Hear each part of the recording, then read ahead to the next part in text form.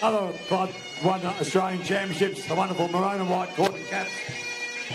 Please welcome Freshwater.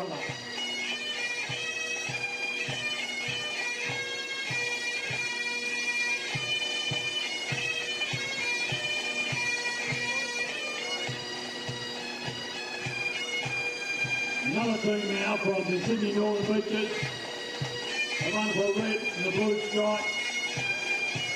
A wonderful part of the coastline in New South Wales.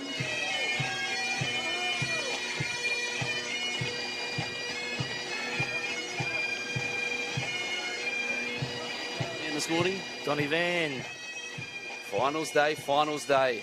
Where all the action is going to be happening here at Swansea Belmont. Surf Lifesaving titles here, 2019 state champs, proudly presented by your local club. As you can see, panning down to the beach, March Pass event is now underway. We have their Caves Beach, who was the winners last year. Caves Beach come from the Hunter Branch with the maroon and white cap with the white flash on the top. Very, very skilled team of lifesavers here. And there we just see in the foreground the Newcastle RSL pipe band have been supporting and playing at these championships for the last 15 years. So great to see the local Newcastle RSL pipe band supporting this great event. Boy, don't they sound good every year? Unbelievable just to hear that kick of the thud of the bass drum ringing out through the beach. The song and the melody of the bagpipes in there, and it's amazing to see and watch. You know, it's very hard to be walking on the beach and not be walking in time. And as you can see, the guys there from the local club, the colour party there, is amazing. Surf Lifesaving Club here at Swansea Belmont. So just a bit of history there for you guys. So the March Pass, it is actually an iconic event. Back in the early days, the teams did consist of 20. They are down to now 12. And it did used to be compulsory for all teams competing in the carnival to actually have a team entered, whether that be a full team or even a colour party. Yes, definitely there, Harry. There is a number of colour parties there that will be present today. The club just can't quite get enough members to do the March Pass. But as we see in the foreground, North Cronulla ladies doing an absolute sterling effort with the gold and blue cap with the blue ear. And Harry's club, here it comes, a colour party from your minor. Great little club there and really building in a strong club on the Central Coast. We have the white cap, the red stripe down the centre and brown ears of North Bondi. And I think you find there, Don, with that North Bondi and North Cronulla team, they were the two that took out 1 and 2 in the last year's under 23 event. North Cronulla hoping to take it out again this year with some really tight scoring and 1.5 points in it. 7.5 point their score last year, which is a pretty great score for such a young team. And then followed closely by that North Bondi team. Well, definitely those little minor points, and I think it was Caves Beach last year with 0.5, which is an absolute outstanding effort to march on that. They only have very little deductions, and here we have that North Bondi with that fantastic outfit with those brown and red slashes on the uniforms. Here we have the pictures there of the March Pass, and we'll be actually throwing down very shortly to our on-beach commentators to do some formal ceremonies, welcome the country, the national anthem, and probably a presentation or a speech from our state president, Mr. David Murray. But here we are. So you mind are just practicing the down reel, even though they don't have the reel there present. So they're always trying to get ahead of the game there, Harry. We try. But I'll tell you what, this is some amazing footage coming in from the drones out there, just on top of the ocean there. Fantastic to see, looking really great there. So going through the open teams that are in there at the moment, we're going to find that Caves Beach, as we did state earlier, they were the gold medal winners last year with a 0.5 score. And then the silver medal and the bronze medal went to both Collaroy teams that were there. The Collaroy ladies were actually victorious over the Collaroy's men's team. Not too much in it. So between first and third place, there was only 1.5 points in it there, Don. Oh, well, yeah, both of those teams from Collaroy are very competitive teams. And I know that the female team loves to try and outscore. We actually get less deductions than the men's team, and there's some great rivalry within that club, and they put in a lot of hard yards and a lot of marching to get to where they're at. As we look at the presentation there and the great on-beach footage that we had from the drone, so it's a big event here at Swansea Belmont, Harry. Most definitely. As you can see, the official welcome to country and acknowledgement to the traditional custodians of the land here down at this beautiful Blacksmiths Beach in the Hunter region. Yeah, definitely, yeah, and also here at Lake Macquarie City Council supporting this great event, as they have over the last 2 years, including this year, and back again next year, Harry, for the 4th year. Most definitely. And when you've got such a beautiful beach like this, why would you not? It's fantastic. It's equicentral to everyone, nice and easy to get to, beautiful beach. Conditions a bit benign today, but much like yesterday, come finals day, usually that fastest person is going to win, so there won't be too much jagging on, I wouldn't imagine, from the back. No, there won't be, Harry, but that little wave occasionally does come through. And I'm a painter of walls and an artist of dreams, depicting mythological creatures and spirits in my scenes. I am from the never never, a long time gone by. The dreaming is my creation. I'm at home when I die. I own no land, for the land owns me. That's how it has been and how it will always be. For I am what I am Aboriginal. Thank you for listening and have a great day. Thank you, Marie. A tremendous welcome to country. Well, we're very privileged to have a young Nipper member here from the Swansea Belmont Club and a regular to sing our national anthem. Please welcome Macy Nash for the national anthem.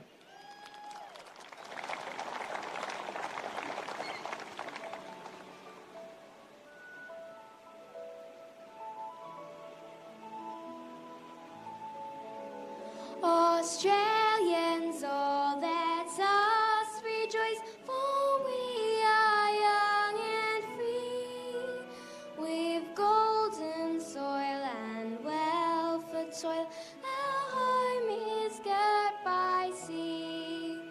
Our land abounds in nature's gifts of beauty, rich and rare.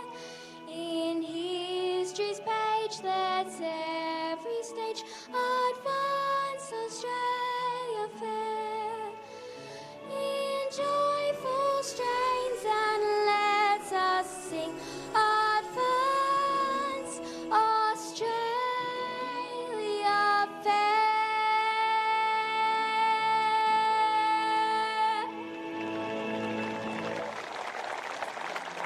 1/2 team, stand at ease. Tremendous rendition there, Macy, and thank you. Macy competed last weekend in the Junior Championships and also sang the national anthem for that march past. We're very fortunate that we have the tremendous support of the Lake Macquarie City Council to bring the event here. The tremendous contributor financially and with lots of other assistance to get the championship up and away. So to welcome you formally to her council area, Mayor Kay Fraser.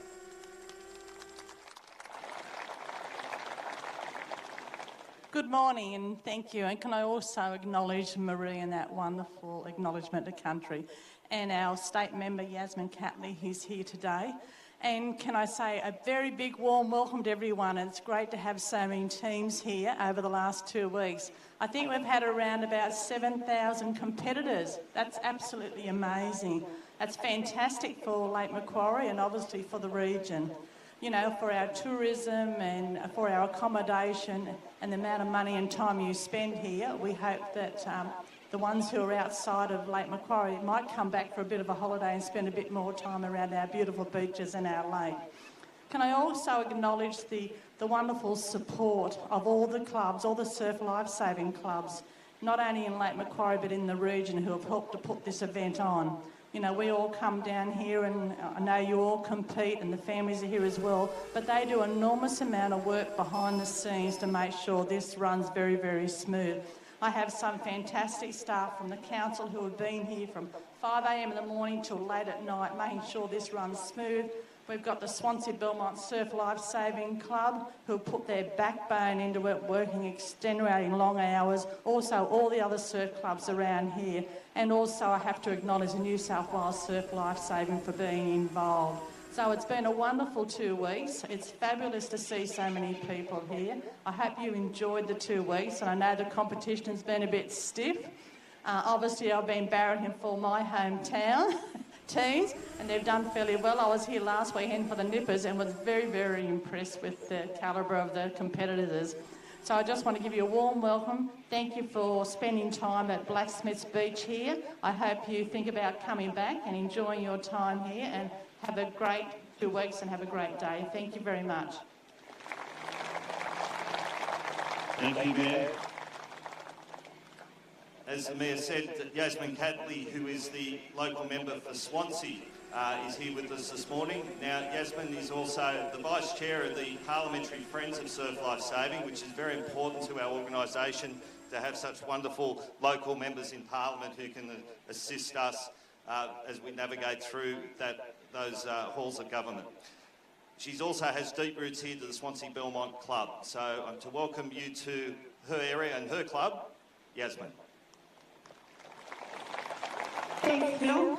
Well, aren't I the luckiest member in the New South Wales Parliament? I get to represent this area, and I spend a lot of time on the beach. I just need to, for the record, say I'm a member of Caves Beach, Surf Life Saving Club, Caves, and I thought that no doubt you'll be winning today from my, expert observations that I made of the March past. So, but however, I do have close ties here with Swansea Belmont, and I'll start by thanking Swansea Belmont. You know, the amount of work that goes into these events is enormous, and year in and year out they keep putting in, and everyone in the community comes out to support this event because they know how important it is. Graham Burge, the president of the club, has been born and bred here. He lives and breathes surf life saving, and he does a tremendous job. He leads this club and he leads this great event, and I'd like you to put your hands together for him and his team. But as you all know, surf life saving is entrenched in all of your communities right throughout the state, and that is why everyone comes together and celebrates what I call your event of events in New South Wales, the New South Wales State Championships. This week and last week was about the excellence of the athleticism in this sport. But day in, day out, what you really do is keep people safe on the beaches, and that is so critically important. From the New South Wales government's perspective, you save them a lot of money, and it is for that reason that I support surf life saving so strongly, and will always make sure that while I'm there, you have an incredibly strong voice. Kay was right to also acknowledge New South Wales Surf Life Saving. None of this happens without that support, as well as the local sponsors. And of course, the major sponsor is Clubs New South Wales. They too know how important surf life saving is, as most of you are probably members of your local clubs. So it's community supporting community. I say to you, have a great day today. I know that, as always, there will be amazing competitors out there doing what they do best. But at the end of the day, what I love to see are the friendships that are developed. And most importantly, we look really forward to seeing you back here next year for another great carnival. Thanks. Thank you, Yasmin. And Yasmin mentioned our principal partner, your local club, and to welcome you from the sponsor, Amanda Grandall, the Community Partnerships Manager for Clubs New South Wales. Thank you, and good morning, everyone. Such an absolute pleasure to be here, and where else would you rather be in this amazing state? Look, I'm just here to represent Clubs New South Wales, and I won't go through and thank everybody, but the ladies are absolutely spot on. This is an outstanding movement of volunteerism and inclusivity, and that's exactly what clubs represent. There's 1,200 clubs across the state, and I know almost half of them would be supporting this movement along the coast of New South Wales. So I just want to say thank you for what you do, because while we're here to be competitive and have fun, it's exactly what Yasmin said. It's about, you know, keeping our beaches safe and supporting one another, embracing those values of volunteerism and family, and that's exactly what clubs are about. So I can only echo the ladies' comments and thank everybody involved. This is a huge, huge operation. It's, I believe, the second surf sports major event in this state. So congratulations to everyone, particularly the volunteers, and let's not forget the parents, the mums, the dads, the grandmas, everybody that makes this happen. So congratulations to Surf Life Saving New South Wales and everybody involved, and we will absolutely be back here at Blacksmiths Beach next year. Thanks so much. Thank you, Amanda.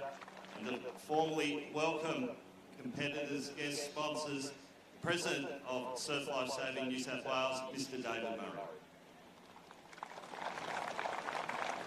Thank you, Phil. On behalf of Surf Life Saving New South Wales, the Board of Services, I want to extend my very warm thank you for attending here today, the state champions, in particular my March past teams here, you know, who are our history of Surf Life Saving New South Wales. Also, I'd like to acknowledge our distinguished guests who spoke highly of our organisation, Yasmin, Gary and Amanda. Thank you so much. And Marie, thank you so much for your wonderful words. Today, well, it's our last day, it's the Opens. We've changed the format a little bit so that we can get a lot more spectacular events on the beach for our visitors, our distinguished guests.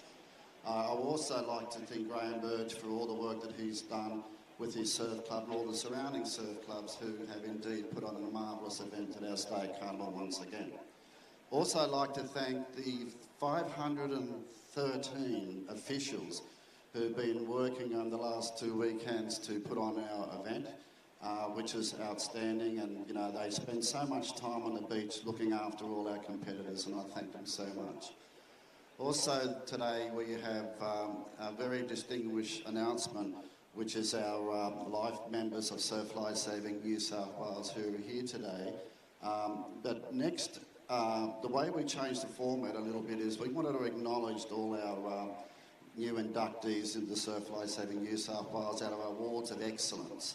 Today is very, very important, but we want to have their families, their uncles and aunties, the kids, grandchildren, and all their peers at the awards of excellence so that we can acknowledge them in front of their peers. So today we'll be acknowledging them for their esteemed service, but the awards of excellence will be when we put all their pins on and all their awards. So on behalf of myself, I'd like to hand the microphone over to Phil, and thank you so much, everybody. Oh, one last thing. I'm so sorry. I must acknowledge our carnival referees. That is Jenny Kenny, David Unger, Wayne Jury and Michael Bates, and the chairman of our committee, which is Darren Moore. Look, thank you so much for these guys who worked tirelessly behind the scenes to put this on. Thank you so much. Dave's going to stay on the podium as we introduce 4 life members into Surf Life Saving New South Wales life membership. 2 of them are here with us today, but I'll quickly just read through 2 others who have been unable to make it and introduce them to you. Firstly, Jane Morrison from the Nambucca Heads Surf Life Saving Club. Jane became an active patrolling member in 1980 and has remained an active contributor to both her club Nambucca Heads and the North Coast branch since that time. Jane is the Chief Training Officer, Registrar Vice President for her club and the Director of Life Saving for the North Coast branch, a position she's held since 1997. So we welcome Jane into life membership. Donald Hay from the Pambula Surf Life Saving Club. Now, Don's health isn't the best, and David went down over the Christmas break and was able to present him with his life membership in person, which was a wonderful thing that we could do. Don obtained his bronze medallion in 1980 and became club president in 1994, a position he's held there for 19 years. He was instrumental in the building of the new clubhouse down at Pambula and has been a key driver of the development and support operations for the far south coast. He's been a member of the call-out team down in that area since the late 90s and has assisted during the Tathra fires of 2018. Just one of many occasions that Don's life-saving expertise has been called on for the wider community. So we welcome Don into Life membership.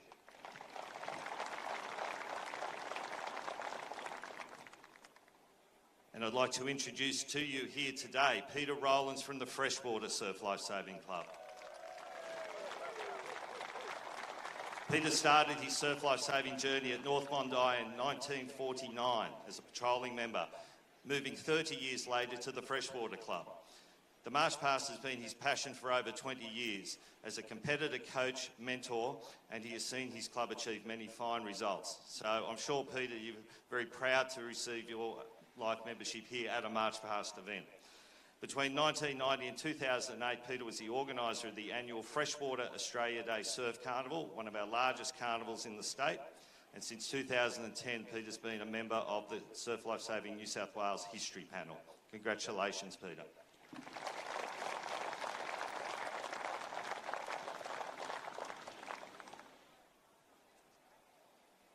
I'd like to welcome to the podium George Shales from the Maroubra Surf Lifesaving Club.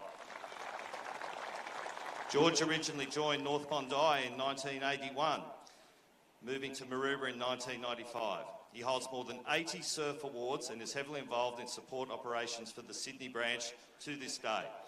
He's been a director of the Sydney branch for 20 years and is currently the president and state council member. George, welcome to Life membership.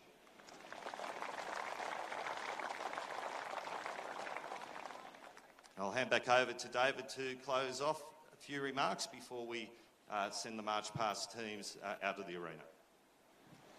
Thank you, Phil. Yeah, it was very nice that I had the opportunity to go down to Tathra and present Don his awards at his surf club around his peers, and then to have the honour to go to the hospital the next day and visit him and have a chat and let him know where we're going as a great organisation and all the work we're doing to support our members on the beach. So it was very touching. Okay, on behalf of myself and the board, we would also like to extend a great thanks to all the sponsors in New South Wales who get behind our organisation to develop wonderful community leaders and indeed really creating a great Australian atmosphere and ethos. So on behalf of myself and the Board of Services, which our chairman, Mr. Steve Bennett's around here somewhere, thank you very much for your participation, and I'll see you on the beach. Thank you, David. And as we close off and hand over to Phil for the March Past teams to exit the arena, can I again acknowledge our sponsors, your local club, EnviroBank and the Lake Macquarie City Council. Again, thank all the volunteers, especially those back at beach who for 3 weekends probably haven't seen a single race, but without their tireless work, the championships wouldn't go ahead. People who are in the Powercraft compound, preparing lunches, doing admin, and the Swansea Belmont work party have done a tremendous job. Good luck to all competitors today. It's a big day and state championships on the line. Over to you, Phil. Thanks, Phil. March Past teams. Attention. March Past teams. Lift, reels. Thank you, Pipe Major.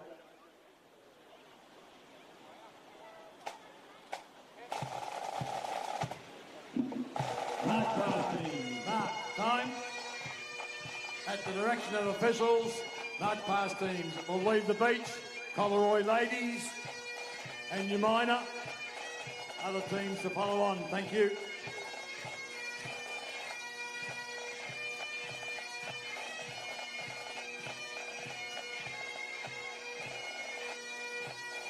Again, ladies and gentlemen, congratulate the teams as they leave the beach here at Swansea Belmont. U19 New South Wales State Championships. Of course, the wonderful sponsor, Club New South Wales. All teams, all competitors, give your best.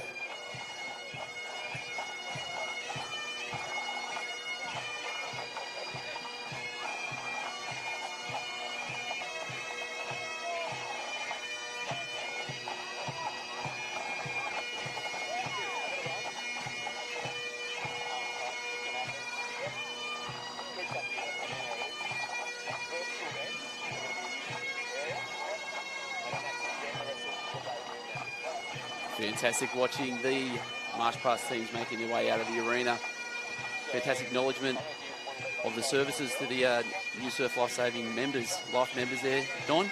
Yeah, most definitely. I think it's a fantastic way of acknowledging our members on what they've done over the many years of dedicated service that they've provided to, one is the local club, and two to their branches, and also to Surf Lifesaving New South Wales on many different levels.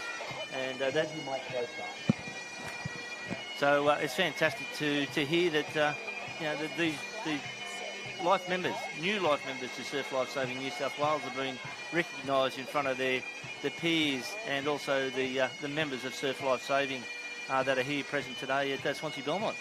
Yeah, and what I find is quite amazing is that it's probably hard for, I guess, your other sports where this is a lifestyle that their years and years of service is volunteer service. Most definitely, yeah. This is all unpaid, so no one gets paid for any of these services, and particularly life members, it's all volunteer service. So the amount of hours that they put in is fantastic, and I know some of the hours, and some of you, Harry. We put in at least 5 or 6 and maybe 10 hours a week on lifesaving. You put it over 52 weeks, that's 520 hours, so that's absolutely fantastic with some of these, and most of those people actually put in more hours on the weekends, Harry. But it's the reward to get out of it, seeing the smiles on the kids' faces, or just whether it's the coaching, meeting the mateship and the camaraderie is probably the thing that I get out of it the most. You meet some amazing people that you're going to call your friends for life, and which is why it does get thrown around a lot. But being part of the Surf Lifesaving Club is like being part of a family. It is a surf family. Well, it is, Harry, and I think David Murray has acknowledged that in previous speeches, that it is a big family, and that's what is fantastic. And we know that if someone's in need, someone will jump in and help them out, which is absolutely great. And so that's what we do in Surf Lifesaving. We're one big family, and we all help each other, and we're here for the betterment of the community as well, Harry. Most definitely. Most definitely. Making sure that the people that come down to our beaches are safe, and some of the training courses that Surf New South Wales do to first aiders actually help the wider community in different areas. That they do, and as we can see, going on from just assisting the wider community to first race, Sunday finals day. We've got coming up the under 15 board finals. Only 16 spots available for this. On the line at the moment, we've got Laura Bergois from Freshwater, Lily O'Sullivan from Coogin, Sophia McMahon from Cooks Hill, Poppy Lever from McMaster's Beach, Talia Roja from Wanda, Jazana Watchman from North Bondi, Natalia Drobert and Mia Cracknell from Avoca, Logan Galea from Allura, Alyssa Only from Cudgeon, Hayley Wormsley from Caves, Lily Finardi, North Bondi, Hayley Snowden from Swansea, Katie Arnold from Terrigal, Bernie Hughes from North Bondi, and Charlie Munro from Mona Vale. What a cracking team there, and I reckon there would have been some exciting races to get to the finals here, Harry. Most definitely. I think the ones to be watching today will be Lily O'Sullivan from Cudgeon. We've also got the under-14 state champion from Avoca and Natalia Drobert. And then we've also got Lily Finardi there from North Bondi along with Dejana Watchman. This is going to be a flat race, but it's going to be fast. I think so, Harry. There's not much swell out there, so what do you reckon the tactics will be today? What you don't want to do at the start is get boxed in. You want to try and find yourself some sort of clear water, preferably on the outside, unless you're just going to try and get that lead to start off with. But there's nothing worse than, start of these, packed races when you're stuck on the inside, and then I guess you're at everyone's mercy because you won't be able to make the calls from the inside there. Yeah, definitely. Yeah, we do have a making tide, so a high tide around about that 10 o'clock mark, I think it is. So the shore break here won't have much to play, but they'll be hitting it hard in the first 20 or 30 metres to get some clean water and get out in front. But I reckon there'll be some tactics from some of the sort of, not so much the back markers, but the ones just in behind the leaders, so that they're slipstreaming and following right in behind. So it's opening energy right towards the last final part of the race. Yeah, most definitely. And it's going to have to be the ones that are going to have that really fast top speed that are going to have to hold on for that as much, fox along a little while and then make that call. But it's like you said, when are you making that move coming in? Yeah, well, I know I was watching yesterday, and they were just taking their time around the camp. They were taking their time. They were still quite quick around the apex cans, but that last 20 metres, coming back into shore and catching those little runners was very, very important. They really need to have their energy and plenty of grunt back into them so they can get back up there and run up the beach with their board to take out that gold medal. So I'm looking forward to some really good racing out there. So this is going to be an effort of probably about anywhere between 4 to 5 minutes. The cans are set deep today. Championship level course, obviously, it is the championship Friday, Sunday. And then, first one across the lines are going to get that elusive and well-earned gold medal. Yeah, definitely. 250 metres out and around the cans and 250 back. So half a kilometre they'll be paddling. And on these conditions on the way, there's not much help. And the girls are there on the line ready to go, being briefed by the starter. And a few of them a little nervous twitches down there, Harry, by the look of them. Most definitely. It's a big dance today, so a lot of hard work. Your whole season work's come down to this. You've got Aussies in 3 weeks' time, but, this is where it is at the moment. This is the primary focus. This is where the early mornings in the pool to get that base of fitness up. And then, those late afternoons, it'd be interesting to see, the biggest world clubs like your Avoca, how they're going to go in these flat conditions, because it is going to be a flat track. And it's going to be, the ones that have top speed's going to win it. Oh, definitely. So one that have put in the hard yards, have that endurance, will be the ones that have that little bit of gold medal, that bit of bling coming around. So here we are. We're getting close to the start, Harry. So we're just waiting here, all in the starter's hands. And the starter's just waiting for that wave, and off they're off. So a very even line there as they all hit the beach. Young girl there from Swansea Belmont just slipped a little bit. Now she'll come back in behind. She's not out of the race yet. Still got a long way to go. But 2 girls from Avoca coming out in the lead there, Harry. That's it. Natalia Droba and Mia Crackman, both from the under-14s, competed well last week at the Age Championships. Mia getting a third in the Ironman. Natalia taking out the under-14s board. So it's going to be some fast racing. But these younger girls, will they have the endurance and the speed? But it looks on that outside left there. I believe that's going to be a Kujin cap. And that's going to be Alyssa Only, who's also part of the New South Wales country team. Some great pace there. So it looks like Daniel Watchman there from North Bondi just on the outside there as well. And but that's a fairly tight pack. We've got those 2 girls from North Bondi. Yeah, Bernie Hughes is in there as well. Popular on the outside front there from the Masters Beach on the Central Coast as well. Followed closely there by the young wonder lady Talia Roja. So a very, very tight pack. They're all come back in together, so there's no real clear leaders at this point in time. And some of the girls are on the knees, but now a few of them are laying down to conserve some energy. But it'll be a tight pack coming around that can, so we'll have to see when they first get to those that first turning can, what the tactics are going to be. So those ones that are on the inside, I want to make sure that they don't miss that first turning can, Harry. Most definitely. It does get tight around there. You've got to try and stay as tight as possible, but sometimes not too tight. Well, we did see a couple of races yesterday where I think it was a couple of the men's races where the blokes actually got boxed in and actually had to stop, get back around and go around the can, because if you're cutting that can, for those of you new watching at home, that is an automatic disqualification. There we go. Coming up there, the girl from North Bondi. Lucky she just got that nose just on the outside of the can to bump it around. So they'll start to stream out a little bit here. Now they're not so much boxed up. That first turning can normally sorts them out. The second one will do, the apex can will do the same again.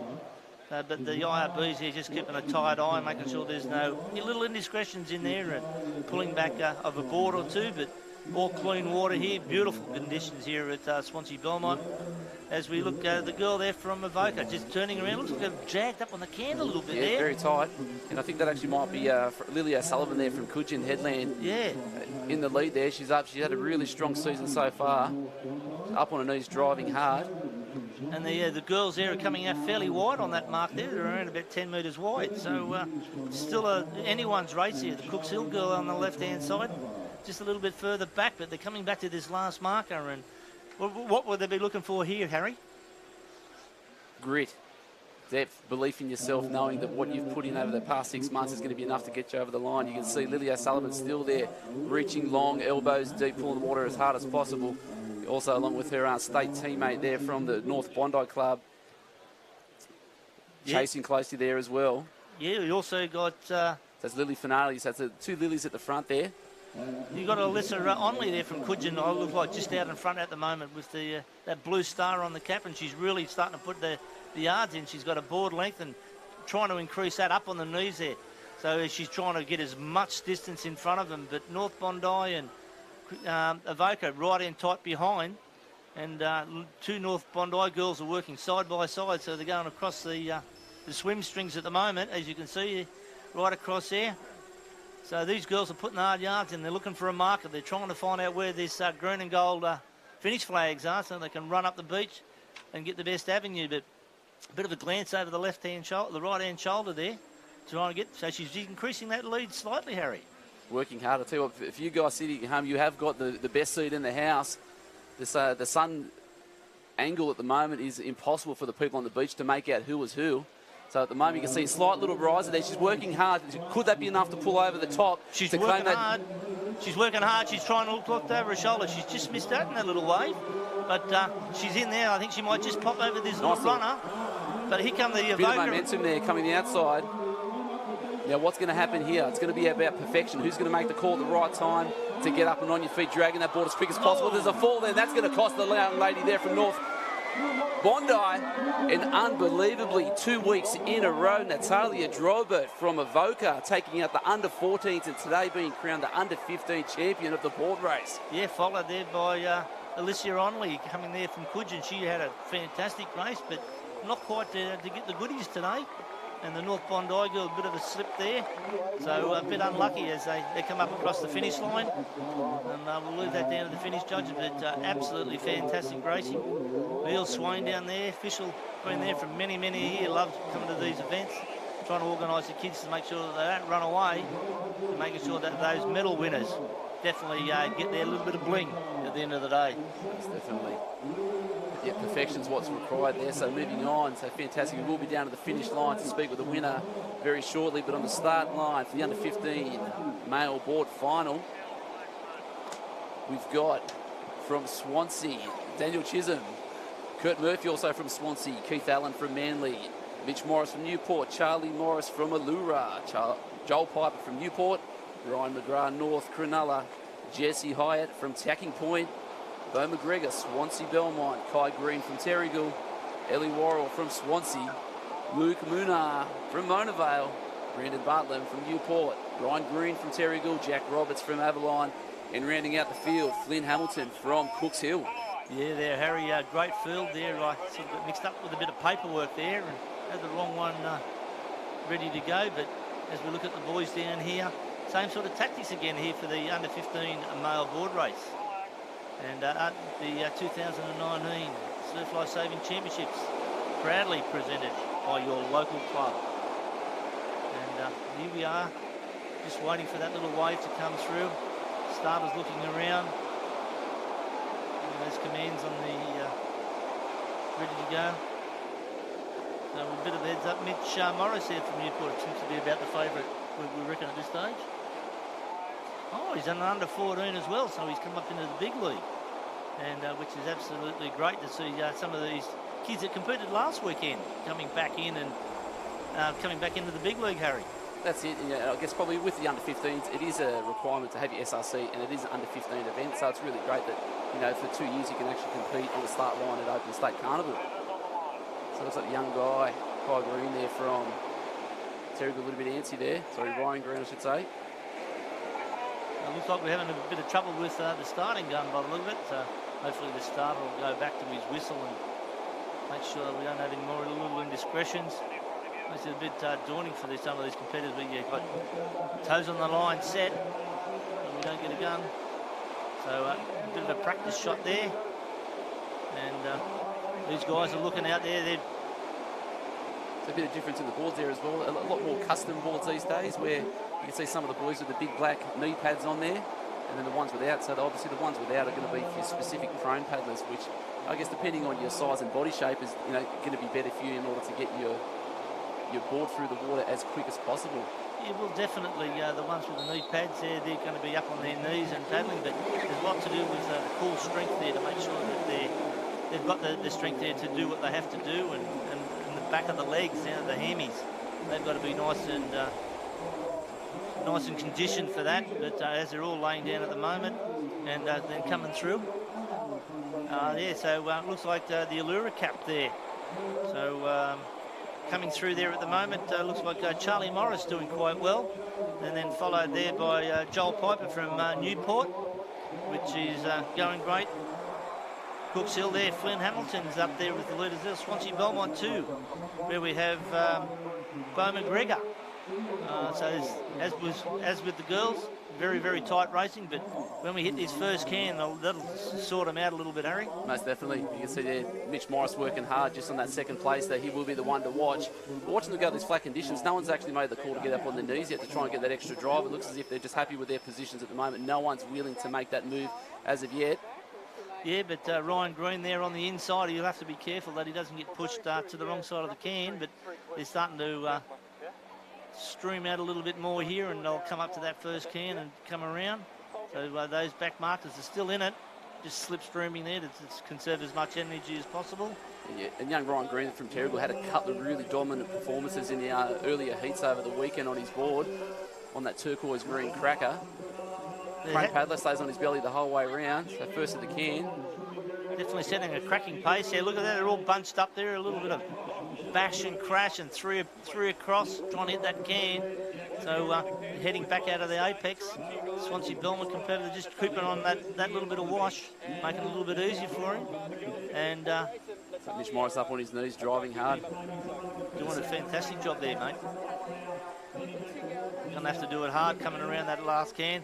Puts that right arm in, and that left arm just making sure we get around that can properly.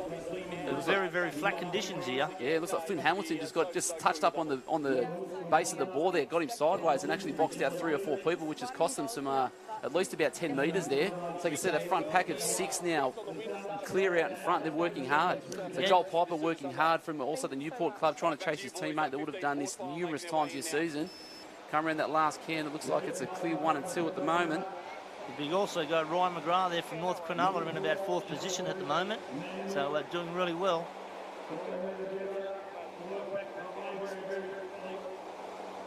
So we just looked there, and still Newport still out in front slightly. It might be the same thing as we had with the girls in that last 5 or 10 metres, depending on who can catch those little runners. As you can see, there's a couple little runners popping up. Swansea Belmont coming in there. And really strong contingent from the Swansea Belmont. Like, we've got the 4 competitors in there: Dan Chisholm, Kurt Murphy, also along with Eli Worrell, I should say. And the 2 Newport. Bo McGregor, yeah, solid. Going 40 now, we've got about 120 metres to go. That swim string gives you a bit of an indicator where we're at. So we're doing it quite easily there at the moment, still conserving energy. Quite even and steady strokes coming back in. A bit of a glance over his shoulders to make sure where everyone is. And the Terrigal competitor there, just having a bit of a bounce around at the moment. So trying to get as close as possible so no one comes through. But this Swansea Belmont on the lay-down board, he's really working hard to try and pick up. But if we get this little runner who's working hard, look at this, he's putting the yards in, but I don't know whether anyone will get it. But here we go. Newport just cracks that little runner, gives him a little bit of breathing space. Hopefully then when he gets off the board, he'll grab that handle, and then on his right hand and running up, so he does it quite easily there. So Mitch Morris again, just like Natalia Drobot in the race earlier, back-to-back under-14s, under-15s champion. It's an amazing effort there from the Newport club there. Swansea Belmont in second. I believe that also might be Ryan Green there in third for Terrigal. High fives all around for the boys there. Absolutely spent, solid show there. So. And they are done. Solid effort there. So that was a fantastic finish there for the under-15 male board final. And just while those boys gather themselves, I believe the next race up on the line will be the under-17 female board.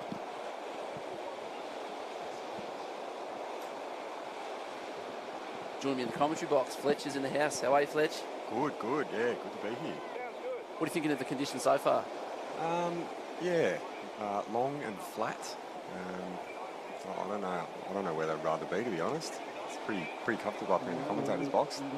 Nice change. Most definitely. All right, so we've got the under-17 female board final on the line at the moment. So from Avoca, again, we've got Zoe Clark, Bella Williams from Cooks Hill, Zara Sharman from Bulleye, Sasha Timmins from Newport, Charlotte Elkins from North Bondi, Maddie Lowe from Newport, Xanthi Christopher from North Bondi, Elise Beaumont, Thurul, Rachel Southern from Wanda, Georgia Singleton from Manly, Gracie Berry from North Bondi. From North Cronulla, we've got Sophie Crawford, Sawtell, Alyssa Goldie, Maddie Ward from Manly, Alex Lefevre from Newport, Mia Reese from Wanda, Freya Koschensnik from Cooks Hill, and Kirsten Miller from Umina. You familiar with a couple of those names on there? Yeah, well, there's a couple of Newport people in there. You know, Sasha Torrens, Matty Lau, all great paddlers. They've got a pretty strong age group down there. Also Alex Lefevre. Yeah, it should be a good race this one. Any hot tips on that at the moment? With it being so long and flat, I know that Matty Lau's, she's been a great swimmer. She's got a lot of big base fitness, so I'm out of the few that I know from my club. Matty Lau's probably going to be my tip for the race. Especially when you've got such a big base of training partners there and you're paddling against the fastest, it can only be a good thing. Yeah, that's right, mate. It's almost, it's a blessing when you've got a lot of good people to train around. Much flat water action over there with you guys? Yeah. We sort of get the flat every week basically. One session on the flat. Which will be basically what the starts are here, just working on that little skim start, not too much at the bank there, one wave to contend with, and then we're out and away.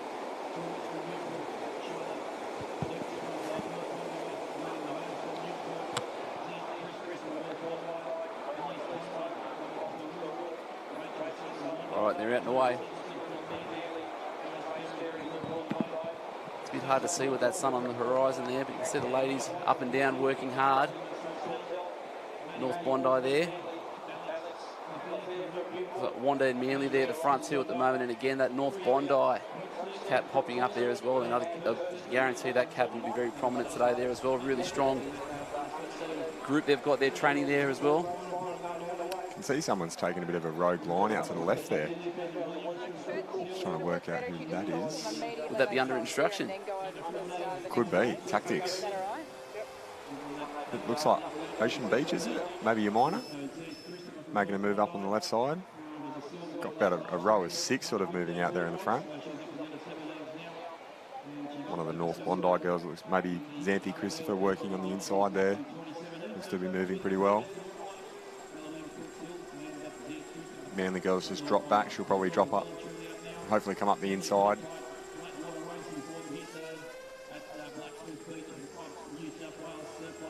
It's like North Bondi's taken a nice little lead there, so she'll try and hit that can, and you generally don't want people coming up your inside because once you're out in front there, you want to make sure that you're doing the least amount of work. So you setting up a race, are you going flat out the whole race, or? Well, generally when there's a lot bunched up and you're leading, there's no real point in going too fast because you're just wasting energy, But when there's gaps in the field, say the second leg in an iron, yep. If you're going round, obviously you don't want to let up too much because you don't want people to catch. You don't want people to catch you, But when it's like this and everyone's pretty bunched up, there's no real benefit in using a lot of juice until you really until this stage of the race where you can actually make a break on the field. As soon as she hits that last can, she should be up on her knees and all the way home. And these young ladies would know of each other, would have raced each other the whole season, so they would know who would probably have the top pace on this flat water. Yeah, that's exactly right. So they're trying to know when to make that move. As you can see, they come around the can. Not really too much to contend with there. They probably just see that left edge of the surf club, as you can see in the horizon there. Ensure that they've got a straight beeline for that finish line. It's North Bondi in 1 at the moment. There are a couple of North Bondis in the race, actually. There's 3 of them there. So there's Xanthi Christopher. We've got Gracie Berry there, and then Charlotte Elkins there as well. They're working hard, this whole one there from Manly. Got Maddie Ward and also Georgia Singleton there. That's a solid lead at the moment, at least a board length and a half. Yeah, she's doing well. Maybe just a prone paddle this one.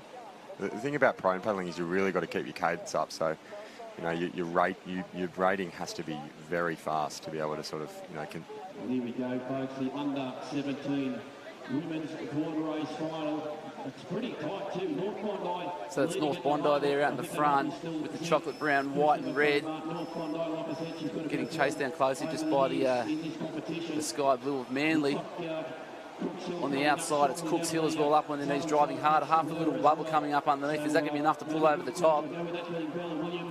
Seems like a little wave coming here for Cooks Hill, it looks like, in the red, white and blue. She's not going to get it. Looks like North Bondi is just going to get over this one, and she's down.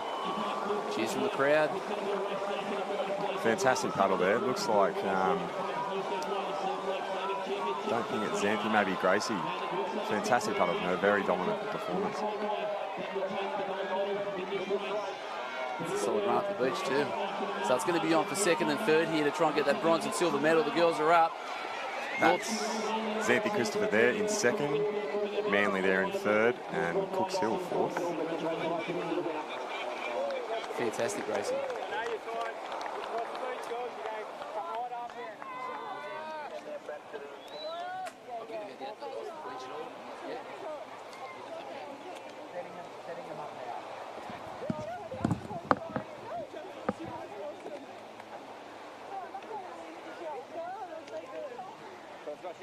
Christy, you must be pretty stoked with that victory. And obviously North Bondi a double there as well. Yeah, I'm really happy. Xanthi and I, we've been training so hard all season. And yeah, I'm just so stoked to come first and second with her. This North Bondi club, a great Aussies last year in the junior ranks and just trying to continue that on this year. Good start here to the state and a big day today as well. Yeah, I've got the open board coming up next, so I'm just hoping to have a good paddle then as well. But yeah, just looking forward to Aussies. Nice one. We'll get into recovery and we'll get into that next men's board race on the line now. Thank you there, Kurt. With a bit of a change there, Harry's going to go down and have a look at a few races. He's got a few kids down there that he's been training over the last few years. So what have we got here? The under-17 male board race now on the line. Well, this should be an exciting race, this one. We've got Zach Morris there from Newport, who's had, he's been in the top of the Nutrigrain this year in 4 of the 6 rounds. So he's in flying form this year. That's him there, second to the right there with the Nutrigrain stickers on his board from Newport. There are some other great paddlers there from Umina. Yep, but as we go across the field, we have Nick Stoddard from Swansea, Sam Brown from North Bondi, Zach Kona by North Cronulla, Jaden Allen for Rullabarry Point, Riley Dixon from Wanda, Rock Ray from Umina, Mackenzie Hannington from Allura, not sure, Lloyd O'Sullivan from Maroubra, Brent Gaha, Shelley Beach, Kai Taylor from Swansea Belmont, Lachlan Blake from Warilla, Josh Murphy from Swansea, Blake Hessel from Umina, Noah Steiner from Wanda, Zach Morris from Newport, and Sam Cummings from Terrigal. So as we make the way out to the first can. You can see Zach Morris there on the right moving out nicely with, I believe that's Nick Stoddard, one of those prone paddlers from Redhead there, Swansea Belmont, sorry. He's moving out quite nicely on the left. Yeah, he's definitely got a cracking pace there at the moment, Fletch. Yeah, well, as I was saying before, it's really important with the prone paddling that you keep the cadence quite high, so you don't really get a lot of time to sit back and rest when you're on your belly. You really got to keep the rating up, and as you can see, the other boys have all gotten down to their bellies now. Yeah, the 3 Swansea Belmont boys side by side, and it looks fantastic for this local club to have those 3 paddling on their local beach, and I reckon there'll be parents will be cheering them on down there on the beach. And yeah, it looks like Newport there on the inside. Possibly Zach Morris trying to get around there. You've got to be careful to get around that can. Does it really well to make sure he's still in the placings there, and he knocked back the young kid there from Swansea Belmont. But here we go, Wanda back up there in the number 4 and 5, and looks like Maroubra there as well, and the field is quite strung out here at the moment under these very flat conditions, but everyone's still on the lay down position. Yeah, you can see them, as I mentioned in the previous race, they're, once you're bunched up like that, you can see that they're getting a fair good move on now, but Nick's making a bit of a gap on the field. You can see Zach Morris there from Newport trying to hang on.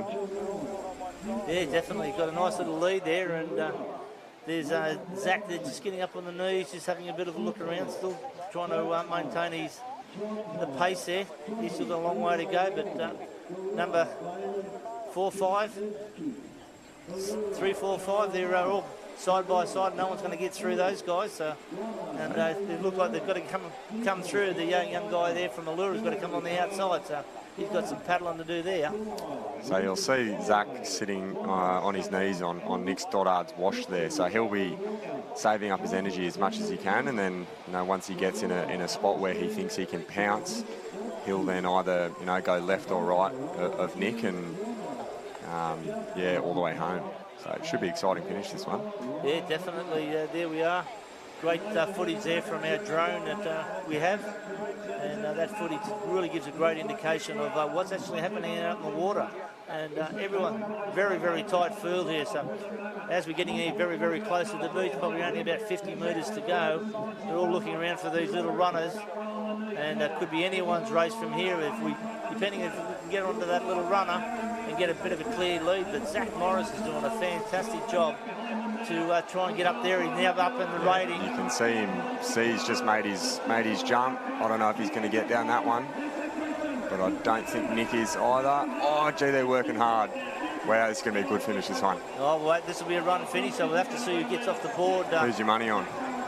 I'd say Zach Morris at the moment. I reckon he's a bit stronger. And what a finish, look at that. I think Nick's going to get there. Oh, I think Zach may have just got there.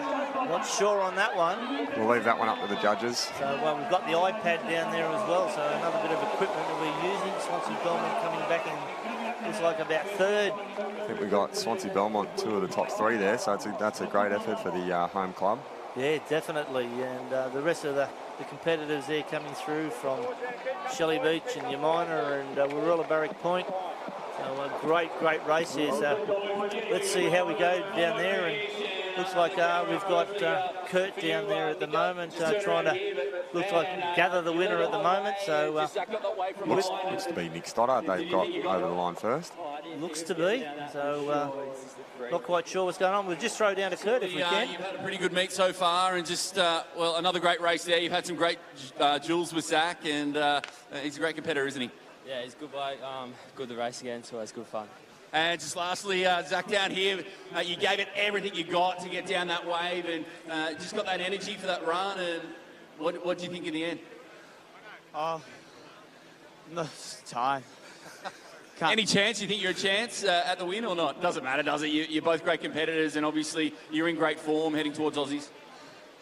Yeah, Nick deserved that one, but I think Nick got that up the beach, maybe. We'll leave it with the judges. Congrats, both the boys, 2 of the best going around here, and certainly we turn it now all on the line. That Open Women's Board Race coming up very shortly. Thank you, Kurt. And looks like we'll be going back to a video finish here in the slow-mo coming through. Swansea Belmont gets up really, really well. A nice high knee action, arm action to come through with Zach Morris on that left-hand side. Could be anyone's race. But really, really good competition there. And as they're running backwards into the surf again, bit of a technical issue there, coming back forward. Still anyone's race. You're back out of the water evenly as they've got that board in their right hand. Whoa, it looks like Zach might have got there. He lunged forward on that one, Fletch. It seemed like with that head bob, Zach might have got it. Yeah, Nick didn't really make an effort. Oh, we've got the Open Girls away. It could be the 19 female board race, I think. 17 female. No, this will be the 19 female board race as per the program at the moment. Yes, that's right. I think we've got Naomi Scott there from Manly, Amelia Ross from Redhead, Emily Matthews there from North Cronulla, Sophie Boyd from Coogin, Georgia Ray there from Yamina, Jessica Roberts there from North Bondi, Kira Lowrett from North Bondi, Nicola Owen there from Redhead, she'd probably be the one to beat today, Jessica Douglas there from Freshwater, Chanel Pocklington there from Wanda, Madeline Hessian from Manly, Emily Doyle from Newport, Chloe Rowan from Wanda, Samantha Goldrich from Just like McMaster's Beach. McMaster's Beach there, yeah. Emily Eves from Wanda, and Mimosa Henderson from your minor. A great field here at Swansea Belmont at the 2019 Life-Saving Championships, proudly sponsored by your local club. And Redhead out there in front, that'll be Nicola Owen. And followed there by, looks like a Wanda competitor, maybe Chantel Polkington, not sure, or Emily Eves, that are coming through there. And I've also got Chloe Rowan there, so Wanda's got a few numbers in this one. Yeah, really, really good. Your minor's got a couple of competitors in there as well. North Bondi with Francesca Roberts and Kira Lowlett. But as they're doing it quite easily at the moment. Quite an easy stroke rate going back out there just to get to the first can. Still got about probably half a board length in front as they make that first can, and coming right out there, still laying down at the moment on these boards. They'll probably get onto the up to their knees shortly. There's a bit of a crash and bash around that first turning can from the rest of the pack. Anyone's race there, 3, 4, 5 are deep there. So as we come around those cans, so Redhead just making a little bit of a bobble there, and she comes around that can, just lost half a board length, but doing it quite well as they run up to the next one. As we can see, Wanda there she's just about. Oh, she's just made that one. Looks like that Maruba, is it? It's one of the issues with going around in a big pack like this. You generally get caught on the outside, and it's very tough to sort of get your race back together after you've been pushed. You can see Redhead there has gone from about, from the start of that pack almost towards the back. So looks like Nicola Owen there from Redhead in the yellow and the blue. She's started to make a pretty good gap on the field. Another one of those prone paddlers. She's a fantastic paddler out here from Redhead. We've got a great crew there. Yeah, Jess Collins' own club, and Jess will be doing some commentary a little bit later this morning. Jess has just turned up here and just getting prepared. But looking at here in the conditions here, these little runners, a little bit of a wave popping up here at the back of your Fletch. So this is something we haven't seen for a while. Must be in a boat going past or something to go a wave like that. But this could be anyone. A little runner might push Nicola a little bit further in front. Yeah. Nothing really to catch. Doesn't look like it's Mother Nature's giving the girls too much to work with here at the moment. Definitely not, but Nicola's looking around, making sure where she's at, picking a position onto the beach to make sure she's got the best position possible to run up the beach, and make sure that she's got everyone in view where she needs to, but she's doing it really well. Yeah, she's dominating this one. You can see she's very switched on. Even when she looks over her shoulder, you can see she's still got the head down and the cadence is up. I think she might pull over this little one here. Nah, she's going to paddle all the way to the beach. So she really deserves this one, Nicola. Oh, she's done well. Very well done. Oh, look at that. She's in that last 2 minutes, she's really opened the loon up. Very dominant performance. You can see Wanda there and Emily Doyle there from Newport fighting out for second place. Wanda's going to take that one. Yeah, followed there by Newport there, coming back here with North Bondi. She's going to have to run up the beach. It looks like just Manly might have just popped there in front, maybe Naomi Scott. Naomi Scott there, yeah. So fantastic racing here at Swansea Belmont at the 2019 Surf Life Saving Championships. Proudly presented by your local club.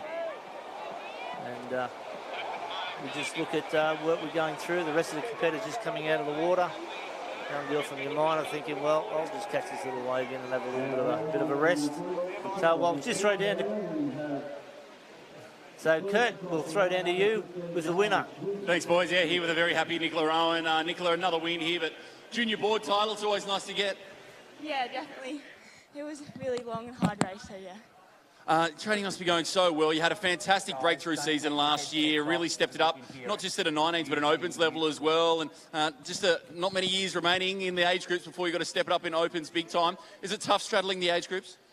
Yeah, definitely, but just trying to maximise the amount of time I get in 19, so really focus on them events, so I'm not always in there forever. So. Well, congrats on the win. Best of luck for the rest of the finals day. Okay, thank you. Those open board finals coming up just around the corner here, New South Wales Surf Life Saving Championships. Yeah, thank you there, Kurt, and congratulations to Nicola Owen there. Nicola Owen there, a little bit tongue-tied, need a drink of water, so what I might do in a minute is just throw over to Nick Carroll, who will come in here and help out. His expertise in the board events and water events is so great that whatever he's forgotten, no one knows. So really, really good man to have on board. So as we're getting ready for the under-19 male board race.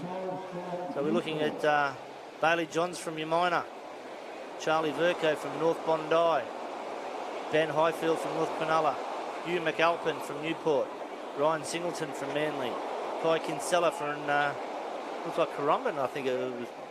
Yep. Just thought I'd made a mistake there. James Thompson from Manly, Hamish Donkin from North Bondi, Leo Nasadi from North Cronulla, Kai Onley from Coogin, Ethan Coates from Swansea, Jake Beaumont from Thurrool, Callum Reddup from Cronulla, Thomas Doyle from Newport, Chris King from Allura, Jake Young from North Cronulla, Jake Evans from Allura, and Tyler Knott from Wanda. We're back into the starters' hands. Under 19 male, a board race final. And just waiting for that start at the moment. Everyone keeping an eye on that surf. We want to make sure we get an even start across here. Just waiting for that wave to come through. Everyone looking at the sea, picking out what they're going to do, working out their strategy. And they're off. Nice even line through, everyone onto the boards at the same time. High stroke rate coming out through here. This first 20-30 metres is how you set the race up, Fletch. Yeah, it's you know, especially with the flat conditions, it's very important to make sure you do get a good start. You know, it is possible to move through the pack with the sort of flatter conditions, but you know, it is definitely important to make sure you get a good start. As we see Umina there with a good start, North Bondi. Yeah, very, very tight pack there. So as these races, as you get a little bit older, they get all a little bit tougher from year to year, Fletch. That I can definitely attest to. It's yeah, these boys are in you know, either their second last or last year of the age groups there. I know Hugh McAlpine, he'll be joining us in the Opens next year. So he'll be making the most of this last age group New South Wales board final. Yeah, definitely. So what was your technique on the board? Up on the knees or laying down flat? Well, I should have been up on my knees a lot more than I was, but you know, I wasn't as fit as, you know, the other guys going around. So you kind of got to rely on a lot of the flat water work you do. You know, especially in conditions like these. I was quite fortunate to have you know, some good coaching staff around me, you know, such as Nick, who'll be joining us shortly. But you know, especially in these conditions, you really got to rely on the work that you do in the pool and the flat water. Because once you turn that last can, it's basically, you know, all hell breaks loose, and you know, the boys really go for it. And it's the competitors like, you know, your Max Brookses and you know, the fitter Ironman guys, where, you know, the swimming they do really helps them get home. Yeah, definitely. All that early work that they put in really does set you up, and there's a fairly tight turn on this can, so it's a little bit unusual that we're doing that. But look at that crashing and bashing, and everyone trying to get their nose in front to get around that can as quickly as possible. But now everything's starting to the stroke rate coming up the North Cronulla. I believe that's Ben Highfield. It could be Ben Highfield in first. We've got a couple of North Cronulla Cups there, which is the yellow and blue with the two blue stripes there, closely followed by Umina there. So yeah, by Bailey Johns. Yeah, I noticed Ben Highfield had a really, really impressive paddle in the Lifesaver Relay on Friday. So I know he's in flying form at the moment from North Cronulla. Yeah, Bailey Johns is just there on the inside there, just keeping it up there. Back up on the knees, even stroke there with Cronulla. See, yeah, Bailey's making a bit of a move here on the left-hand side in the white board with the black tips there from Umina. He's taken a good lead there. Yeah, definitely. But then we've still got Newport there on the outside on the right-hand side there. I think that might be North Cronulla. That might be Jai Highfield, actually. He's making a nice move there with the blue and grey board there. Yep. Yeah, but Uluru coming up in the middle, another Newport out on the outside. But they're looking around. This is where it starts to get interesting. We have about 30 metres to go. These little runners, and one little popping up there at the moment. If Bailey can get on this little runner, could be his day. But if he misses out, well, then it's he's back in there with a pack. But he's working hard to get that little runner, and he's really putting that effort in at the moment, trying to get his nose over the top. But looks like he didn't get it. He's missed out, but he's still grabbed him another couple of metres there. He's moving. He's doing really well out in front there. It is so tough to go out like that on your own. Looks like he might get to the bank here in time. He has. Yeah. Oh, look at this, Fletch. 6 across 7 for the finish judges. Bailey Johns is home, and he's the New South Wales Under-19 board champion. Oh, this is anyone's race here. We're coming across the line. I don't want to be a finish judge in this race. Looked like Wanda may have got there in second with Allura third. I didn't quite catch the rest of them. But well done there to Bailey Johns. But for those out there in social media land, hashtag give your best if you want to follow us. Or hashtag state champs 19 to follow us. And if you like, just make sure you give us some likes on social media. If you like that, or some little efforts or little comments you want us to make as well. We'd be happy to accommodate those. So back to you, Kurt, down there with the winner. Yeah, thanks, boys, here with Bailey. And, man, you deserved that race, but sometimes in surf, deserving doesn't mean anything. You had to work it all the way to the line. Yeah, I didn't look back, which my coach told me to do, just head down last 80 strokes. We've been working on that training a lot this year, and, yeah, it paid off this time. Obviously, the swell not too big at Umina on most days. This probably would have been suited right down to the ground, just like a training run, and you could tell that flat water work really paid off. Yeah, sure does. I've been training that all year, and just get a win means a lot to me, so yeah, it's good. Just lastly, just talk to us about this Umina Beach club, just continuing to go from strength to strength every summer, and just got a great group there. Yeah, we've built, I've only joined the past 6 months, and I've really liked it there, and club's building nicely, and yeah. Well, it's working. Congrats on the junior board title. Yeah, thanks, mate. So there we go, Bailey Johns taking it out at under-19 men's board race, and now we turn into this green and gold arena and that open women's board final on the line. Yeah, they've got a pretty strong club there at Umina. One of the sort of up-and-coming clubs in New South Wales, you know, with Gemma Smith there in the opens.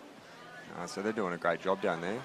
Just been joined by Nick Carroll here in the commentary booth. What do you think of that one, Nick? Well, hi Fletch first, and hi everyone out there in broadcast world. I hope you're enjoying the coverage today. It was a great race. I was at Umina, like flat water. You must train a bit in flat water. So that would have felt a lot like Umina Beach has felt in the past at the state carnivals. Absolutely. Really cooked at home, but this is a great race coming up right now, the Open Female Board Final. It's deceptive, this field, I think. Fletch, there's 3 or 4 really epic paddlers in it who you're going to assume are going to be killing it. There's Lizzie Wellborn from North Bondi. There's Maddie Spencer from Newport. They're going to be holding the centre spots in this field, I think. There's Gemma Smith from Umina. She's going to be fired up after watching that. There's Nicola Owen from Redhead, who you just saw she just absolutely demolished the under-17 final only about 10 minutes ago. I bet she's feeling good after that, Fletch. Yeah, you've got to imagine so. She's that was a pretty dominant performance there by Nicola Owen. I don't think this would be her first time in the Open State Board Final. She's a pretty phenomenal paddler. So, yeah, you're right. Should be a good race, this one. So we've got Alyssa Pearce from Wanda in 1. Lizzie Wellborn there from North Bondi. Taylor Piscaric from Manly. Alex Budd from North Cronulla. Nicola Owen there from Redhead. Gemma Smith from Umina. Grace Berry from North Bondi, Brittany Pearce from Wanda, so we've got both the Pearce sisters in there today. Maddie Spencer from Newport, Rachel Creer from Manly, don't believe this is her first Open State Board Final either. Naomi Scott from Manly, Kayla Kopak there from Cronulla, Jamie Stone there from Terrigal, Xanthi Christopher from North Bondi, Tess Doherty from Manly, and Jordan White there from Willowback Point. So we've got a few there from the under-17s actually. Yeah, those North Bondi girls have been frying it this year so far. It's interesting to watch. Let's see how it goes off hard off the line here. This has been a game all day, hasn't it, Fletch? Who gets out first, sometimes it pays off, sometimes you're the bunny. It can be tricky. Anyway, here we go. In the starter's hands. Snip set. They're wondering. And here we go. Boom, off the mark. Let's see. The starter. Yeah, not bad. Well, see Jordan White there on the left-hand side of the screen. Got off to a good start, as well as maybe Alyssa Pearce there from Wanda with Maddie Spencer on her right-hand side. Yeah, you can see those two going out pretty hard right now. I think Spencer's going to try and get some sort of advantage, but look out wide there. Lizzie Wellborn on the yellow board is just raiding up like a maniac. There's the one we expected. We were waiting for her to come up. There she is. Yeah, there she is. So that's going to be a good match race there with Lizzie Wellborn and Maddie Spencer. Well, you can see Alyssa Pearce is kind of trying to draft Lizzie all the way to the can. She's doing a pretty good job of it too. She is. She's got the nipper kick though, Fletch. Yeah, she does. Doesn't always work on the way home, does it, the nipper kick? That's exactly right. I know that Maddie Spencer and Lizzie Wellborn there, Lizzie being on the yellow board, Maddie Spencer from Newport on the blue and pink board. They're both phenomenal knee paddlers, so I'm assuming that once they turn that last can, they're going to be on their knees the whole way home. Nick, what do you think? I would reckon. I mean, they're trying to exert some dominance on this race right now. You can see Taylor Piscaric just on Spencer's wash on the inside there, on Spencer's right. That's a really great spot to be in right now. That's a horse race winning spot, that one. The box seat, we call it. The frigging box seat. And here goes Spencer and Wellborn right now out there by themselves, place where they've known they've been at together so often in different kinds of races, huh? These two will know this feeling of going around the cans. Oh, I don't think it's their first time going around the top cans together, so... yeah, it'd be interesting. I know both these girls they do the Molokai to Oahu World Championships in the off season, so they are both phenomenal downwind paddlers. But this is really going to test the endurance, and the swimming that they've done through the season. Well, it's interesting. They've sort of stalled the pace down a little bit here, coming around the top can. They've deliberately stalled the pace a little bit. They get a rest and they stall everyone on that top can. The people get tangled up and they're going to drop like 3 or 4 paddlers just on that one can. You can see people getting caught up around there and messed up, and now they're just going to lope down to this last can, and then you'll see them pick it up. They've got like a minute to go to the beach from this can, and they're going to want to make the most of it. You can see Lizzie just let straight up. Yeah, they're both up on their knees as we expected. I know Maddie Spencer's been doing a lot of work with you, Nick, on the flat this season. So we're confident that Maddie's done the work there, and Lizzie's always been pretty fit. I think Lizzie's kind of on fire right now. She's really geared it up here, and you can see her trying to take off. Spencer's kind of going with her, just hanging off the side. Little bumps coming across the race course from refraction off the island outside Swansea Belmont. And they're pulling these races back in a little bit off the can as they work. Now let's have a look back here. There's Nicola Owen from Redhead sitting up in third, looking pretty comfy. I think that's Alyssa Pearce from Wanda, tucked into the wash of Spencer. And who's that behind them there, Fletch? Looks like Gemma Smith from Yamina with the black, blue and white cap there, who's just jumped on her knees. And I think that might be, is that Manly? Taylor Piscaric could be? Yeah. Well, look Nicola at this. Owen has had a phenomenal paddle. She has. Well, she's had the advantage of resting all the way in. Now she's decided to gear it up. Nicola Owen really rating up now. Spencer has gone out next to try to gain a bit of an advantage. And Wellborn is just hammering away still, that perfect style.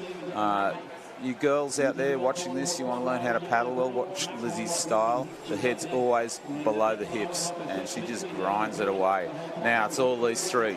They're coming into the break. This is it. Critical moment here. Who will Nicola get up? Owen, look at that. She's extended that lead. She's done the exact same thing as she did in her board race. That was unbelievable speed there from Nicola Owen. You don't see that very often. And look, she's stoked. She's really felt that win. That was epic. That's a 17-year-old that's just paddled past one of the best two paddlers in the country. Yeah. So she's put on an absolutely dominant performance this morning. Yeah, got to say, I think maybe the power of the two lead paddlers there helped Nicola for a while around that course, let her rest, and then she just jumped on and went flying past. Epic performance. Really great race from Nicola. Wow.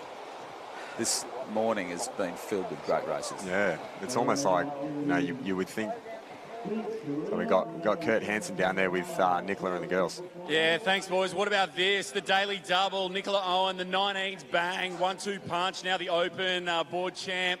Hey, just talk to us about that final 50 metres, just coming home over the top of Lizzie on that little swell. I really do not know how I did that. I had one of the worst starts possible, so to paddle back and get that little run, and I just couldn't believe it. They're super long races, and in the flat probably suits the lay-down paddlers a little bit more, and just seemed that constant momentum of the lay-down just got you over the top of that runner, and in the end made the difference. But in your wildest dreams, a 19 Opens double, one of the toughest things to do in surf sports, and you've done it here this morning. Yeah, I still can't believe it. Thank you. And obviously the sunflowers for Jess as well. Got that on representing for the Redhead Club, and Jess up in the booth later on today doing the commentary. Great to see her back, smiling face on the beach. Yeah, definitely. She's such a bundle of joy, so glad she's here. Well, mate, great start to your day, and we'll see you a little later on, no doubt. Yes, thank you. So there you go, Nicola Owen doing the 19th Open board race double, and not too far away, Open men's board final on the line here at the New South Wales State Surf Life Saving Championships. Spectacle. Wow. So you reckon the Open men watched that closely, Fletch? Well, I reckon they did. I think the boys run this a little different. You know, there's going to be a lot of egos that go out in front. You know, obviously you've got your 4-time or 4 or 5-time Australian Aussie champ there, Stuart McLaughlin. Not too sure how these conditions are going to suit him, being so flat.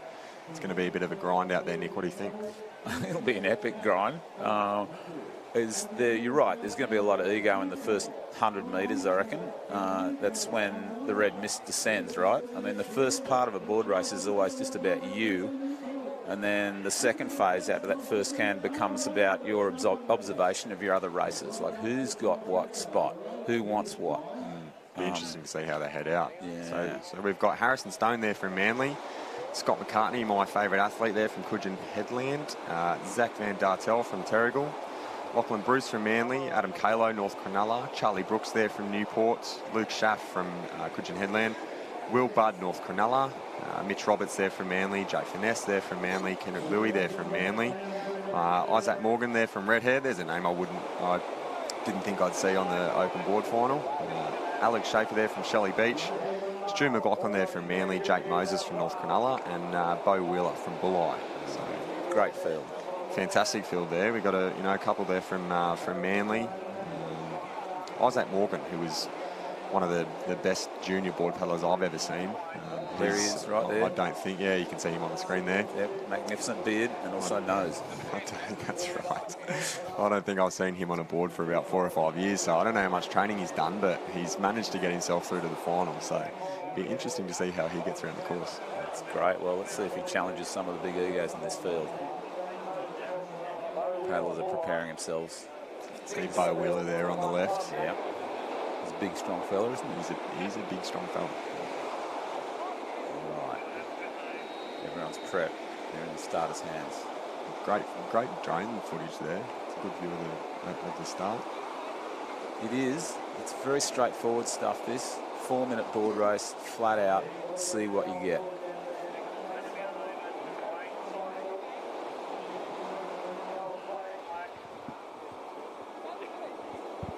So it'd be interesting to see how Jake and Bo go there, as you can see on the screen, with Stuart McLaughlin there on their outside.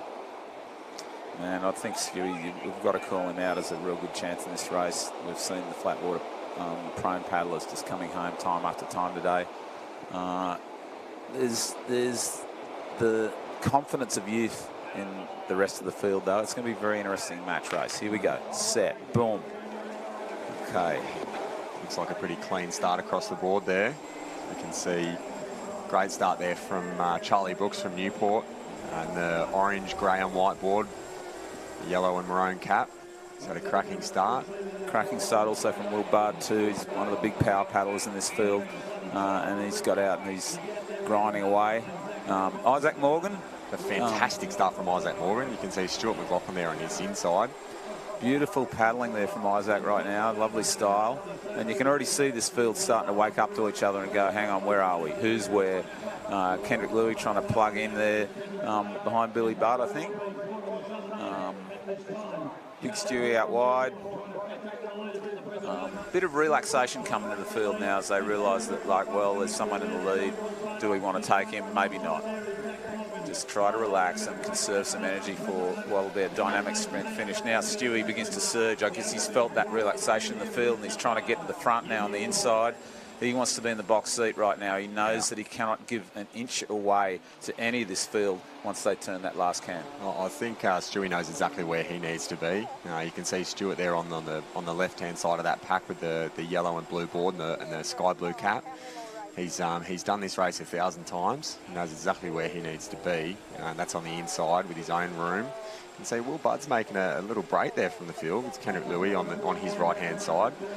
Will Budd's not giving them an inch. No, he's a power athlete, Will. He's a great board paddler.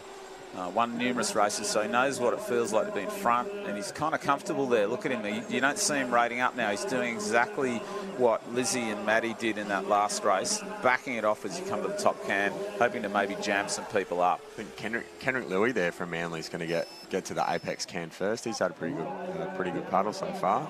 He's surged up, yeah. Look at Kendrick. He's going pretty hard.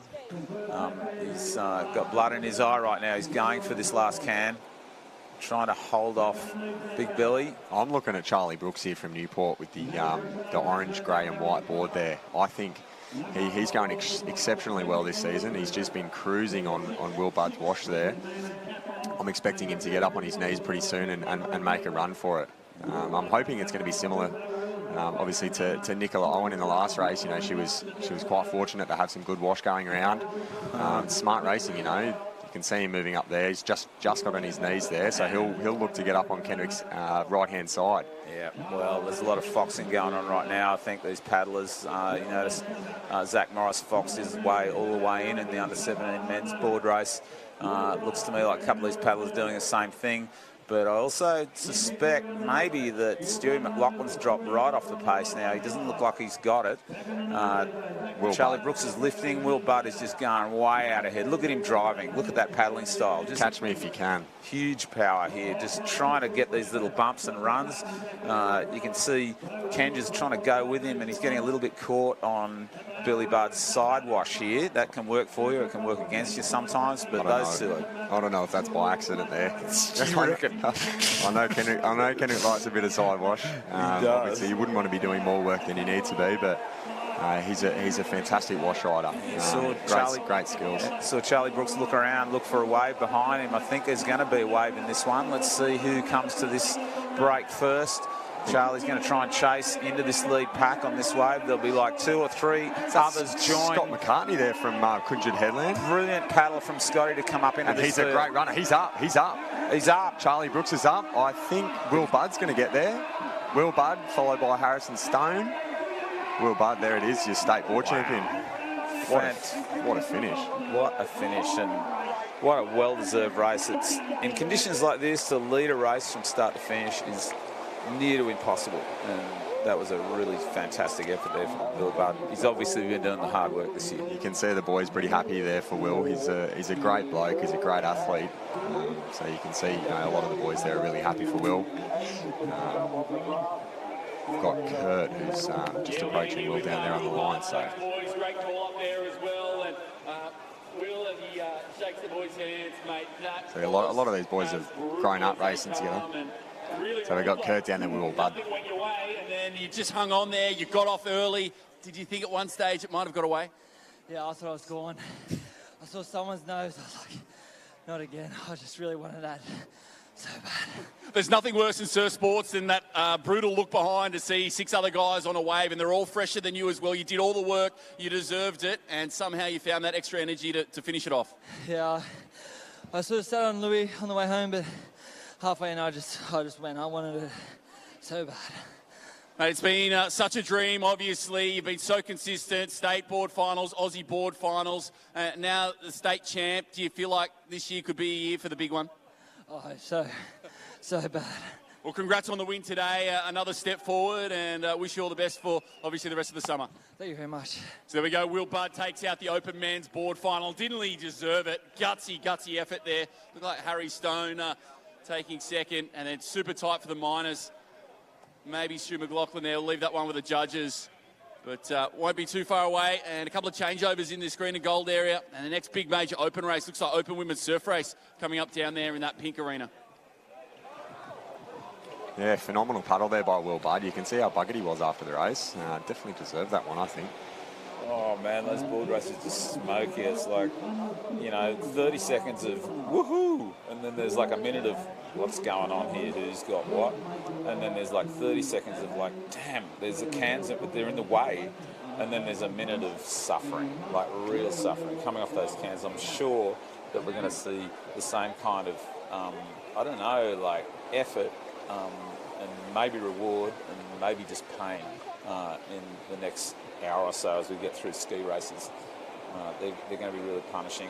The swim race today, though, ouch. Long and flat, yeah. It's not too forgiving, the conditions out there. You can put all the effort in the world in, and some of the time it's not going to go your way. But the surf race, today especially, there's not going to be a whole lot of jagging on. So I'm expecting to see, the front markers sort of win, I guess. What do you think, Nick? Well, yeah, maybe. I mean, it's difficult. It's a different area down there.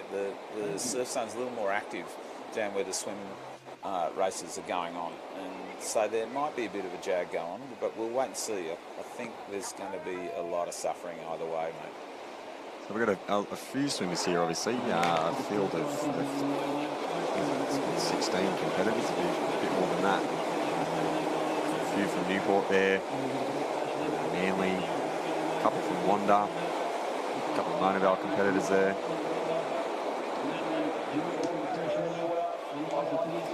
So heading out, there's a little bit of a bank there, so. There's a little bit of a bank, so there's a little bit of bunny hopping and jumping, and now they're into the swim. It's a solid distance here. It looks to me like this must be Naomi Scott of Manly who's got out ahead, and she's just thrown down the gauntlet, say who wants it, who wants to go with me. Emily Doyle of Newport just off to her left. Everybody else is kind of tangled in, and it's a little bit of a tangle right now. There's that classic V-shaped formation that occurs in these races as all the competitors start trying to pull back together again and get a little bit of help from each other.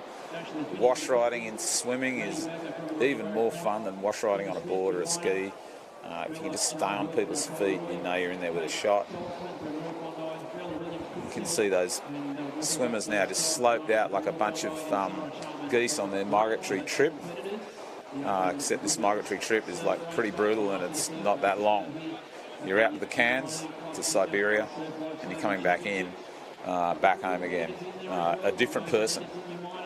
Anyway, it looks like right now, it looks to me like Naomi's still holding that lead pretty comfortably. She's out ahead and she's spearheading this race really easily, just cruising out past the string of 9, and you head out all the way past those 4 black and white buoys that you can see in the distance there, and then you turn, come back past the swim cans on the inside and work at the beach, probably 420 metres today, I think, and about 400 of those is just pure swimming.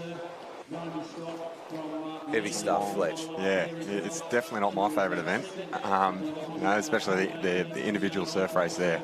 You can see they're heading out towards the 4 black and white cans there. It's normally with your classic Ironman racing, you generally go around the string of 9 cans, but with the surf race, you're out around the 2 strings. You can see them heading around the 4 black and whites there. Oh, you can see Naomi's really trying to lift around these cans and try and make a bit of a break on everyone else.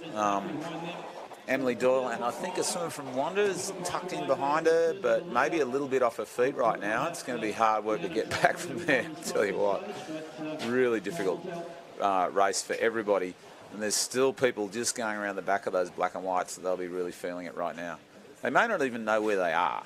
Like, that's the trick with swim racing. It's really hard to see where you are. It's not like a craft race where your head's above water the whole time. It's all about trying to second guess the situation and feel it out. The leaders will be able to tell where they are because they can see there's blue sky in front of them, nothing else moving. Solid swim here by Naomi. She's just really leaning into this and just looks actually really relaxed in that position. She is beginning to be dragged back a little bit here by Wanda and Newport, who are really digging in and going after her pretty hard. that might be Yamina Beach there on... Oh, Yamina, it'll be Gemma, won't it? Gemma Smith, Gemma probably. Smith, yeah, that's right. What was I thinking? Gemma and Emily are sort of closing that gap on Naomi Scott there. I think they've had to do a lot of work to do it, though. Like, Naomi was cruising off that backhand. It looks like she's now starting to stick it back into it again. She might have felt them coming up to her, and she's really trying to grind it out now. Naomi's lifted the rating. You can see that off-breath arm going way forward and grabbing a lot of water. That's Naomi's real, I don't know, specialty, I think, just grabbing water way out ahead of herself, pulling herself past it, swimming now back into this kind of like slightly deceptive surf zone. Not even really a surf zone, more like a wake zone. But that's enough of a lead, I think, Fletch, to be honest. Looks like it. I think it's it's difficult to know when you're out in front like that. It's a bit different to a board race where you can sort of turn around and see where the other competitors are. But I believe that's actually Rachel Wood there from Yamina, coming up next to Emily Doyle. But it looks like Emily's just touched the sand there. She's just going to miss this wave. Oh, this is just gnarly. She might have to dolphin dive all the way to the finish here. Doesn't look like the other girls are going to get it. So there it is, Naomi Scott, under 19 female surf race champion of New South Wales. And Emily's got out of the water and she's going to run up into second place here. Rachel Wood there from Yamina in third place. Looks like Cooks Hill there in fourth. Fantastic. Well, apologies, Rachel, for the misidentification. It was great swimming. What a race. Here's the rest of the pack. Oh, man. Won't they be feeling great as they come in? Really tough stuff.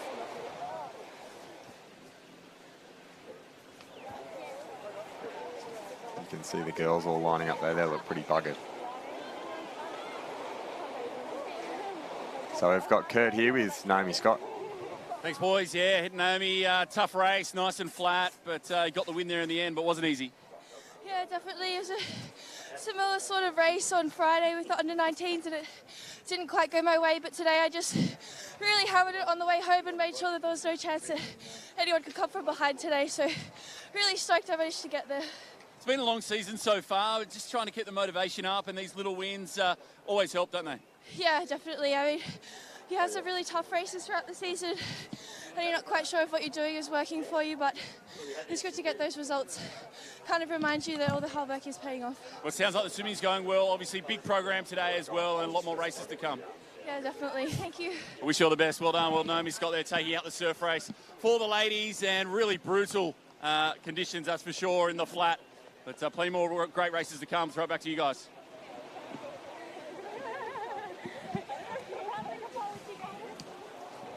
Wow, back to ski racing now, Fletch. A lot of performance there from Naomi. That was dominant athlete.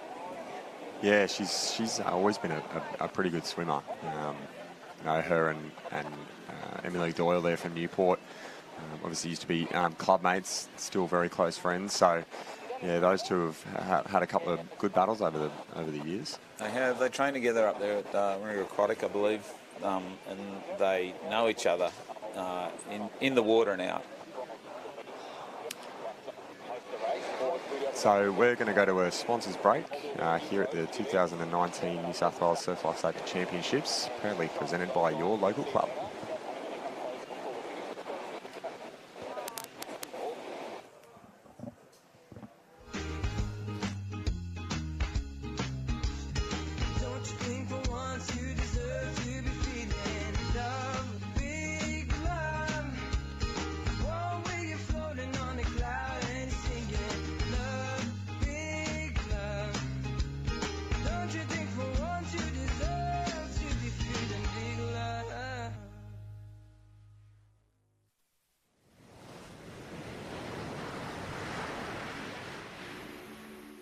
The 2018 Surf Life Saving New South Wales Coastal Safety Report highlights a worrying increase in coastal drowning deaths over the last year.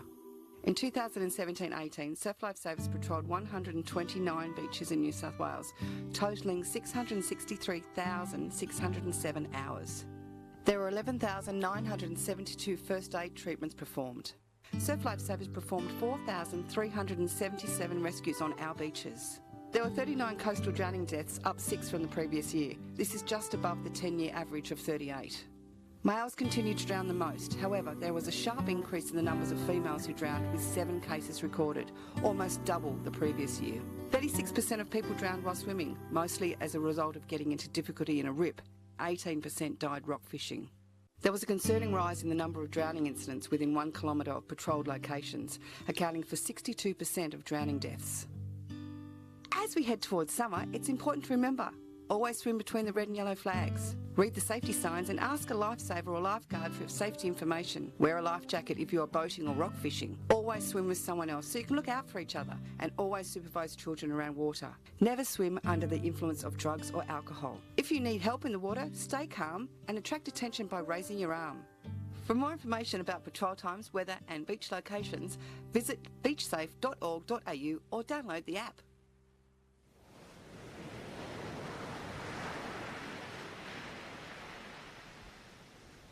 New South Wales' biggest surf lifesaving carnival is returning to Lake Macquarie. 6,000 athletes of all ages will battle it out at Blacksmiths Beach. With over 400 events, there's plenty of action in the water and on the sand. Come down and cheer for your favourite athletes or local surf club. For details, visit surflifesaving.com.au. The 2019 New South Wales Surf Lifesaving Championships, proudly supported by your local club.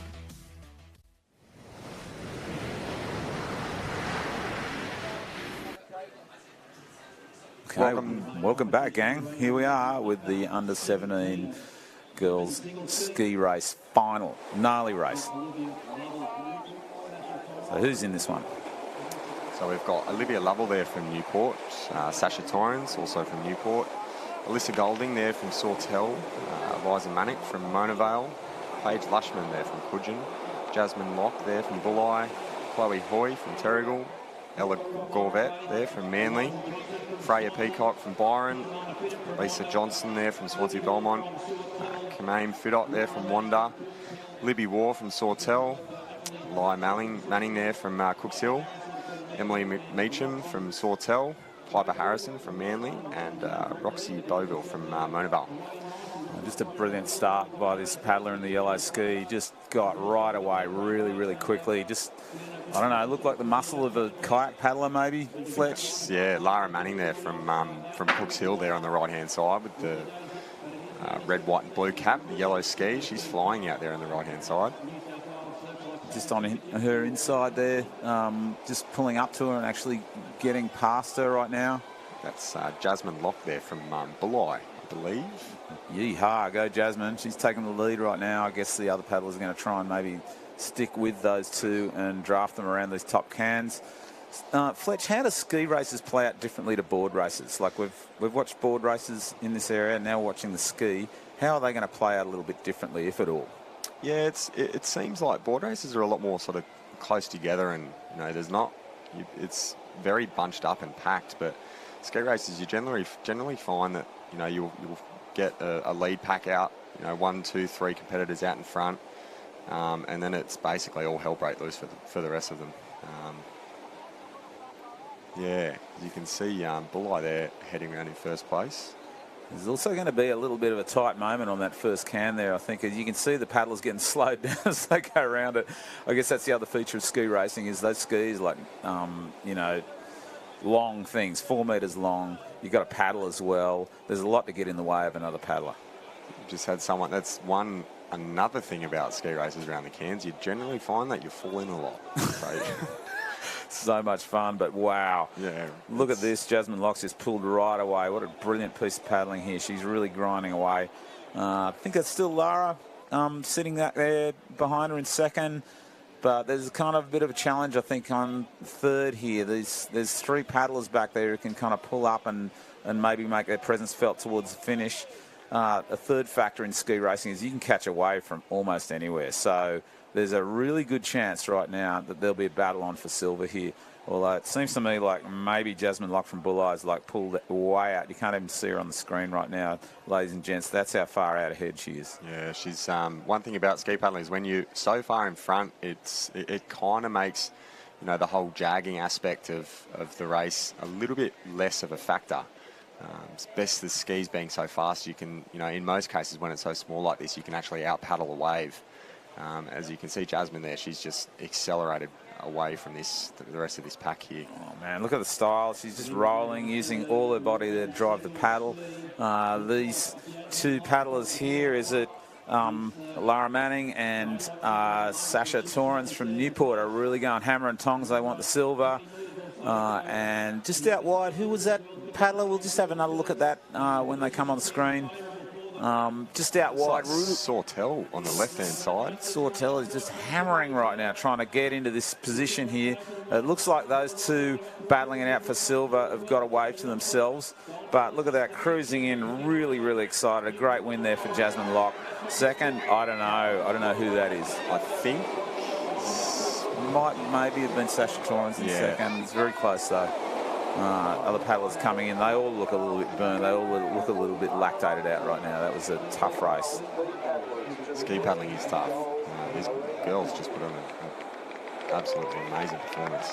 Sasha Torrens there, she made a great effort sort of moving through the pack. She's improved out of sight over the last couple of years, hasn't she, Nick? Totally. I think all those girls are like paddling right over their heads right now. I can't imagine what they got in store for the Aussies Carnival in days to come. So we got Kurt down with Jasmine on the line. Thanks, boys. Jazzy Locke here. That was a big win, and you must be pretty happy. You couldn't have executed a better ski race than that. Yeah, I tried really hard. I just knew if I had a good start, I would have a good race. So, pretty happy. Must be putting it together, obviously off the beach as well, doing a lot of hard yards in the flat, and it's paying dividends. Yeah, I hope so. And what about this Bulli Club? Always thereabouts, and great to get a win for them. Yeah, we're just going really good this weekend and out to juniors. We're really growing. Well, congrats on the win, and well done for Bulli. Thank you. Jasmine Locke there taking out that 17s women's ski final here at the state titles. Yeah, it's good to see the other clubs down at the Illawarra region growing. Good to see some of those other clubs with some great athletes. Man, it just seems to me like that's what happens with surf clubs. You get pulses of energy passing through the ranks of competition, and no sooner do you think that a club is backing off, that all of a sudden a bunch of new kids will just come in and they'll just fire up and carry each other to better results. And yeah, maybe that's what's happening at Bulli right now. It'd be great to see. Yeah, absolutely. You can see it with your minor. I've got a great little club there on the Central Coast. Obviously starting with Gemma Smith being one of the more sort of dominant female athletes in New South Wales. But it seems like they've got sort of people all through the ranks that are sort of dominating, which is pretty cool to see. It's amazing. Okay, well, here we go with, let's see, would this be the 17s male ski final? Pretty gnarly ranks here. Cooper Robinson from Manly, Brock Ray from Umina, Zach Morris from Newport, Bailey Connolly from Swansea, Jake Lewis from North Bondi, Nicholas White from Redhead, Josh Murphy from Swansea, Nick Bullock from Coffs, Braden Newling from Newport, Chase Anderson from Walcott Bonny Hills, pretty cool. Finn Askew from Newport, Daniel Gabb and Oscar Smith, both of those from Newport. Angus Marshall from Mona Vale, Liam Waring from Coogin, and Ben Rees from Swansea, and they're ready to go. Pretty tough to get a good start here. I guess it's favourable conditions to get an even start today, but obviously the surf is never easy for the starters to get an even start across the line. That's true, and there's little tricks out there too. Like, it looks like there's no surf, Fletch, but like when you're in the water on a day like today at Blacksmiths, you'll find there's little things like backwashes. They can kind of lift you off the start if you're in the right spot on the line, and you can't see them, but you'll see them work out. When a paddler just gets a spurt of energy out of seemingly nowhere, he's caught a little backwash and he's getting carried out. It's definitely a good feeling when you get one of those backwashes, isn't it, Nick? Sort of like, oh yeah, it's the best part of the race, because you're using all that sort of initial ATP burst of energy, and it just carries you all the way through. So it's it's definitely an advantage that you want off the start. Yeah, the other side of that is you think you're ripping, but you're not. Sometimes work out that way. Oh yeah. Well, all that matters in these races is who's ahead at the finish. That's the thing. That's the deal. Paddlers being held by the starter right now. They drifted back to the beach a little bit. They're ready to go though. Looks pretty clean. Guys looking around, having a look at each other. Who's doing what? No one's holding up this race anymore. Check starters, making sure everyone's in line. Looks to be like they are. Just holding them there for some reason. So the guys there on the left-hand side. It's getting rinsed a little bit. Yeah, maybe that was it. It's a tough thing being on the ski start line. It's a real moment of angst. Look at these guys. Tension, a lot of tension. Yeah. Well, you tend to, whenever it's not fair, you know, the athletes will put their hand up, so one of the check starters will know that the starter can't blow the gun. So it's a tough job, you know, for the starters. They have to make sure that everyone's happy and ready to go. But, you know, sometimes it's, especially with the bigger waves, it's sometimes impossible to make it even across the field. So that's why having a good spot on the line gives you, you know, an advantage or a disadvantage. Surf, eh? Surf. It can be cruel. We love it, but it can be cruel. That's why we love it. All right, plenty of waves still coming here. Just, you know, ignoring the forecast. The surf forecast here was pretty flat today. There is a bump. There's something there. And it's the sort of thing that maybe a ski paddler can take advantage of, but it's also the sort of thing that can frustrate the ski paddlers as they sit on the line like now. And that little shorey is just stalling the starter. But it looks like maybe he's got a gap now. Let's see what happens. It's like the check starters aren't ready yet. So what do you think, Nick? Do you think the kayak paddlers have a bit of an advantage with these flat conditions? Undoubtedly. I think the person with the best advantage here right now is a kayak paddler who has experience of racing, you know, on the cans.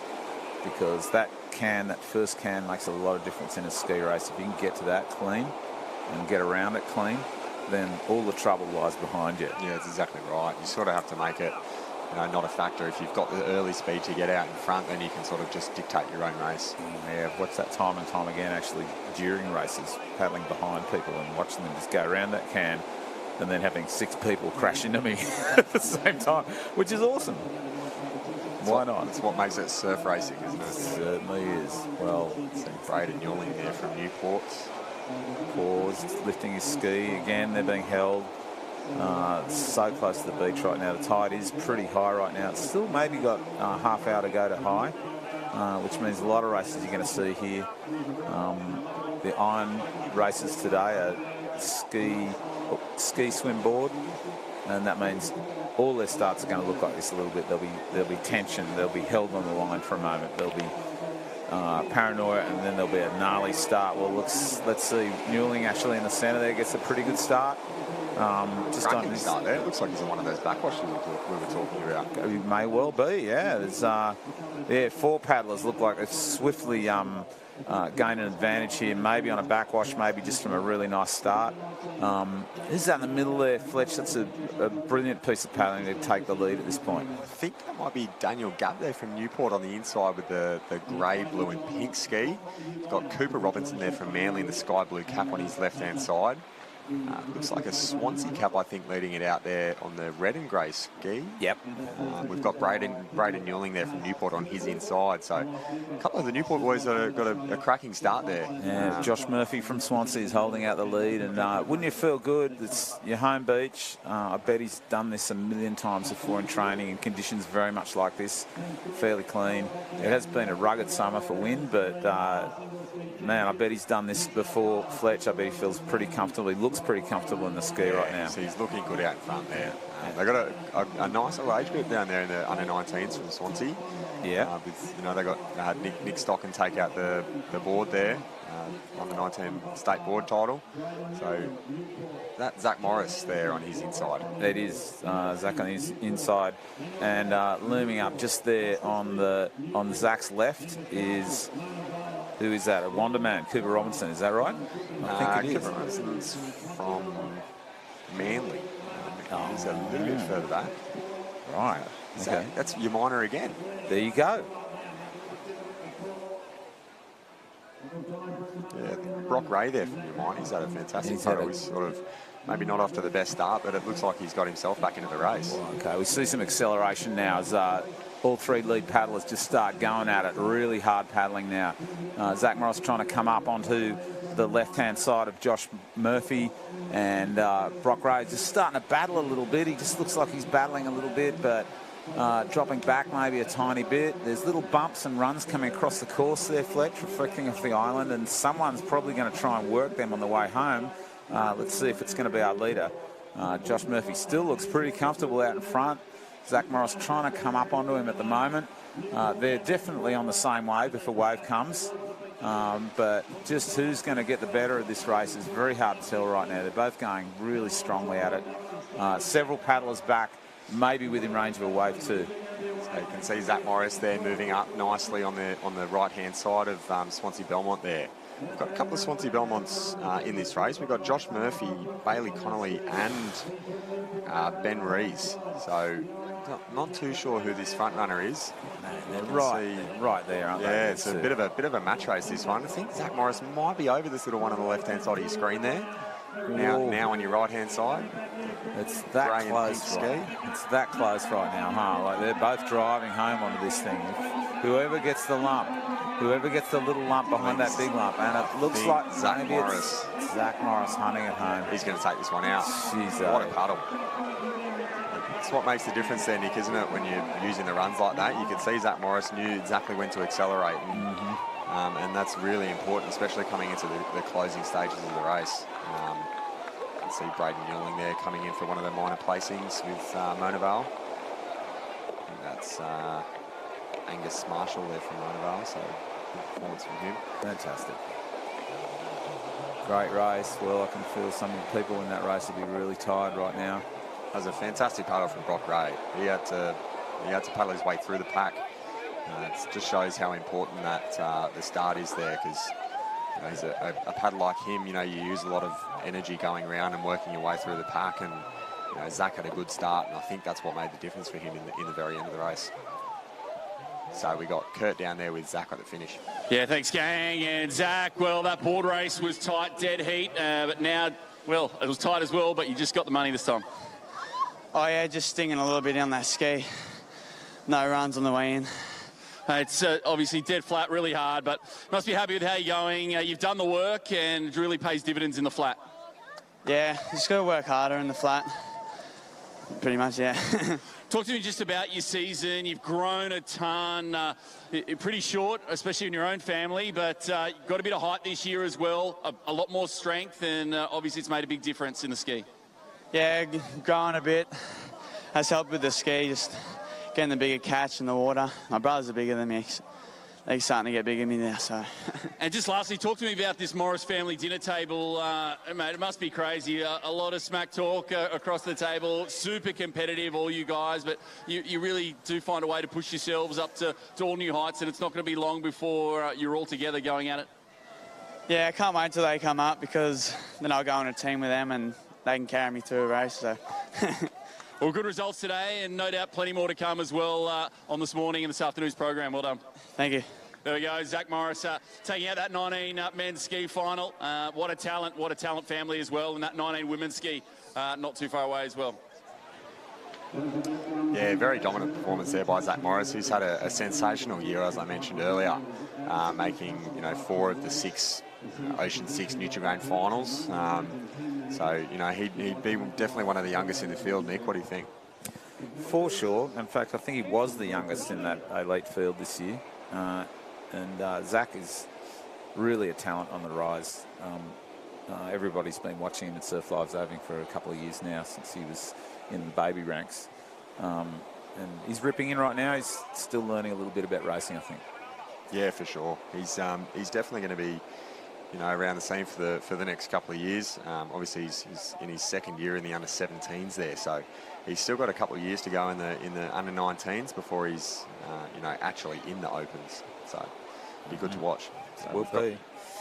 Under-19s female ski final here on the line. So in 1, Jamie Krause from Newport, Jordan Hunt there from Mona Vale, Amelia Ross, Redhead, Phoebe Lacosta there from Cronulla, Emily Matthews there from North Cronulla, Emily Eves there from Wanda, Jordan, is it Sinclair? Sinclair. It is. Naomi Scott there from Manly. Emily Doyle from Newport. Francesca Roberts there from North Bondi. Brooke Kavanagh from Warilla Barrett Point. Nicola Owen from Redhead is a name that we've seen over the last couple of races. Brianna Tier there from North Bondi. Samantha Goldrick there from, is it Manly?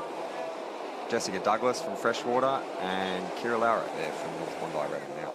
Well, there's a lot of quality here from south of the harbour. I think the Wanda and North Bondi girls are all going pretty hard right now. There's two elite athletes, real elite athletes in the centre of the field. Naomi Scott and Emily Doyle, they've both been going into the Ocean 16 with a lot of blood. But really, again, it's going to be a lot about the start, about the backwash, and about who gets the most rest before that final sprint to the finish. Yeah, it's interesting to watch, Nick. You saw in the last race, you had a couple of competitors move through the pack after getting a terrible start. So it's one of the big sort of factors in the sort of result of the race there. So interesting to watch. High tide pumping everyone on the shore break right now. We may be in for a bit of a wait here, ladies and gentlemen. Just as the starter tries to give everyone a clear shot. Wow. You could see Nicola Owen there battling her ski a little bit in the shore break for a second. Everyone's just rinsing the ski out each time a wave breaks on you. You've got to kind of get the water out of the ski's seat. Otherwise, you jump into a nice big pool of water. It's like jumping into a goldfish bowl, Fletch. It sucks. Exactly right. So you can see they're away. It was a bit of a quicker start here for the under-19 girls. Well, able to start able to get them away pretty cleanly. Oh, look at this. There's immense acceleration in the middle of the field here. Wanda ripping in there. I would guess that's Georgia Sinclair just getting off to a really quick start. Emily Eves off to her side, and also Naomi Scott battling in there. Everybody else seems to be dropping a little bit back a little bit. Let's have a look there. North Bondi just really trying to lean in. Kira Lowlett coming up there behind the leaders, and also Emily Doyle off to the left. Driving a long way out. Geez, that was a great breakaway start there by the paddler from Wanda, Georgia Sinclair. She's, I think, established the lead right now. The other paddlers are just trying to tuck in behind her. See Emily Doyle there from Newport heading out nicely on the left-hand side. She's been in, I think, most finals today, Nick. The swim race, obviously getting second in the surf race there and second in the board too. So she's had a pretty good morning so far. She sure has. And look, you can see the pace settle right now as the two lead paddlers there, Georgia Sinclair and Naomi Scott. They got the best start in the centre of the field. Then Fletch, it really seemed to help a little bit. Got away really nicely. Kira Lowlett from North Bondi is tucked in behind her, or behind both of them. And it's a bit of a match race there for the fourth place slot. Appears to be between maybe Brianna Tier and Emily Doyle. So they're grinding away, coming around the top can right now. 2 leaders. They're going to want to, I guess, set the pace now coming back in. If they can just grind it and try to get away from the field at this point, just the same way as you saw in the 17 boys. And kind of not really digging in yet. It looks like the pace has slowed down a little bit sort of in the front end there. You can see Emily Doyle starting to lift. You can see the back markers trying to lift and get back up to the leaders backwash. But I think that the front markers are just trying to maybe work the runs a little bit. Yeah, it looks like they're leaning in now. You can see Georgia really sort of starting to head on, put the head down and try and get away here if she can. She's got a little bump in front there. Everyone else just sort of shifting to our left on screen because they're getting carried by bumps off the island in the background. You can't see it, but it's there, guaranteed. Look at this. Full rating now. Paddlers are trying to charge back into the wave zone. If they can get there before everyone else, then it's just a silver gold thing, right? Exactly right. She's going hard. I can't believe how fast these girls are, Fletch. Unbelievable. Yeah, they've really put the pace down now. As you can see, Wanda and Manly there heading home. Really, really nice technique there from Wanda. You can see she's really dropping the hand in early. Yeah. definitely pulling through a lot of water there. Yeah, body tipped a little bit forward from the hips and really holding that rate, not backing off an inch. I think Naomi Scott probably feels like she's got something to prove, an elite Iron Woman. She just won the swim race. She kind of wants to get something here, but it looks like maybe Wanderer's trying to surge away now on this little bump. Both paddlers together on this bump.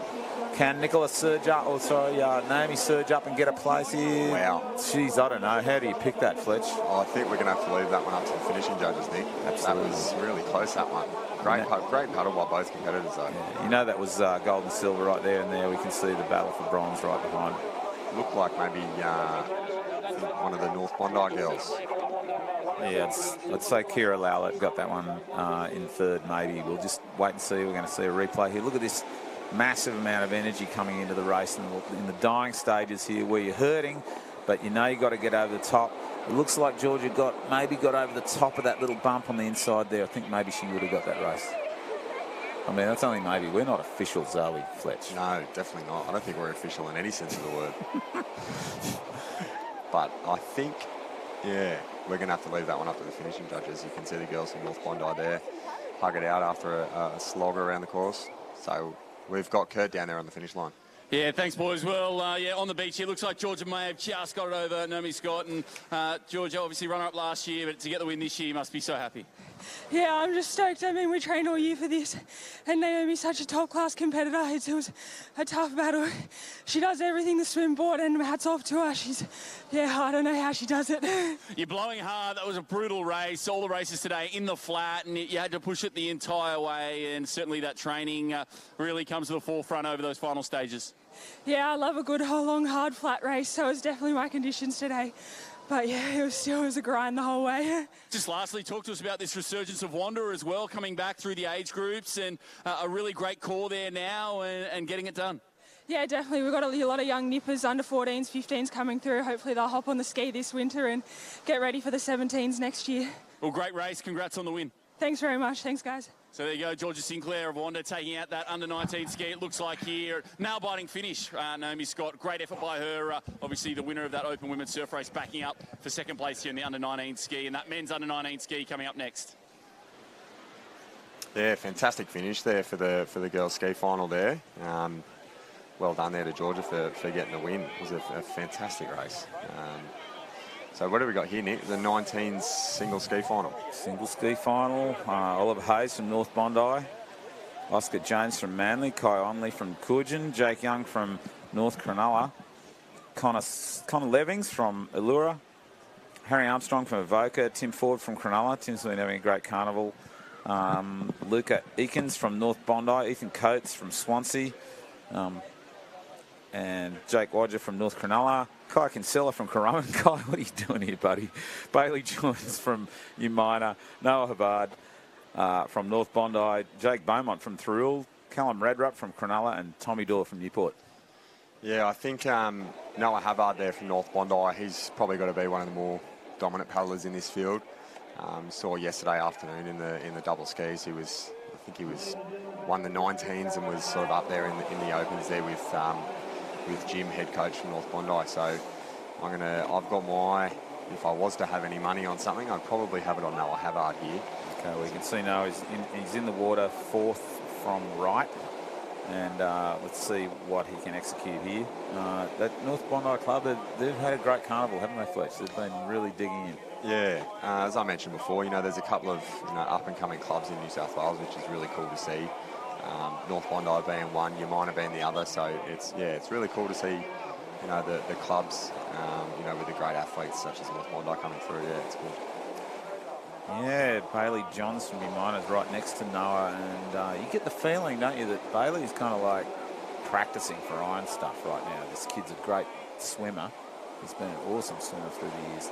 And doing all the craft, trying to get victories out of the craft, trying to practice craft starts and finishes. That's a classic sign of someone who's very intent on the iron race, trying to figure out all the bits and pieces of that very tricky race. It's all about mastering your different crafts, isn't it, and putting it all together for the iron. Tommy Doyle there from Newport on the right-hand side.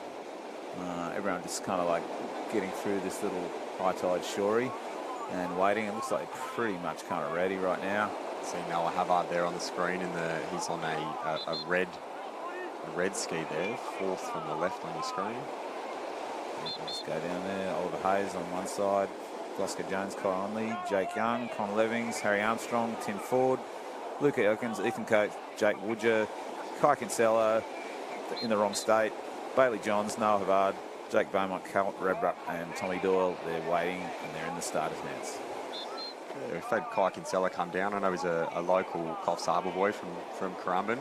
Bit of an upset in the surf race final the other day, getting the win, so the fake win. So it doesn't really count, does it, Nick, when they're from another state? I really don't, not till it's the big game, the Aussies, in about 3 weeks. There's a lot of gamesmanship, though, going on here at the fabulous New South Wales Surf Lifesaving Championships, proudly presented by your very own local club and also mine. Heaps of gamesmanship going on here between these athletes. They all know they're going to meet again in about 3 weeks at Aussies. Let's see how they go here. Off and running. Well, you can see Noah didn't get the greatest of starts, but he's making up for it by crazy rating there. Look at that. It's just absolute madness, Fletch. What's he thinking, man? Unbelievable. Look at that cadence from Noah Havard there on the left-hand side of the screen. You can see, he's got a very kayak-esque stroke there. He is absolutely moving out, and I'm assuming that he will be doing the exact same thing in the Open Ski Final. Yeah, very possibly doing the same thing coming home. You can see Oscar Jones there from Manly. He's just kind of moving up onto his left, trying to get some ground in. And not sure who that is tucked in next to him, though, Fletch. Which cap is that? Is that another sky blue cap, or it might be Allura? Oh, my goodness. Go Allura. Coming flying up onto him, Con Levings, that is. Levings there from Allura. It's a great start from him. Jeez, and I guess the advantage of a calm day like this is you can draw a really straight line of that first can, Fletch. You can really nail it from the start and go straight at it. Sometimes in the surf, you've just got to let the surf play a hand and then reset. But right now, it's straight to that first can like rockets. And Noah Havard, unlike the other paddlers today, seems to be intent on holding his ranking. He's just gone out and he's holding his lead. He hasn't slowed the race down even for a moment there. So as you can see, Noah's trying to get as far away as the rest of the pack as he can. It doesn't seem like he's dropped his rating at all, Nick. It's kind of just increasing even since the start. So he's an absolutely epic paddler. One of the things that I do notice in ski racing is that if you're a full-on kayak expert, sometimes you struggle around the cans because you don't turn in kayak racing, right? You just go straight line. Once that line straightens up, though, you can see the paddler just go away, and you can see Noah now has a full wave lead on second and third, and he's really ripping into this one, trying to get back into the break so he can catch a bump here, a little bump coming up. Yeah, one of the Manly boys coming down behind him. I think that's Oscar, right? Yeah, that'd be Oscar Jones there in second. He's trying to stay with him, isn't he? He's doing a great job. He's doing a fantastic job there. Noah Havard, guys, this is a New South Wales under-19 final. Like, these guys are, the top of the state. These guys here. So, these two blokes out in front, they are absolutely dominating this race. And you know what? I think, if anything, Oscar might have pulled up a little bit on Noah here. Maybe Noah's kind of relaxing, thinking he's coming into the surf zone. But no, he picks it up again. These two paddlers are really potentially on the same wave here. Oscar's trying to use this lump to come up onto Noah. I just don't think he's going to quite manage it. Noah gets away, but will he have his own wave? I think he's going to get down that. He's going to have to paddle over it, but knowing Noah, he's a strong 19-year-old. There's a really muscular paddle there from North Bondi's. Noah Havard coming home for a really well-deserved gold medal. Excellent work. Oscar Jones in second place, and looks like a bit of a battle for third there, but I think possibly won by the paddler from North Cronulla in the centre. Or you might that is. Sorry, you might in the centre. Is that the fabulous Bailey Johns. Bailey Johns. Yeah. There he is. Yeah. So, well-deserved silver there for Oscar Jones. It was, he did, as you mentioned, Nick, he did close that gap a little bit, but I think Noah, just being too strong, just got over that wave in the finish and was able to get away. It was almost like he was toying with him a little bit. Yeah, if you didn't know that he wasn't, then you would have thought he might have. So we got Kurt down there with Noah on the beach. We're off the start. were really good coming home, so knew I had to give it to the first can, and then after I turned that, had to grit the teeth and come home, I guess. Training's obviously going from strength to strength. It was a breakout year last year, wasn't it? Not just for yourself, but for the North Bondi Club, just cutting loose over there in Western Australia, and now you really want to double down and drive it home. Aussies coming up in the Goldie in a month's time. Yeah, exactly. We had a really good year last year, and it's quite difficult to keep it up, actually. But everyone's pushing themselves, and hopefully we can do it all again this year. Well, congrats on the win. Well done, and we'll see you later on today as well. Thanks very much. So we go and know I have too big, too strong. North Bondi to victory here in the under-19 men's ski race. Open ski race time on the line coming up very soon. It was good. I got a chance to catch up with Noah yesterday after his dominant under-19 double ski final yesterday. Really nice kid, so it's good to see him continue to dominate. Fantastic. Well, here we are, open female ski final, and some big names in this one too. Lizzie Wellborn from Bondi, Gemma Smith from Umona, Hannah Minogue from Newport, Brittany Pearce from Wanda, Jasmine Locke from Bullo, who had such a great paddle earlier in the 19s, Kim Clark from Byron, Rachel Carrera from Manly, been there many times, Georgia Sinclair, who you just saw win the under-19s, and wow, what fun it must be being back on the line right now, Taylor Piscarit from Manly, Emily Meacham from Sawtell, Carla Papak from Cronulla, great paddler there. Lisa Pearce from Wanda, another under-19 lineup. Breeny Tier, North Bondi. Emily Makers from North Cronulla. Tess Dudley from Manly. Elizabeth Weiss from North Bondi. Scorching. Yeah, there's a couple of great paddlers there. It'd be interesting to see Gemma Smith and Hannah Minogue go head-to-head there on the left-hand side. You'll see Gemma there from Umina on the pink ski. And Hannah on the white and yellow brainwave. So you've got to think there's a lot of quality on that left-hand side there with Lizzie Wellborn, Gemma and Hannah all together, tucked in together. Yeah. Should be pretty brutal, I think, and the rest of the quality maybe in the centre of the field. We've got Jasmine Locke there as well from Bulli, who we saw win one of the age group skis a little bit earlier. So. And Brittany Pearce, also from Wando, is a great ski paddler. Sister of Alyssa Pearce, who's also in the race. So, yeah, it should be. We're expecting the left-hand side to have the jump here, Nick. What do you reckon? Well, you'd think so, but again, it's going to be that backwash. I think everybody's a really able paddler right now. Like you said, there's two race winners from the day already in this race. There's Jasmine, who took the under-17s. There's Georgia, who took the under-19s. Imagine they'd be stinging a bit still after their races, but let's just wait and see what they've got. I mean, this is a great challenge for them to go into an open final straight after their age group wins. It's really going to test them, I think. I don't know about you, Nick, but sometimes for me it was almost good having a race to do before, sort of blow the cobwebs out. You can get one race out of the way, and fortunately for these girls, it was a win. So, I think the blood would be going as the girls get away there pretty cleanly. Oh, very cleanly, and you could see that left-hand side sort of actually struggle a tiny little bit on the start. Over in the centre, I think, got a slightly better go at it this time. I think that was Georgia Sinclair there from Wando there in the middle of the field. You can see there with the white, blue and red ski there. She's off to a flying start with Gemma Smith as well on the left of the screen there on this pink ski. Dude, look at this ranking. Look at Georgia trying to go out here. She's going to try and hold off the two paddlers on the left there, Gemma Smith and Hannah Minogue. They're really leaning in. They're trying to go up and be in a good spot as they come to the first can. The paddlers starting to draw together right now. It looks like Gemma is actually going to get away here and take a lead. Yeah, it looks like she's moving nicely out ahead. Georgia Sinclair there, as well as Kim Clark there from Byron Bay. So, yeah, it looks to be 4 or 5 competitors moving out nicely. Gemma Smith on the pink ski on the left from Umina. Hannah Minogue there on the brainwave yellow and white ski, followed closely by Lizzie Wellborn on the left-hand side. So, imagine being a judge in this race. Yeah.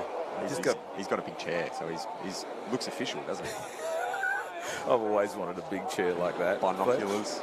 But I've also always wanted binoculars. Look at that. Just keeping an eye out, I guess. Wow. Look at Gemma Smith. She's just got right away here. She's dominating. Hannah Minogue's kind of trying to hang on to her tail at the moment. Looks fairly comfortable in that position. A couple of really fit paddlers coming up behind her though there. Looks like Lizzie Wellborn's just still hanging tough in equal third there, and probably a danger person coming home, you know, having that iron person super fitness. She'll have tolerated plenty of lactic acid in her time. And look, you can see her starting to try to pull up around the paddling inside there, Georgia Sinclair at the moment, and trying to get back up onto Hannah Minogue's wash and make something of this race. But Gemma Smith has it all right now. She's got right away. She's got 2 ski lengths on Hannah, and just looks like she's rolling, Fletch. Yeah, she's she definitely looks comfortable out in front there, Gemma. Fantastic stroke there. I know she spent a bit of time. She spent a fair bit of time in the kayaks over the last couple of years. So you know, technique looks bloody perfect. As you can see, Hannah Minogue there on the right-hand side of the screen, moving, trying to do something a little bit different. Lizzie Wellborn moving through. Georgia Sinclair still in the picture. So I think. What do you think? I reckon. I think there's a critical little wave coming here, Fletch. So just a little bump out the back here is going to maybe give Gemma the help she needs to get right away and win this race fairly easily. The others are going to try and get to her a little bit here, but I just think they're off the back of it. They're not going to get the help they needed to get to the surf zone in time to catch her. Gemma looks like she's going to try to load up and catch this little bump here by herself and get away for the gold.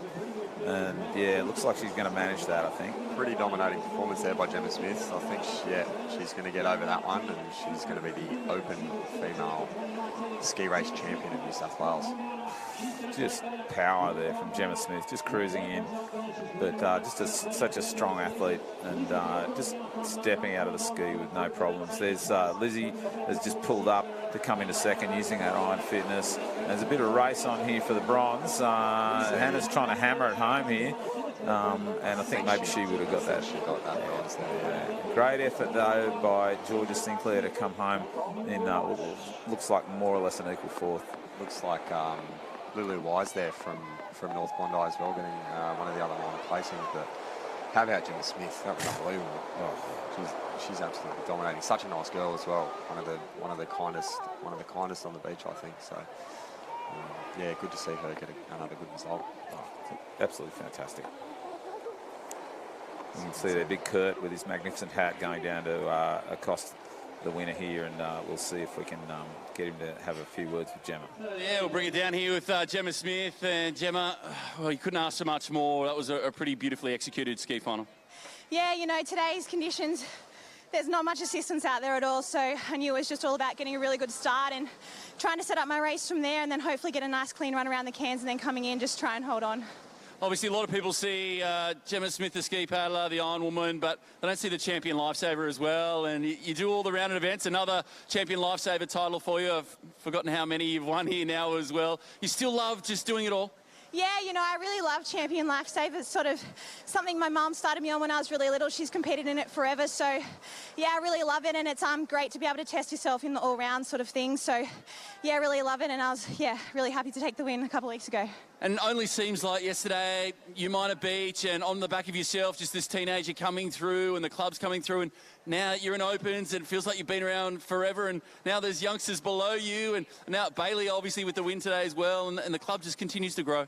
Yeah, it's absolutely amazing. Umina's had gone from strength to strength the last couple of years, and it's fantastic that Bailey's come across. He's really pushing our boys and the whole squad along, so it was really great to see him take the win today. He really, really deserves it, and hopefully we'll be able to go out there in the Ironmans and put some more strong performances for Umina. Well, great result there in the ski, and best of luck later on today in the Iron and the Taplins. Thanks very much.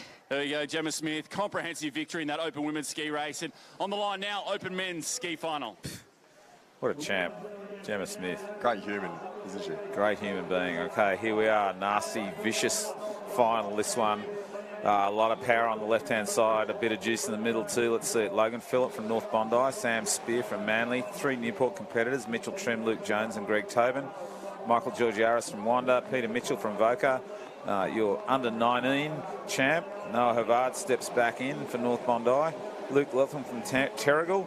Sam Jordan from Redhead, Jim Walker, wow, the evergreen Jim Walker from North Bondi, Jake Reeves from Newport, Chris Kilmurray from Wanda, Jake Moses from North Cronulla, Kendrick Louis from Manly alongside Oscar Jones also from Manly, that great performance he put in the under-19s as well, and Jason Upton from Stockton rounds out the field. Should be a great race, this one. Obviously you got the 3 Newport boys on the left. going to be, definitely hard. It looks like the fair bit of pace off the start there on the left-hand side, especially with Sam Spear there from Manly. He's fantastic off the start, so I'm expecting him to be sort of close to the front. But over the right-hand side, we've got Jake Reeves there from Newport. Also having a stellar season in the ski. I think he was top 3 in the Ocean 6 overall ski series. Mitchell Trim also in that top 3, so should be a good race. Who's going to get in? Who's going to get in well here? Very, very tricky. Let's see if the starter starts them into this shorey. I don't know. The starter's held him up a little bit here, and he's just probably going to wait for this wave to pass because unevenly favouring the right-hand side. A little bit of white water on top of everyone else here. It's black. You can see Noah Havard there from North Bondi with that red ski sitting right in the middle of this field now. I don't know. Maybe he is a little bit relaxed now after that win. I don't know. Hard to tell. Well, he's a fierce competitor, and I know firsthand that he doesn't back down to the open. So it should be a good race. Okay. Well, the starter's got his gun. It's not a real gun, ladies and gentlemen. Don't worry. It's not a real one. No, he's pulled it back down again. We wouldn't give Harry Cluser the real gun, would we? Not today, not tomorrow, not ever. Anyway, he's got the gun down right now, so he's not believing in the start line yet. They're braced. They're ready. He's put his gun back up, and off we go. Here we go. And Mitchell Trim got a pretty good start over on this side, along with Sam Spear. They look like they've got the quality off the start here. They are absolutely moving out on that left-hand side. Noah Vaz is straining in the centre, but I don't know. It just looks to me like maybe he was a little bit cooked after that on the lane final. He's going to have to drop back and maybe work it up from the backside. Mitch and Sam are going away right now. They're just grinding it out, and they're going to settle in. You can see Luke Jones in behind Mitchell Trim. And who's that from Avoca? That's Pete Mitchell there from Avoca. Off to a fantastic start there on the left-hand side. Closely followed by Sam DeJordan there from Redhead. He's a fantastic ski paddler. No one's giving an inch right now. There's a lot of energy in this field, a lot of power in the paddling. You can see there a couple of paddles starting to drop off a little bit and just look for a wash maybe. You do not want to be 7 square as you come to the can. You want to be close in. Anyway, Mitchell Trim is going to lead them around that first can. Noah Havard has hummed up onto his inside. What a great position he's in right now for this race. Let's see if Trimmy tries to pump him on the can. Would you do that, Flesh? Would you paddle someone into a can in a final? I just don't think Trimmy, there are some competitors that, will sort of try and squeeze you out. I don't think Mitchell Trim is one of those guys, but it's interesting to see, how they do go around.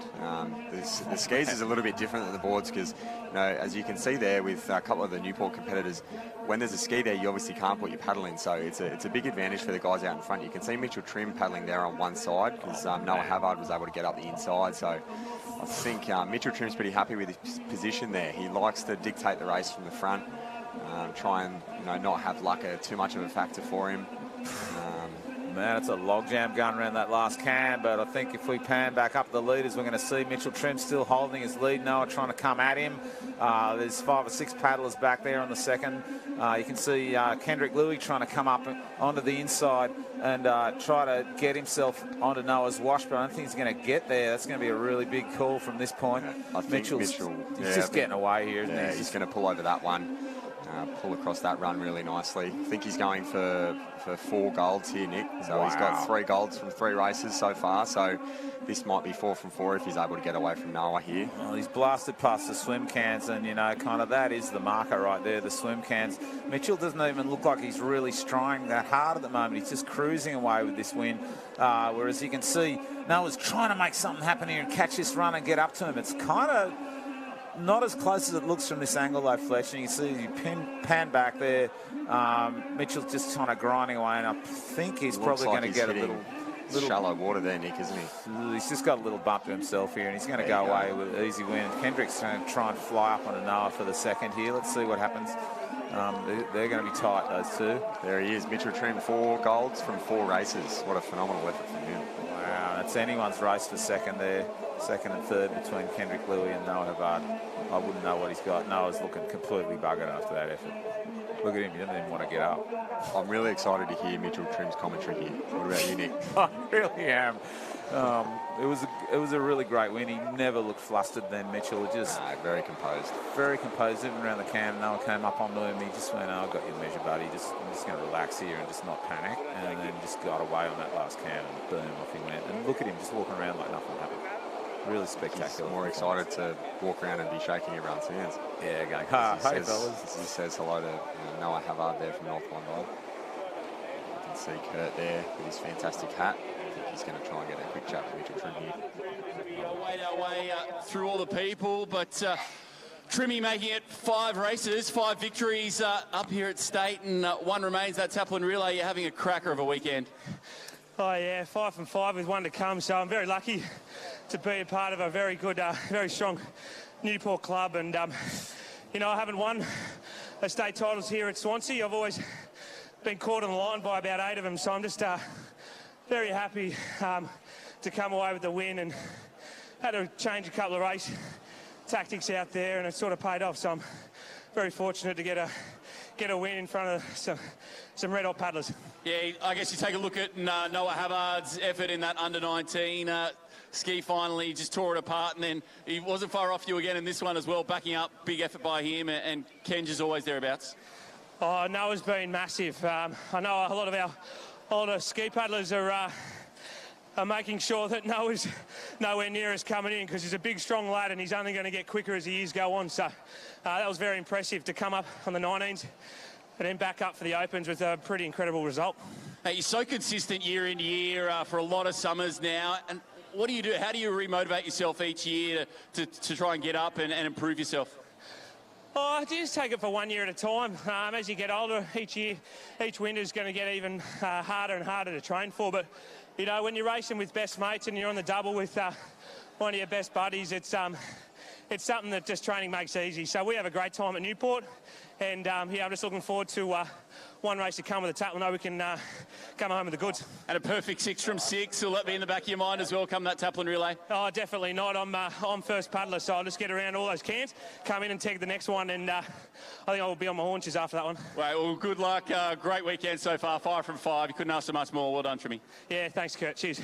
So there you go, Mitchell Trim just shredding up here at Swansea Belmont. 5 victories so far, and a great one there in that open men's ski. And not too far away, well, it's going to be iron time, under-19, open irons, and we'll finish off our water area here, of course, New South Wales State Championships for 2019 with those under-19 and open female and male Taplin relays. So throw it back to you boys up in the commentary booth. Yeah, well, fantastic performance there by Mitchell. Yeah, and that pulls the pin now on individual single craft races, Fletch, and but he's going to have a little reset for about 10 minutes or so while the courses are reset for iron and Taplin races, and that's going to be coming up pretty soon. A lot of quality in those races too, but let's just reflect on what's happened today so far, Fletch. We've seen some really ding-dong racing so far. Yeah, it's been fantastic. I think we've got Kurt down there with 2nd and 3rd placings there. See if we can get him for a chat. Well, obviously, a couple of boys unable to be here for our interviews. They're getting in ready for their Ironman race as well, and Taplin relays coming up. It's been a pretty impressive day so far, and obviously highlighted by some of these ski performances. But what about Mitchell Trim? The star of the carnival so far for Newport, one of the nicest guys in surf sports, and we've seen it already. Win in the Lifesaver Relay, tick. Ski Relay, tick. Open double ski, open mixed double ski, open single ski, and he's only got the Taplin Relay to go to make it 6 from 6. So certainly would be a performance of the carnival for him. But some really exciting races coming up. We said Ironman time coming up very shortly, the under-19 Ironman, under-19 women, and then open Ironman and open Iron women, and then into our Taplin Relay. So really into the most impressive and our funnest part of the carnival. Certainly want to look out for the under-19 men's. Kai Kinsella there from Currumbin has come down, obviously the kid from Sawtell. Definitely one to watch in that under-19 men's iron, and who knows, those open Ironman iron women could be anyone's. You really just got to step it up on the day. So throw it back to you boys up in the booth. The big race is coming up right now at New South Wales State Titles. Great to have you with us on the live stream.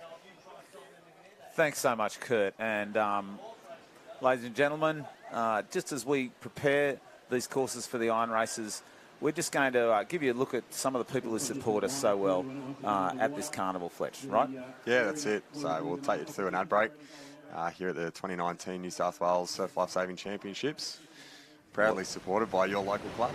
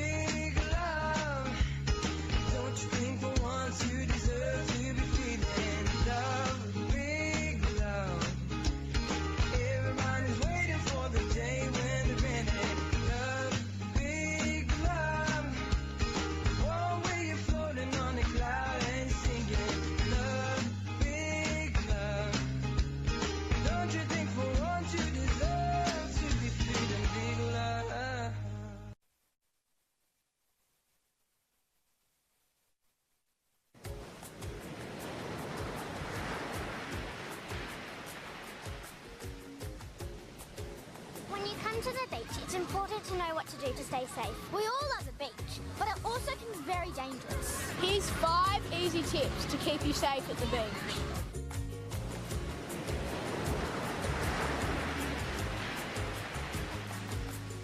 Number 1. Look for the red and yellow flags and always swim between them. Number 2. Ask a lifesaver or lifeguard for advice. Number 3. Read the safety signs. Number 4. Always swim with a friend and adult. Number 5. If you need help, stay calm and attract attention by raising your arm. If no one can see you, no one can save you.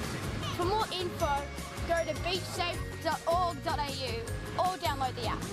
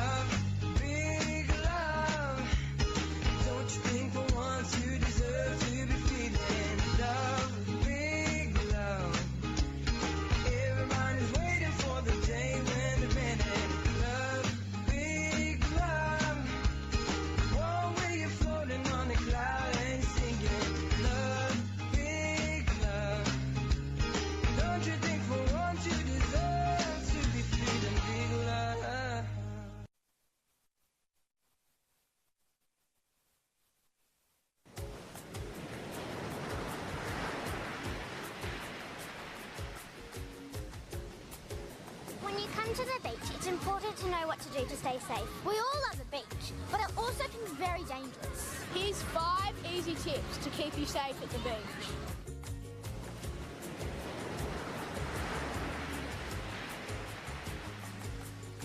Number 1. Look for the red and yellow flags and always swim between them. Number 2. Ask a lifesaver or lifeguard for advice. Number 3. Read the safety signs. Number 4. Always swim with a friend and adult. Number 5. If you need help, stay calm and attract attention by raising your arm. If no one can see you, No one can save you. For more info, go to beachsafe.org.au or download the app.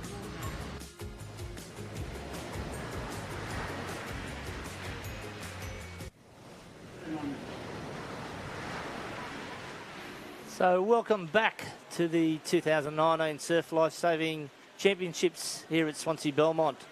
So we're just getting ready for the under 15 Ironman race. So the finalists are now getting ready on the line. So it's been some great racing today, Jess. Yeah, phenomenal racing down here at Swansea Belmont Beach. It's absolutely put on a pearler of a day. The sun's shining now. We've got a light breeze.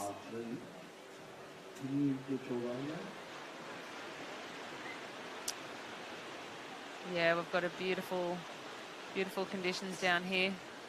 And it's fantastic. We've got a jam-packed afternoon coming up. We've got the under 15 Iron Woman and Iron Man coming up, the under 19 Iron Woman and Iron Man. We've got our 17 Iron Woman Iron Man, Open Iron Woman and Iron Man, and then we've got the really hot events this afternoon with the Open Female Taplin, Open Male Taplin.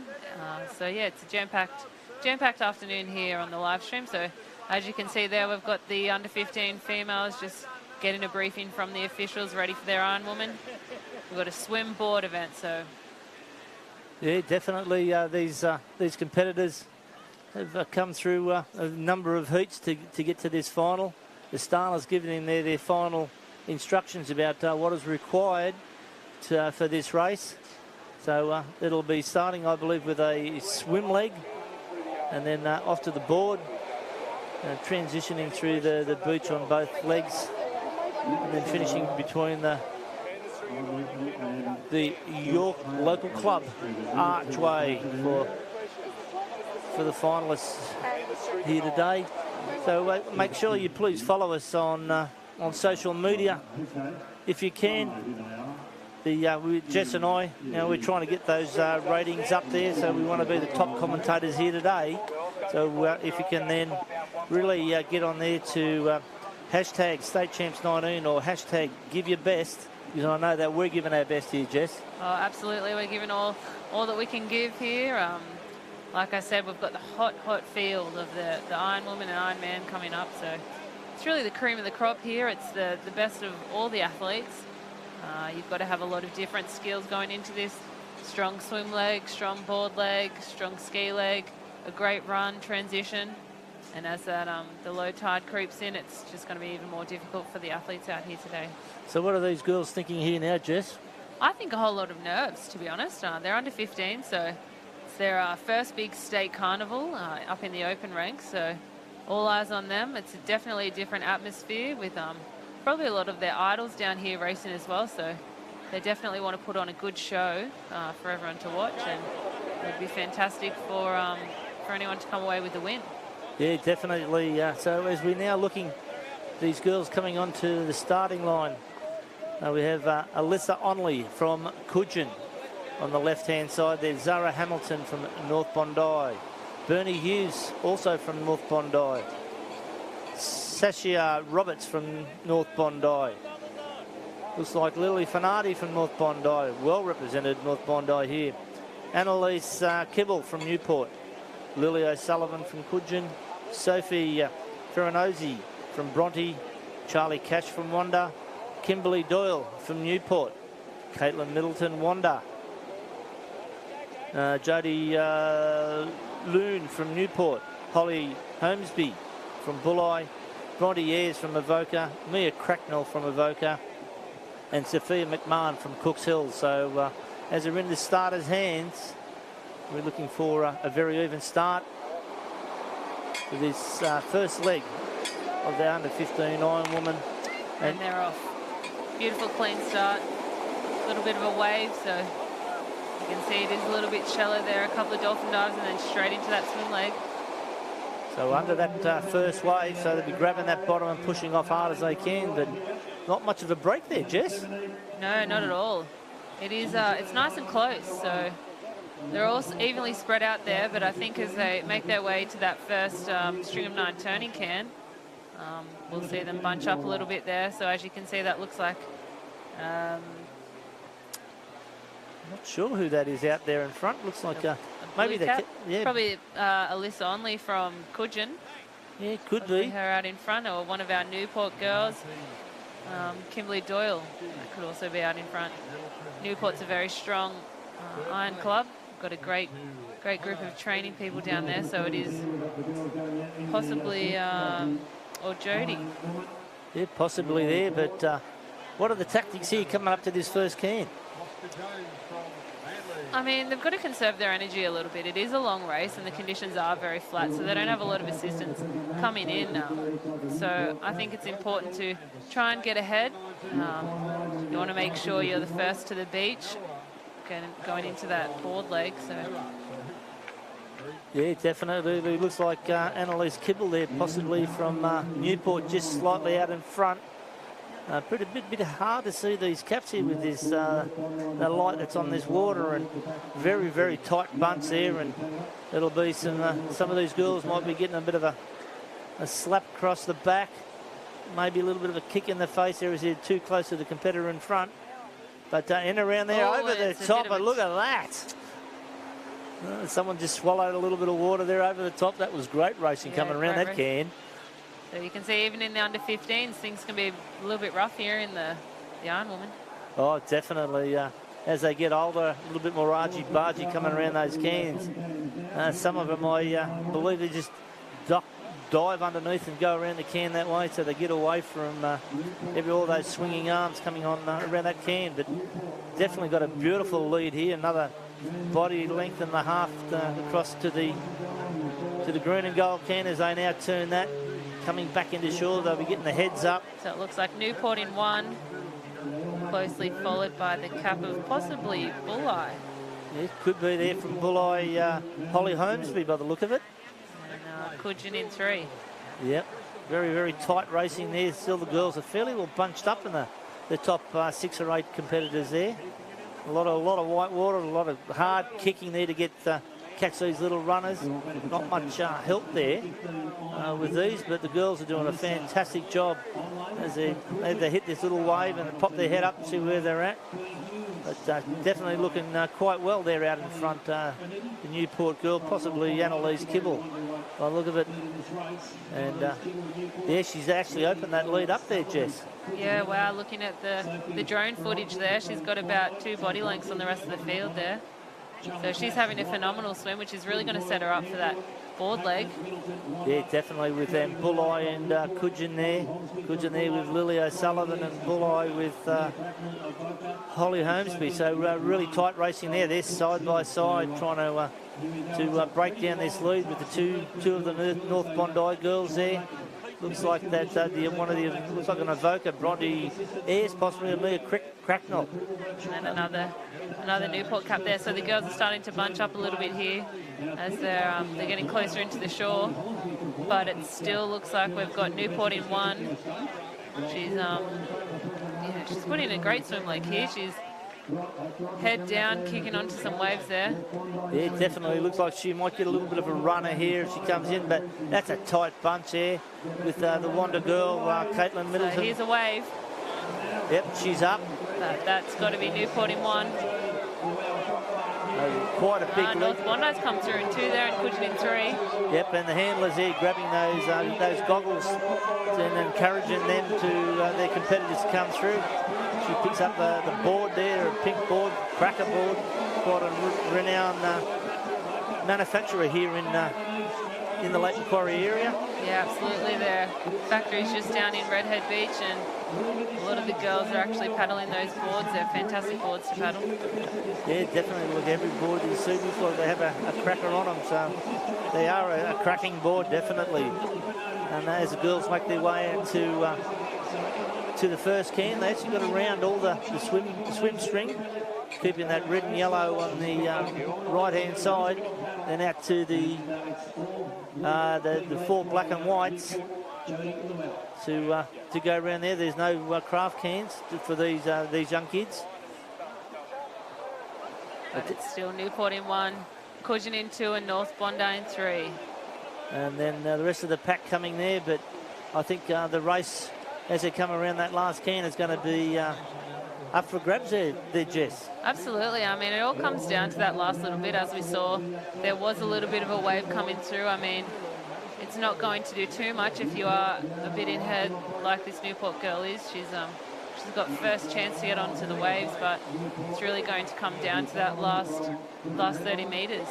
Yeah, as we've seen on the races before, with the skis and even the boards, that last 10-15 metres is very critical to get around and grab those little waves as quickly as possible. Your rating will have to really be increased to make sure you get there. One of the girls there from North Bondi just caught up in the first black and white. A couple of them there doing the same. Rather than giving themselves a little bit of room to get around, they're all struggling getting around that can, Jess. Yeah, they've come at that quite sharply, which sometimes isn't the best. I just see the girl on the outside there, the Evoca cap, she's paddled around just as they've got caught on the inside. So sometimes it is beneficial to be on the inside, but you never know if someone's getting caught on that can, you can get around. But look at that, the girl from Newport in 1, she's put a great lead on the rest of the field with Coogin in 2. So definitely sounds like Annalise Kibble. Hopefully I might be corrected there, but Coogin Headlands, Lily O'Sullivan. She's got a lot of work to do to catch up. And then the 3 of the North Bondi girls just coming back in there, filling in 3, 4, 5. So we're getting into the wave zone here. But here's a little wave coming through.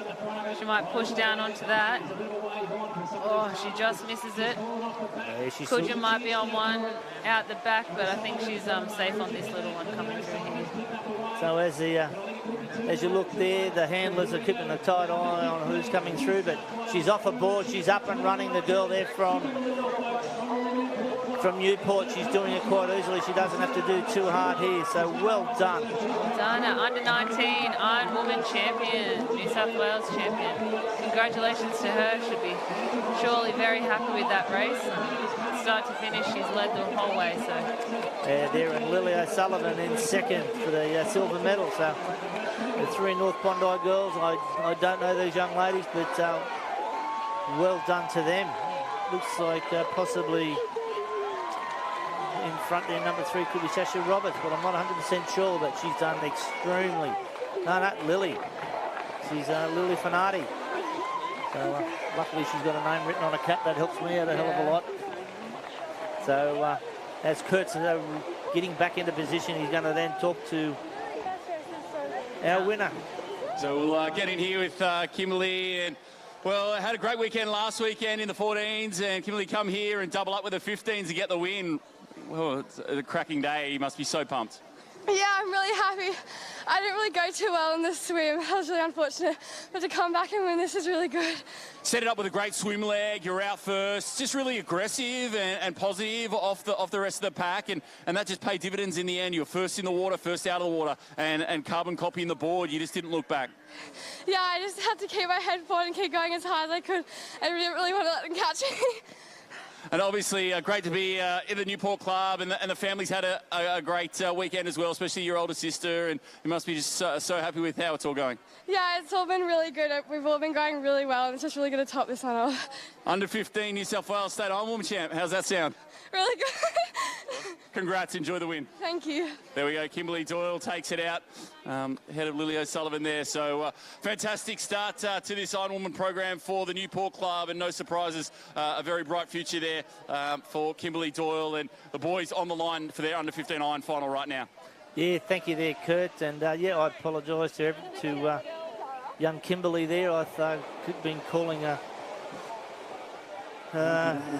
Everything but her name, really. Yeah, Annalise Kibble. So, yeah, bad me. But anyway, well, hopefully we'll improve on this next race, the under-15 Ironman final. So who do we have as starters? So in position 1, we've got Flynn Hamilton from Cooks Hill, Jake Morris, Newport, Joel Piper, Newport as well. We've got Isaac Cruz from North Curl, Bo McGregor, Swansea Belmont, Jack Baker, Terrigal, Bailey Clues, Newport, Mitch Morris, Newport, Henry Career, Wanda, Jasper McCullough, Wanda, Braden, who's written this out? Dear me, I'm so sorry. Brandon Bartlett. Brandon Bartlett, Newport, Daniel Chisholm, Swansea, Charlie Morris, Allura, Lee Melbourne, Newport, Lucas, Ottaway, Bullite, and Kai Robinson, Allura. Well done. Yes, we've got handwritten notes here, so it makes it a little bit hard at times to get the names correct. We'll definitely try and perfect them, but here we are with number 1, Flynn Hamilton from Cooks Hill, a local boy. So it'll be great to see some of the local competitors here from Newcastle go well in this event in the under-19 Ironman final. Yeah, we've got 6 from Newport there, so we might need a bit of outside assistance here, Harry, to try and help us along if you can, mate. So as we know most of the 17, 19s and opens. And as referee, Wayne Drury comes through, having a look at the conditions to make sure that everything was fine. The sectional referee, Charlie, and then Nigel Penn there, the powercraft coordinator for this area. Giving an eye, it's a great foot shot there of the swimmers looking out towards the cans. And they're off. Great racing, nice even line going through over there. As you can see, they're pushing off the bottom over the top of this wave. So very, very short break here. Again, there's not much wave action here at Swansea Belmont. That looks like it's Newport already off in 1 and 2 down here at the top of the screen. It could be probably Bailey Cruz or Mitch Morris in there by the look of it. A bit hard to tell there with those caps. But another tight bunches. Looks like 2 bunches out there at the moment. One off to the right, one off to the left. Bit of a breakaway, bit of a hollow in the middle there for everyone to come through. Plenty of Newport caps in the mix, and then on the top of the screen there, that would probably be Lucas from Bulleye. Well, there's 5 there in that top 6 or 7 going across here. So the swim coach for Newport will be extremely happy for this great start in the under-15 Ironman. With the Wanda competitor, it looks like Jasper McCulloch coming through in the middle. But he's just got clean water in front of him. He's trying to get onto the feet of those Newport competitors who just help him along a little bit. And those back markers have got all that white water to contend with. Makes it a little bit harder to swim through that, Jess. Yeah, absolutely. And it does look like they are very bunched up. So it's going to be a bit of a challenge to get around that first red and yellow can as they start to approach it. Well, hopefully we might have something similar to what we had in the girls. There a little bit of argy-bargy coming around over the top, coming over the top of each other. Beautiful. Just good to see. Oh, it's a little bit rough there around that can. Yes, looks like Terrigal got caught up a little bit there on the inside, but he got around it quite well. Yeah, definitely a little bit there. Cooks Hill on that outer side, on the back side, but Newport are absolutely legging it out here in front. Not quite sure who that is at the moment there with Wanda. Either Henry Carrara or Jasper McCulloch. But they're doing it really, really well as we round that last can, making their way back into the beach area. They'll look up, get a marker there. Look, the cameraman there, they'll probably use him as a marker to come back in there. Now, you won't see that camera hit from this shot, but there's a camera mounted on the beach, and I'll use that as a marker to come back in. But the pack is now starting to stretch out a little bit, Jess. Yeah, they're starting to stretch out as they get back into shore. The strong swimmers are obviously pushing through. Some people might be trying to conserve their energy ready for the board leg, but it's still Newport out in front. putting on an absolute masterclass here, similar to the under-15 female. Yeah, that's a great shot there from the drone, pointing back into the beach. Beautiful display of what Swansea Belmont and Surf New South Wales have done here to present these championships here for the greater community of surf lifesaving. Great venue here at Swansea Belmont as we're getting close to the wave zone now, probably about 30 metres out. Newport is still doing it there. Looks like Bulleye there, just in behind the pack there as well. He's had a great swim. Looks like Lucas Ottaway from Bulleye.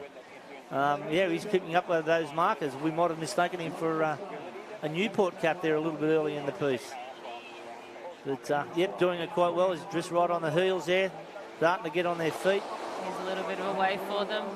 We'll try and kick onto that. No. Just off the back. Definitely. So they'll dolphin in here, porpoise as you call it sometimes. Yes, and they'll catch this little wave right back into shore. So as soon as that hand hits the sand, up they get. There's 3 of them there. So their one has come through there. So Newport in 1, Wander in 2, Newport in 3. Yep, beautiful opening that leg up with Bulleye then coming into 4th. Solid run, young men here as they pick up their boards and head back out to sea. Doing a fantastic job. This the second Newport, I reckon he'll get right on the tail. Same with Wander.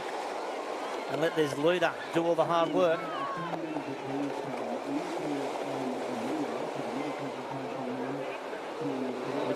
Okay, so we just had some confirmation. It is Mitch Morris from Newport out in front. And then possibly Jake Morris in 2. So they must be brothers. Under 14 boys competing up, so that's fantastic to see. So I think they would have done well last weekend from what I'm gathering, and they're doing extremely well here. But this pack is really stretched right out. Very, very slow rating at the moment. It's conserving their energy for when they get around those cans. The top 3 is still fairly close, and Wanda just towing in behind to make sure that he's right in there in the mix. Henry Carrara, by the look of it, or maybe even Jasper McCulloch. Not 100% sure from this angle. But this is where all the hard training comes in, Jess. Oh, absolutely. These boys have been training for this all season, and it is, like I said before, fantastic to see the under-14s competing up. They've raced last weekend, and I'm sure they came away with good results, but it's good to see them back it up again. It's what they're going to be doing at the Australian Championships, race after race, so it's good to see that they're fit and ready to go for a couple of weeks' time. Yeah, definitely. Conditions last week, actually we had a bit of a wave here at Swansea Belmont, but this weekend, milk pond conditions. So the endurance work that these guys would have been putting in over the season really have to come to the fore today to make sure that they can take out, you know, the gold or silver or bronze medal that they're going for. But Newport looks like Bailey Clues out in front still, and possibly the Morris brothers. Very similar paddling technique there as well, so you can tell they are brothers. Yeah. And body shape, nice long arms, fantastic for board paddling.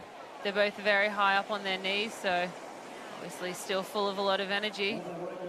It'll be an interesting run up the beach, Jess, between these two brothers. Oh, absolutely. Here's a little wave too, so might end up being a close finish. Would be interesting to see the results from last weekend. Yeah, definitely. See, there's someone here, whoever gets the gold medal won't be doing the dishes tonight. So both off and running. Both have got the same jammers on. We'll see who gets there. But this is going to be the run. Look at this going through here. Extremely it's close. Definitely. So that must be Mitch Morris from Newport Beach with Jake Morris in second. So fantastic work to the brothers there. Looks like Jake's doing the dishes tonight. So here we come back through with another Newport and Bulleye from in fourth position. So well done to the Newport Club, Allura, Swansea Belmont, and a run up the beach. So it doesn't matter whether you're first or a little bit of a fall there. Yep. All the points count for the overall point score, so it is good to see. Yeah, points go down to sixth place. So well done to all those competitors. Really extremely great effort. And as we try and get Mitch up onto his feet. And we go down to you, Kurt. Yeah, we'll get both of them in here. Jake, you get in here as well, champ. First, Mitch, for you, another big day, but your number one rival, your number one competitor, is right beside you. Yeah, I love racing with him. It's good fun when we're racing each other, yeah. Obviously, Jake, for you, always there chasing, well, your brother is a bit taller than you, but you're getting closer every time. Yeah, it's very hard because when he races, he always races hard, so it's good to, like, if you're near him, you know, you're keeping a good pace and you just want to try and beat him. And it came to the end, I just really wanted to get him. And then what about your older brother? Zach's had a great day so far as well, and he's the smallest out of all of you. You give him a bit of a stick about that? He's had a good day, yeah, but he's got us with the height now, so, yeah. And just talk to us, just lastly, just about the future for you guys. Just so excited to race together and against each other, and looking forward to joining Zach eventually and forming a pretty formidable trio. Yeah, that would be super fun, racing with our brother and racing as a club with Newport, being in the teams, because we know our goal is just to make that open tackle team, just be a part of it in the atmosphere. Well done, boys. Once again, delivering. So impressive. Obviously, Mitch first and Jake second there. The Morris lads carving it up there in the 15s Ironman. And on the line now, under-19 women's Ironwoman final. Yeah, thanks for that, Kurt. And it's great to see the brotherly love there. Fantastic work, boys. I think they've got a very long career ahead of them. Last weekend going fantastic, and this weekend as well. So it'll be interesting to see how they represent Newport at the Australian Championships. But on the line here, we do have the under-19 Ironwoman final, so a lot of these girls will be backing it up to run amongst the open females, so it's a good little hit out for them. Yeah, definitely. So when we go through the start list, Francesca Roberts, North Bondi, Naomi Scott from Manly, Victoria Coppin from Soldiers Beach, Sophie Boyd from Coogin, Mimosa Henderson from Umina, Kayla Thatcher Redhead, Amelia Ross, Redhead, Madeline Hessian from Maroubra, Emily Eves, Wanda, Samantha Goldrick from Maroubra, Jamie Prowse from Newport, Nicola Owen, Redhead, Brooke Kavanagh from Wirroola, Jess Douglas from Freshwater, Maggie Scott from Allura, Georgia Ray from Umina, Madeline Backer from Wirroola, Emily Mathers from North Cronulla, Emily Doyle, Newport, and Megan Fox from Thurrool will be our starters here today in the 2019 Surf Life Saving Championships, proudly sponsored by your local club. So a bit of a mix-up here. We've got the girls' ski swim board, so they'll go out around the Apex cam with their skis back in, and similar to the under-15s race. Looking back at last year's results, Lizzie Wellborn in 1. She's up in the opens now, so it'll be great to see her later on in the day. And Naomi Scott in 2, so let's see if she can take out the win today in this under-19 state female Ironwoman. So as we're getting ready, the ski leg, quite difficult craft to handle. Particularly those that are starting out on the ski. It's a lot of balance and a lot of core work and high shoulders with the paddles there to make sure that they get on there. Craft was around about 4.78 metres long and about 18 kilos, so not a light craft, but in these conditions, fantastic. So it's a lot of shoulder work as we're just waiting for a nice even start there. The starter there, Byron Dengate, making sure that the skis are nice and flat for that start. I don't think you get much flatter than that at the moment. So it's just a little wave popping underneath the nose, back down, the arms up. Just waiting for that other little wave. It's a bit hard to see from this side, but there we go. Nice even start there. And the girls, this is one of the fastest craft in surf lifesaving beyond the double ski. A couple of girls got a little bit of a check there. You can see on the bottom of the screen that would be Naomi Scott. She's had a fantastic summer at the Ocean 6 Series, making numerous finals. And then that looks like the girl from Wanda. Yeah, possibly Emily Eves by the look of it in the position there. And Redhead maybe Nicola Owen there on the just on the outside of it, but as they're all coming in together, but great start from, looks like Naomi Scott there from Manly, and really doing it well. Nice high shoulder action, getting those elbows up nice and high, going around those cans. They've got to round all of them. Can't cut through the cans like they do in the ski race. So out to the back market, back cans, the 3 green and golds, and then head back around, back into shore. Yeah, and a silver medal last year. She'll be hungry for the gold this year. Oh, most definitely. So they're doing really well. This craft is really moving quickly, making sure they get that nose of that ski on the correct side, which is the right-hand side of the left-hand side of that can.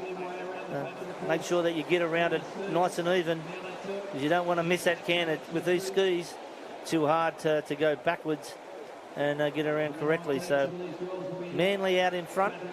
The sky blue cap of Manly, closely followed by Wanda. And then it looks like Redhead, Newport and Redhead.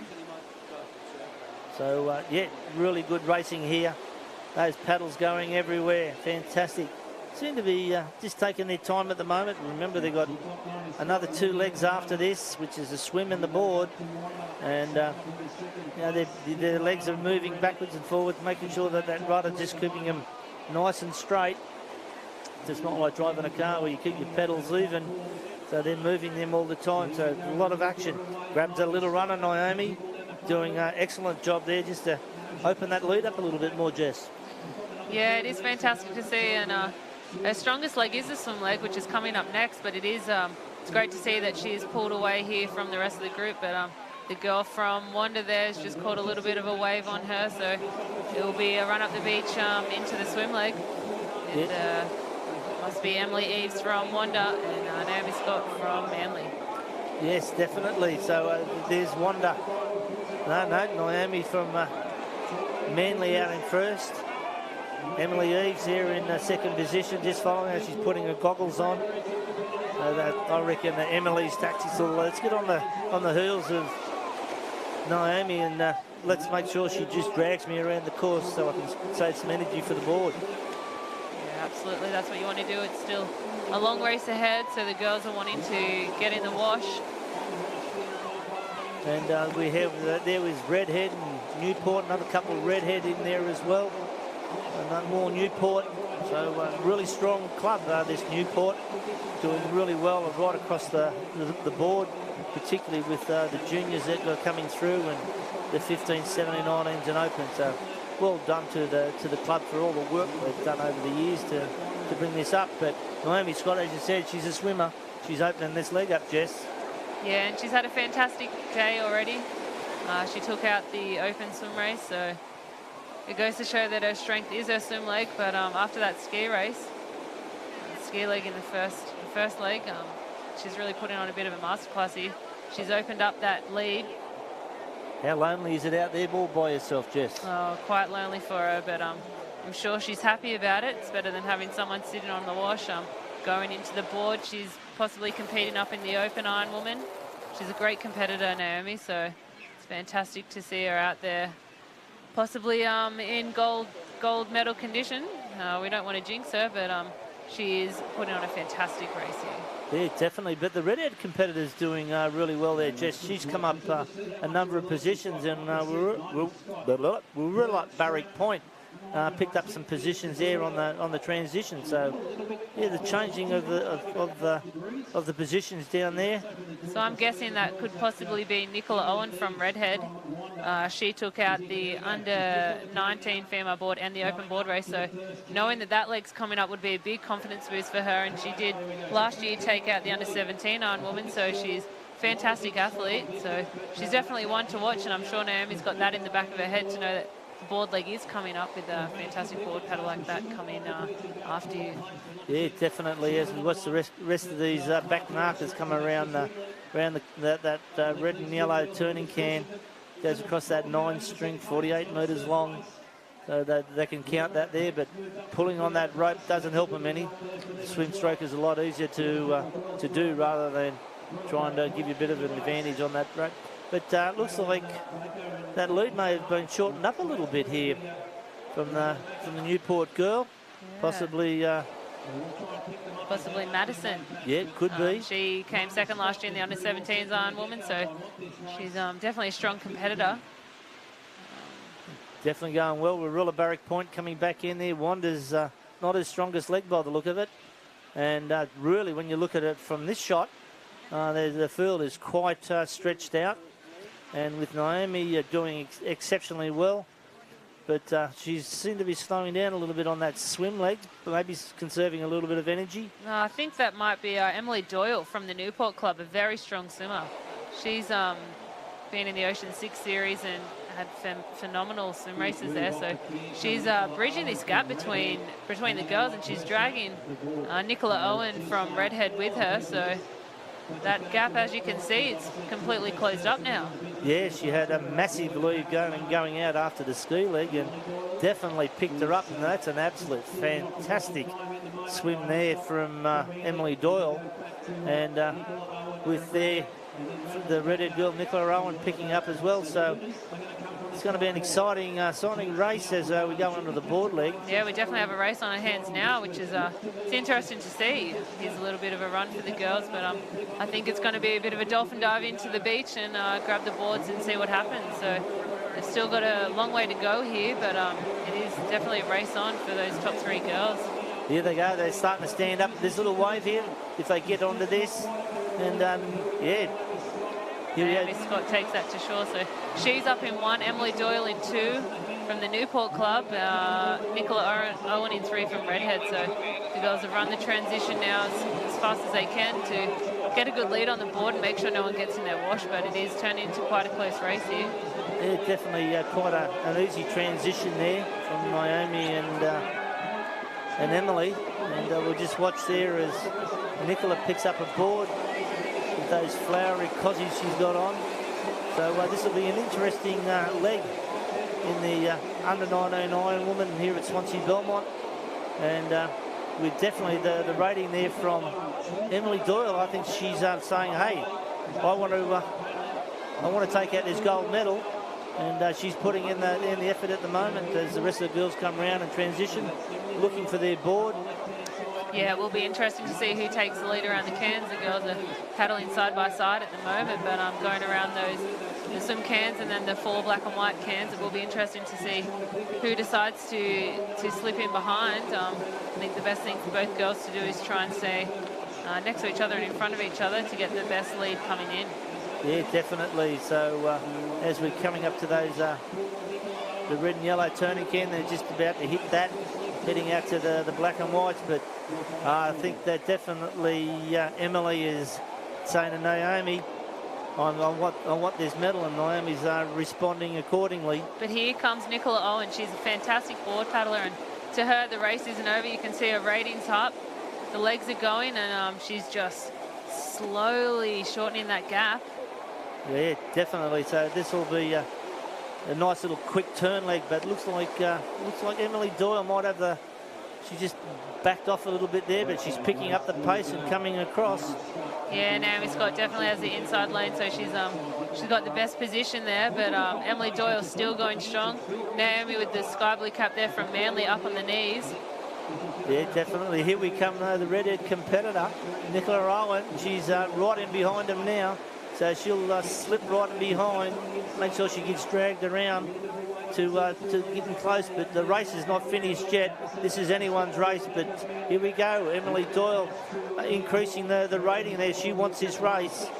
And she's just there, head down, chest just about on the board. Arms are in deep. Just quickly look over to your right-hand side saying, hey, Naomi, I'm here. The girls are rating up here. It is a race for 3. Yeah, Emily Doyle, I think she's in 1. Naomi's got in 2 in the sky blue cap. But here comes Nicola on the outside. She's staying laying down. She's grinding, and she's actually putting on a bit of a lead here. Here she goes. She's in front, actually, there. She's done well. Under 19 and open female board race, and here goes Nicola Owen. Hasn't she got some pace going into this leg? But this could be if they get a little run. Here's a little run. Yes. Is Nicola Owen on? Is Naomi Scott on? Oh, it's a race for 2 here. It's going to be a run up the beach. Naomi Scott, Nicola Owen. Who's got the better legs here, Jess? Nicola Owen's off first, but Naomi Scott, she's charging with those arms. Nicola Owen on the outside. Nicola Owen, redhead in 1, Naomi Scott in 2. Oh, congratulations to Nicola Owen. She's taken out the under-19 state Ironwoman, and fantastic work. She took out the under-17 last year, and to back it up, she's in the bottom age for the under-19, so it's fantastic work for her, and a great race by Naomi Scott. Bit of a bittersweet victory there to take silver again this year, but I'm sure she'll back it up for the Open. And congratulations to Emily Doyle from Newport in 3. Isn't that fantastic? Your local club, Redhead, taking out the gold medal. How proud are you of her? Oh, it's fantastic. She's a great competitor. She puts in the hard work, and it just showed in that race. She obviously didn't have the greatest ski leg, but that's all right. Sometimes it just goes to show you never give up, and you just got to keep grinding. She's a bit of a grinder. She loves the competition down here, and yeah, she's a fantastic athlete. She's got those beautiful sunflower swimmers on, so definitely supporting Nicola Owen, and she'll be in fine form, ready for the Australian Championships. Yeah. So, Kurt, I believe you were down there with the winner. 19 Open board race double, and now this 19 Ironwoman final, and you just timed that run home to perfection, that final board leg. Yeah, I knew I had to go around and try to get a little runner in, and then a quick one up the beach. Yeah. You just seem to, I guess, keep your composure in that swim leg as well. You knew that if you were close enough that you could really play to your favourite leg coming home. Yeah, I just tried to stick on some feet and try to limit some damage, so to see if I can pull them down the board. Just must be so happy, not with just how your day's gone, but just with how you've just continually had this organic build-up throughout the last few summers. You really feel like you're starting to hit your peak now and doing things that you've never done before? Yeah, definitely had a bit of a rough start to the season, but I'm so lucky that now I'm starting to peak, yeah. Well, as I said, it's been a golden day. Congrats. 3 individual wins so far on this Sunday, and a few more races to come. We wish you all the best for this Super Sunday Finals program. Thank you. So there we go, Nicola Owen taking out this under-19 Ironwoman final, and what a day so far. 19's Open board double, and now the under-19 Ironwoman title. Plenty more to come here from Blacksmiths Beach. Thank you there, Kurt. And how well are you doing down there with those double microphones, mate? You're a talented man. So we might see you there with the New South Wales shirt off and showing those pecs. So well done to Kurt down there. He does a great interview. And here we are. We're getting ready for the under-19 Ironman. So these guys probably racing, some of them in the Open Ironman later this afternoon as we're getting through, and some last-minute instructions from the coaches to these young gentlemen. And as we're looking through, we have Kai Onley from Kudjin, Charlie Verco from North Bondi, Ethan Coates, Swansea Belmont, Callum Redrup from Cronulla, Thomas Doyle from Newport, Bailey Johns, Yamina, Ben Highfield from North Cronulla, Kai Kinsella from Currumbin, Matt Sperring from Allura, Tim Ford from Cronulla, Hamish Donkin from North Bondi, Hugh McAlpine from Newport, Bailey Copeland from Kudjin Headlands, Chris King from Allura, Jake Beaumont from Thirroul, and Jake Evans from Allura. Wrap up the finalists for the under-19 Ironman final here at Swansea Belmont for the Your Local Clubs 2019 Surf Life Saving Championships. Yeah, and it is a hot field that we have down here today. It's going to be a close race. We do have an out-of-state competitor, Kai Kinsella. He'll definitely be here to show New South Wales what he's got. He took out the under-19 swim race, so he is in fine form. Originally from Sawtell, so he is a New South Wales born and bred, but it is good to see him mixing it up with New South Wales. I'm sure next weekend he'll be up at the Queensland state title, so he does have a big couple of weekends going into the Australian Championships. Yes, definitely, and as we look there for the start, the drone has given us some great footage there of the field there and the actual competition area here at Swansea Belmont. And we're looking there forward to a start. We're just making sure that we get a nice even start of those skis, get over the top of those little waves. And we're just in the centre of the screen there. We have Kai Kinsella and Matt Sperring. Boys lift their skis as this little wave breaks in front of them. Another little wave out the back. As you can see, some beautiful conditions here. A little bit flat. I reckon these guys would have liked a bit of a wave, Jess. Yeah, absolutely. It does make it a bit more interesting for the competitors, especially coming in. These are long races for the boys, especially if they are competing up and doing the Open Ironman. They do have a little bit of break with the under-17s following this, but yeah, you do want a bit of a lift coming in, and even going out, it does split up the field a little bit. Yeah, definitely. So as we have some more great racing, so here they're off, but if we can, just make sure that you tell all your friends about the live streaming here at Swansea Belmont. Jess and I want to get the top ratings here today. We're after the gold medal ourselves, and so is these starters out here. And then your miner in the middle there seems to be doing quite well. They're probably Bailey Johns, if I'm correct, and he's got some doing really, really well.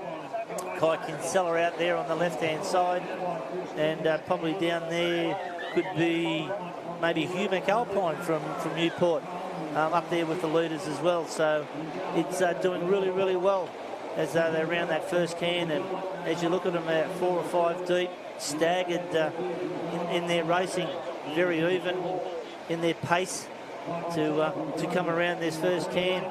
Still a little bit of space in between them, not like the girls where they're all bunched up, Jess.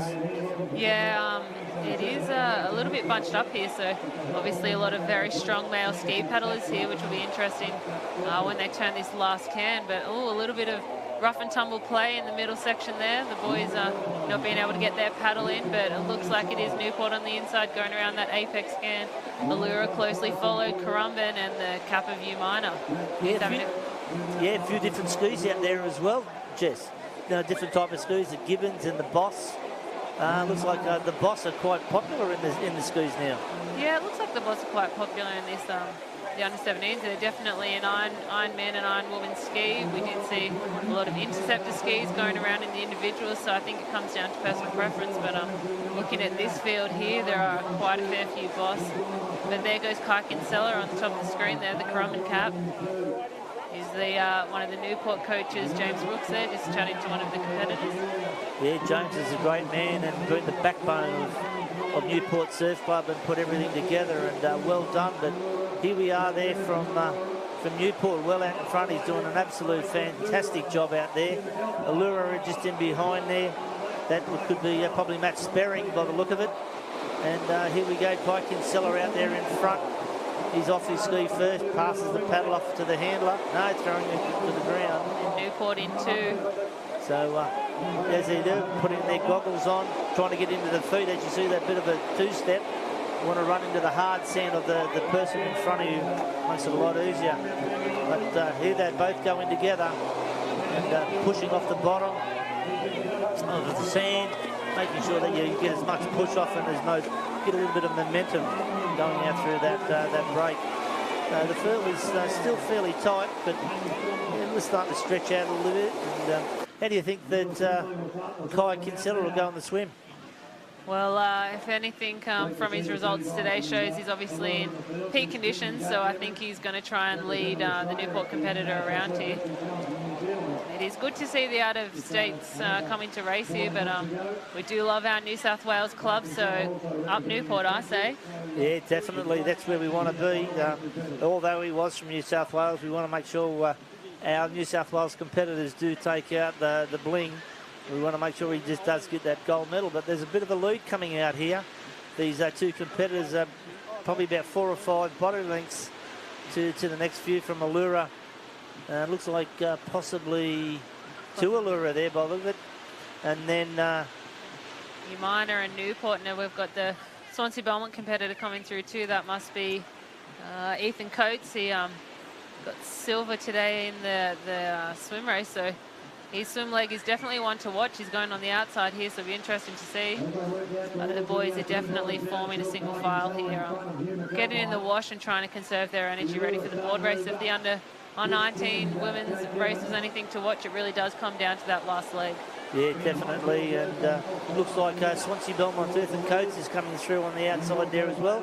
Still a little bit behind, but this field is hitting this can and then coming right across. Doing a great job. So, the those pink rest vests, you can really see them there, and they highlight the competitors. There's a bit of a crash into the cans as they're turning around, and the lone competitor there looks like possibly from Coogin Headlands by the look of it.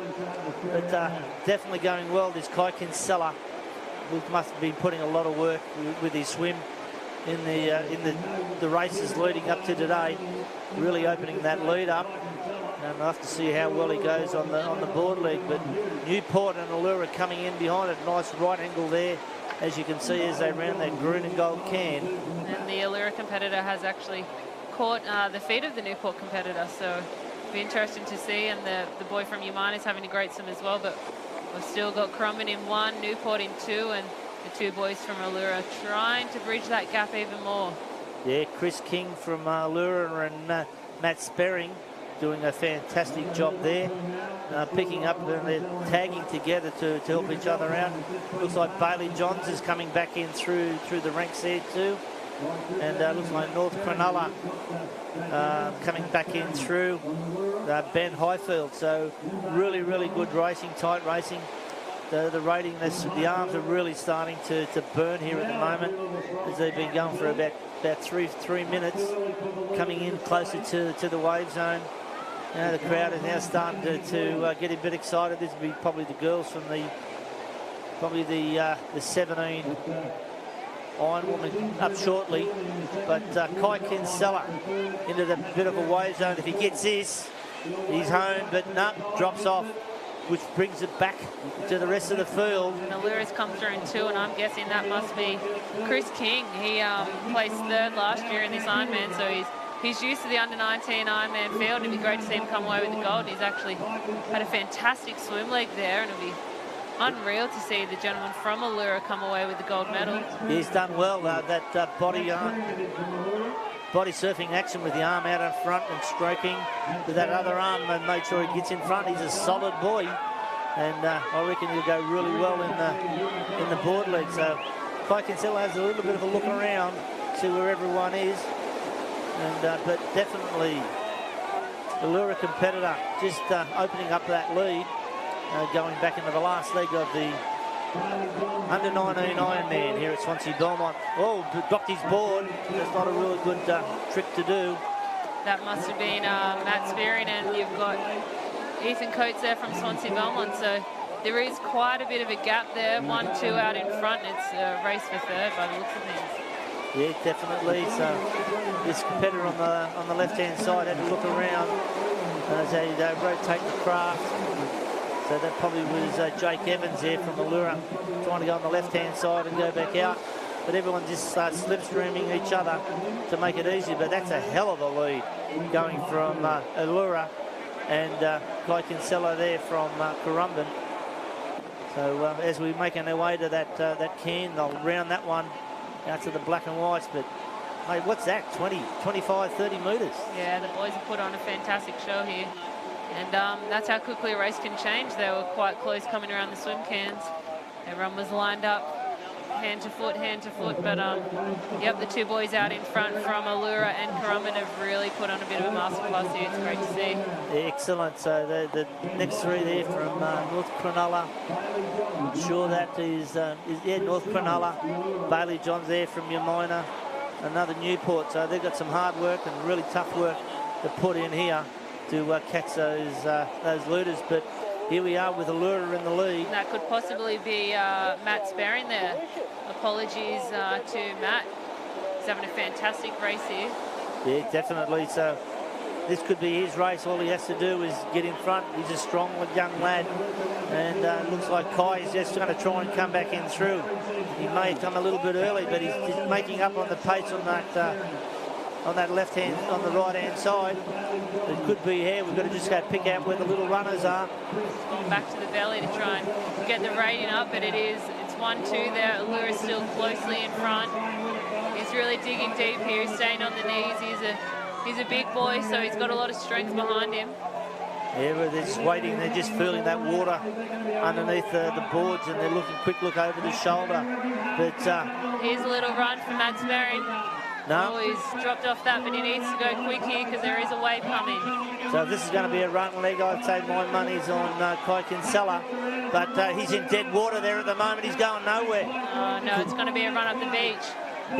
Here we go. He'll be off their board first. Kai Kinsella in one. So as we go, Kai Kinsella in the lead. They're going to take out the 2019 Your Local Clubs under-19 Ironman, followed there by Max Sperring. But third, fourth, fifth, who's going to take this? Looks like Bailey Johns from your minor. Followed closely there, possibly by North Cronulla. So congratulations to the fella from Umina. That turns into a silver medal. Just because Kai Kinsella is out of state, so he has claimed the win, but he won't be taking home the gold medal today. It still is a confidence boost for him going into his Queensland State Championships and the Australian Championships. What a great race by all the competitors down here today. Definitely there. So as Kurt comes into position there with Kai, he's just congratulating. Back to you, Kurt.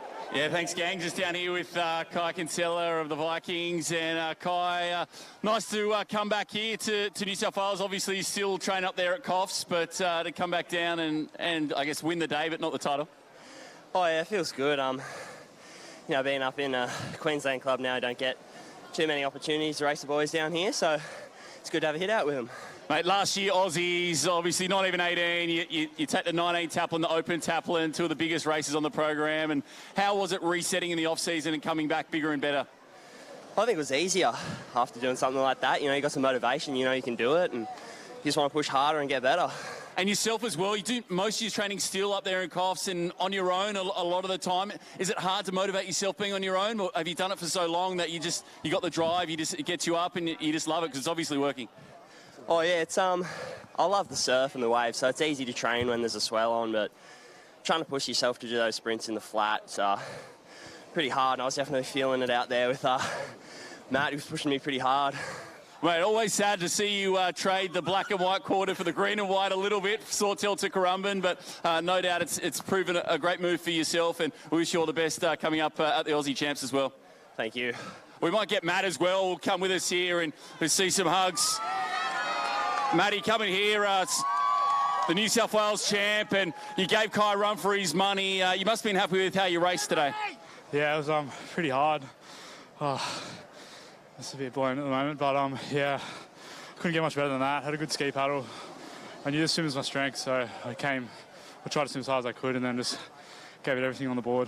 Yeah, you really tried to break him away. Talk to me, what is going on at this Allura club? Obviously, Tommy O'Keefe and the crew, the under-19s have absolutely shredded here at state titles, especially in the boys. And the group there, they're back on the rise, and this Allura club is going to be one to watch in the very near future, if not right now.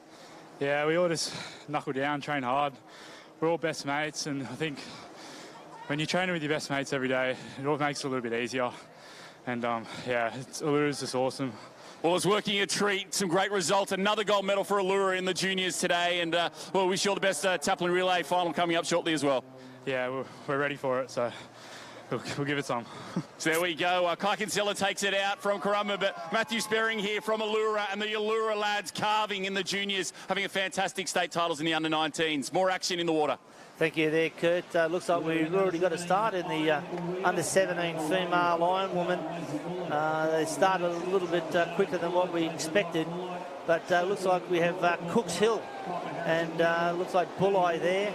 Not quite sure who they are at the moment. So that'll be Bella Williams from Cooks Hill, fantastic swimmer and athlete.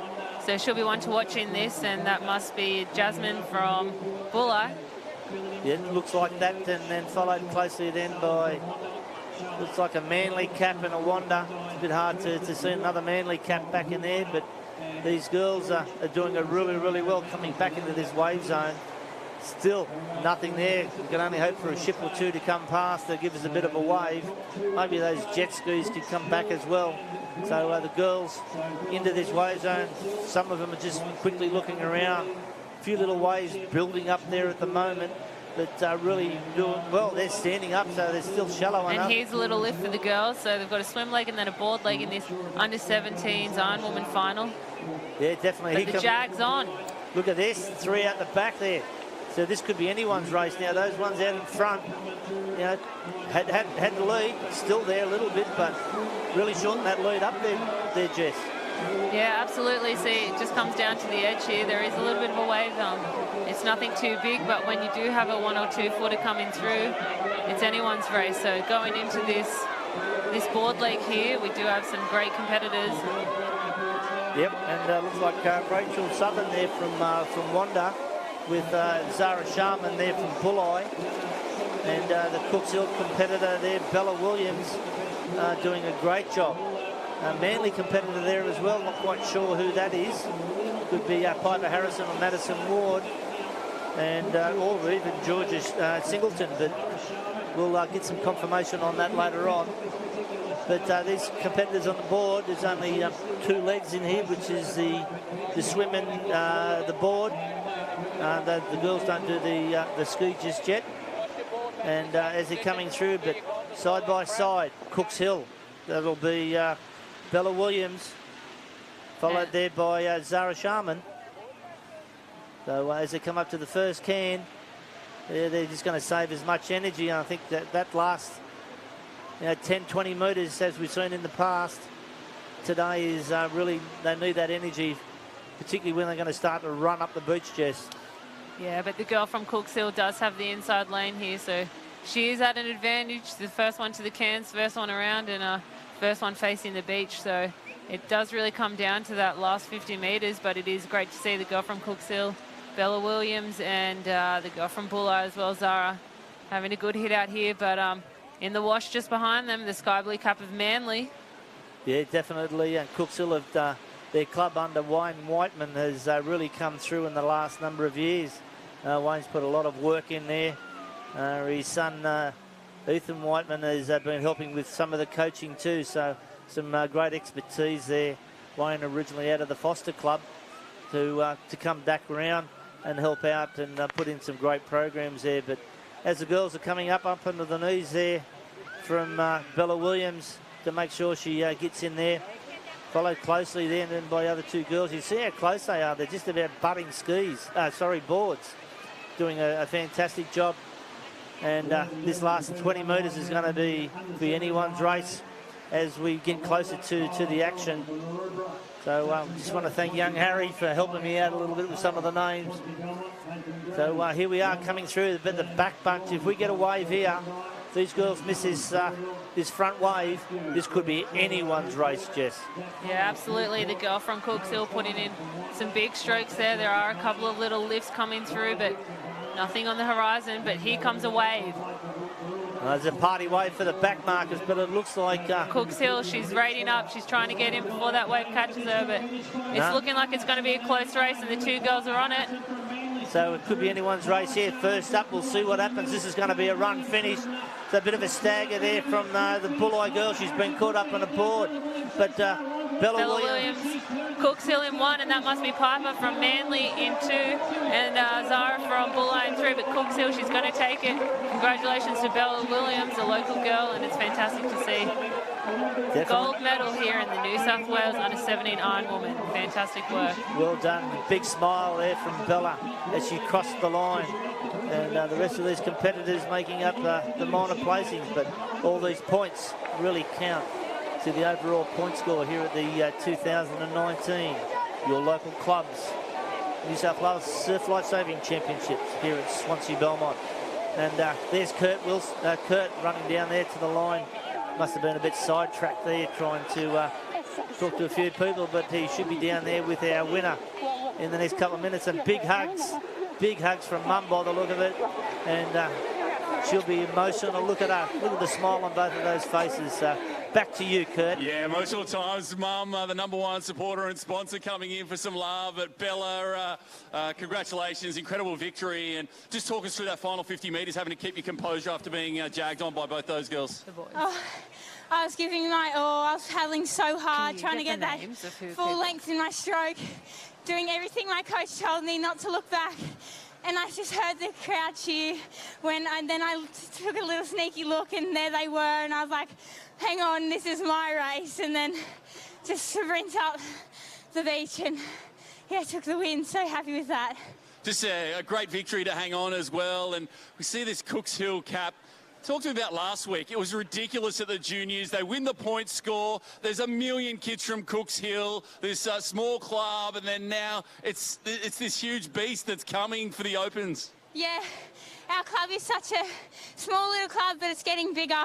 Very good. It's really emotional, actually, because me and my age group were really the start of that whole kind of development with surf sports, and here we are, and we just last week won the Nippers Award. So, yeah, we're really together as a family, and we're just a good team, really.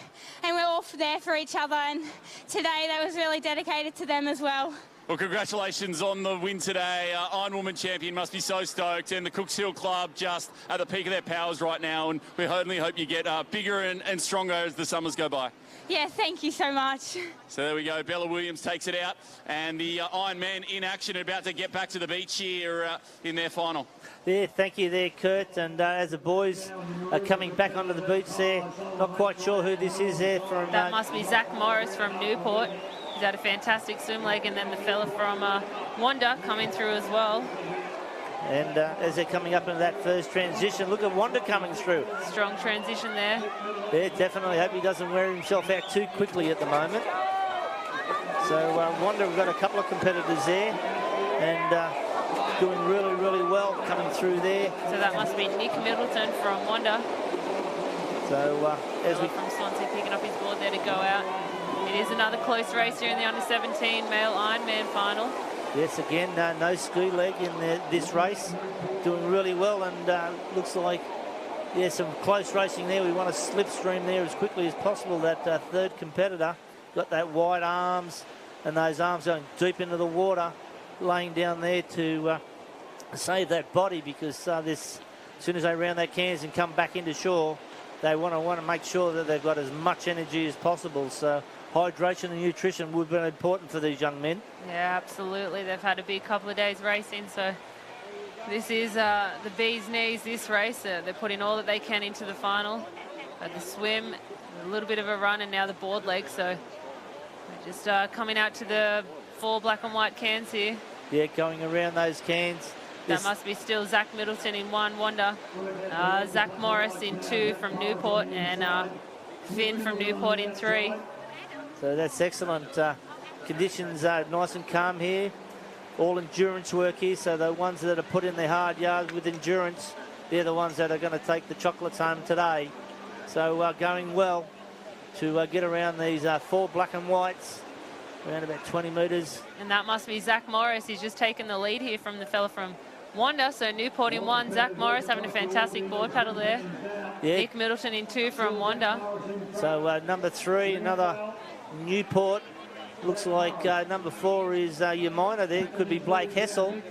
Blake was originally from the Shelley Beach Club, and coming through there and has really been putting in their hard yards. Swansea Belmont 2, 3 from Wanda there in the other placing. So yeah, this could be anyone's race. So here we are out there at Newport. Zach Morris. And the brothers went 1-2 in the under-15 Ironman and had an incredible weekend last weekend in the under-14. So I think it's a family of athletes there. It'll be great to see them continue on into the future. They're definitely a family to watch. But here he is, Zach Morris from Newport, having a fantastic paddle into the beach. Yeah, looks like he's got a little runner here, Jess. He's just picked up that. That'll give him a little bit of breathing space. Yeah, he's done it easy. He'll suck the air in. Make sure that he's got he can finish this off strongly in the run leg, and but anyone's race here for 2nd, 3rd, and 4th, as looks like Wanderer coming through there. That must be Nick Middleton from Wanda. Yes, as we look up around the turning point, he's running quick, and the boy from Newport closely behind. Yeah, and then another 2. There's Newport, Blake Hessel, and he's sort of a little bit back on that run leg, but Swansea Belmont just pipping him on the post. Another 2 there from Wanda, Warilla Barrack Point, Swansea Belmont, another 2 there, and then Allura. So all the boys are across the line, or just about across the line. So well done to all those competitors, as the handler there and coach is cheering them back on. So we're just waiting for young Kurt to come back into shot. and then we'll throw back down. But great racing there, and he's Kurt. I'll throw over to you, Kurt. Well, thanks, guys. He definitely deserves a sit down, that's for sure. Another busy finals day here for Zach Morris. And Zach, a tough one there, but just controlled that final board leg and made you move when you had to and finished it off well. Yeah, I knew Nick would want to go in the board, so I just stuck on his wash and just made sure I was on the inside so I could get that good run around. It's a big day in the office, isn't it? Tie there for the board, and then the ski, and then come to the iron as well and get the wins. But just keep ticking them away, and a taplin to come. Oh, I might do the tap, and I'll see how I feel. I've just been a bit sick lately. Well, if this is you when you're not well, I'd love to see you at maximum capacity, and then obviously fight up as well. Your brothers going 1-2 in their iron finals. You couldn't ask for much more. Yeah, the brothers did pretty well in that iron. It was all right.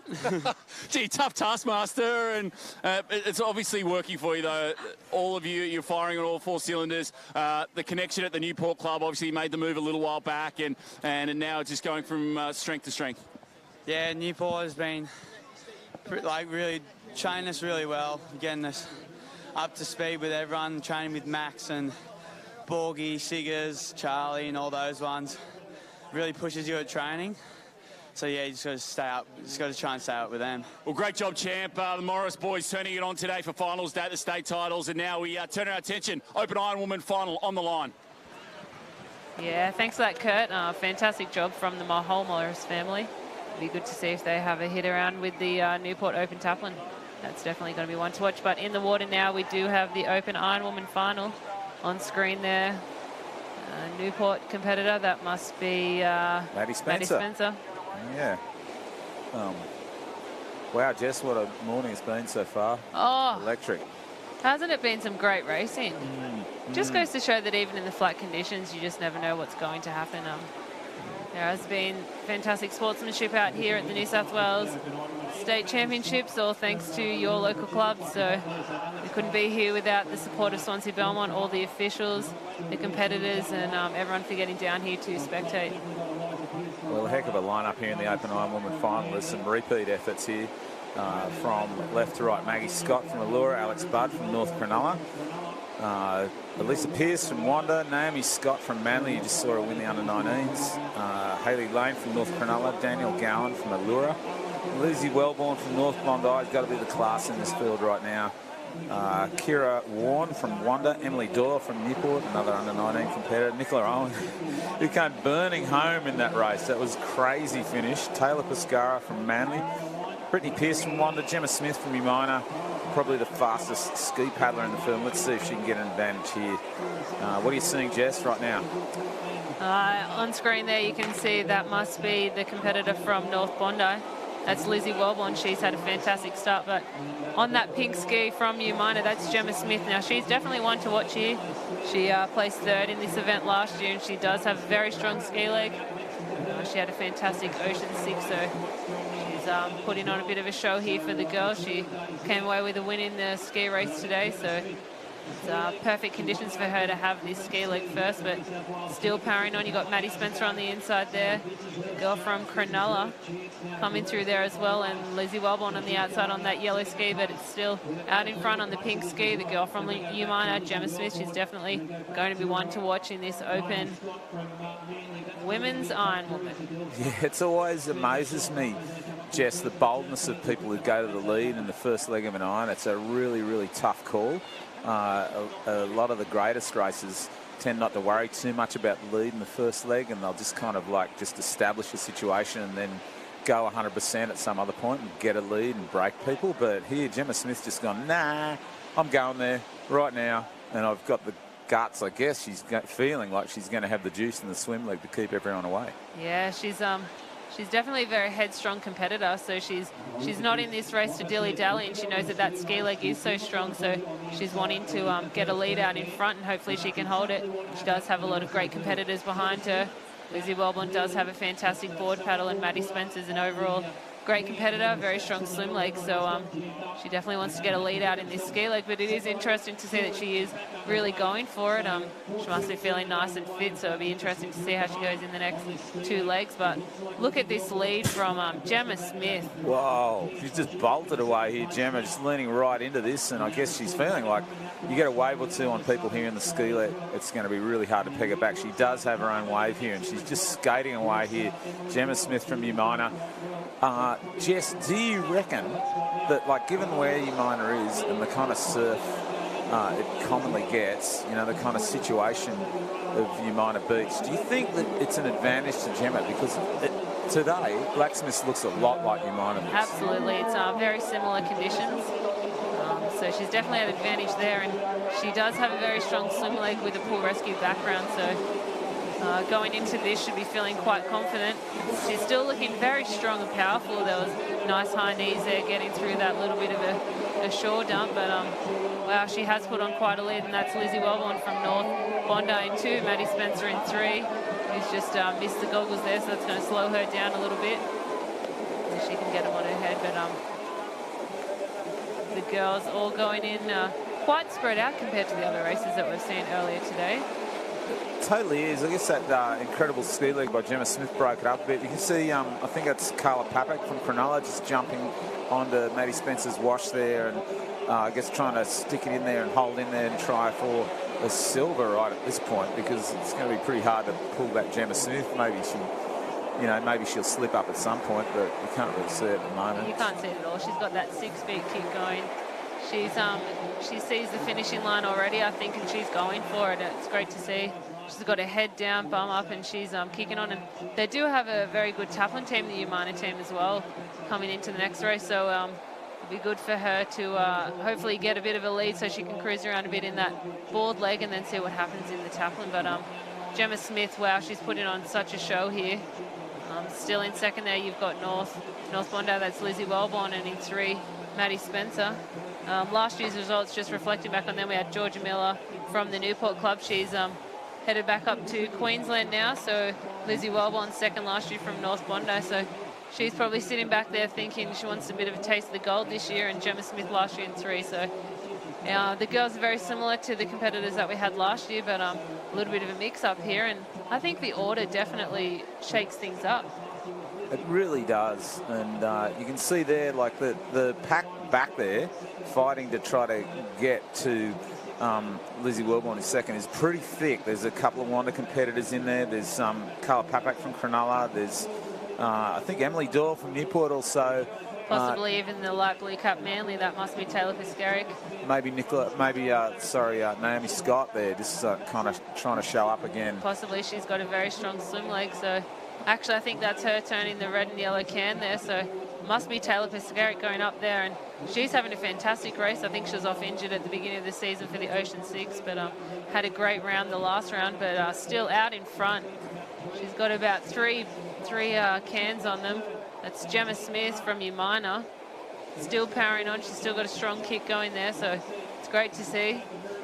So, Jess, do you think that that she's got an awareness of where her competitors are at the moment? Like, it's hard when you're swimming, right? Like, you can't really see where anyone else is. All you know is, like, you might look under your shoulder a little bit and see there's a bit of space behind you, but how far, you don't really know. Yeah, absolutely. I think she would have had a look at that first turning can as soon as she's turned at the right angle, just have a quick look back and see how much distance she does have on the girls. But I think her priority at the moment is to race her own race and not worry about who's behind her. But up comes Taylor Piskaric here. She's swimming down Maddie Spencer from Newport and slowly shortening that gap between Lizzie Wellborn. So it's great to see everyone mixing things up a little bit. So we might have a bit of a race on for second, but it's still Gemma Smith out in front. Lizzie Wellborn still with a couple of lengths on the girls there in 2. Well, it looks like they're coming up on the Lizzie would be both Taylor and also Emily Doyle. Just trying to haul back Lizzie and get next to her again. There's this will be Carla Papek from Cronulla trying to come up as well, but still a long way in front. Gemma Smith just really got this open iron race locked up at the moment. She may even get a little bump to herself here. Not quite. Still going, grinding away into the shorey. the tide's dropping right now, right, Jess? So the waves like this are starting to break, and she's going to get a wave to herself here and just like further that lead. Fantastic. Give herself a little bit of break. Rest the shoulders before she goes into this board leg. She will be aware that Lizzie Wellborn won't be too far behind her, and she does have a very strong board leg. So Gemma's going to run this transition nice and hard to try and get as much of a lead as she can on that board. And the girls have just got nothing coming in, so they're going to swim to shore, which is pretty unfortunate for them, but it's just extending the lead of Gemma Smith here. Well, what's the psychology of this now, Jess? Do these racers now go back and go, okay, really what we're racing for is the silver here, and we're just going to bust our gut and try and get the silver? I think mentally that's never something you should think about. You're always wanting to go for gold. And you just never know what can happen. I mean, we watched the under-19 female Iron Woman race, and Nicola Owen was so far behind going into that board leg, and she paddled them down, so anything can really happen. But when you do have such a prominent lead like Gemma Smith does, honestly, I think they are just hoping to hold on to that second place there. Lizzie Wellborn would definitely be trying to bridge the gap, but look at that lead, Gemma Smith. It's a wave and a half. You can see Lizzie there, excellent paddling style. Her head's always lower than the hip. She's always driving into the stroke. Incredible power to weight ratio on the board. Lizzie Wellborn she's just got a mountain to climb here. It's a tricky one.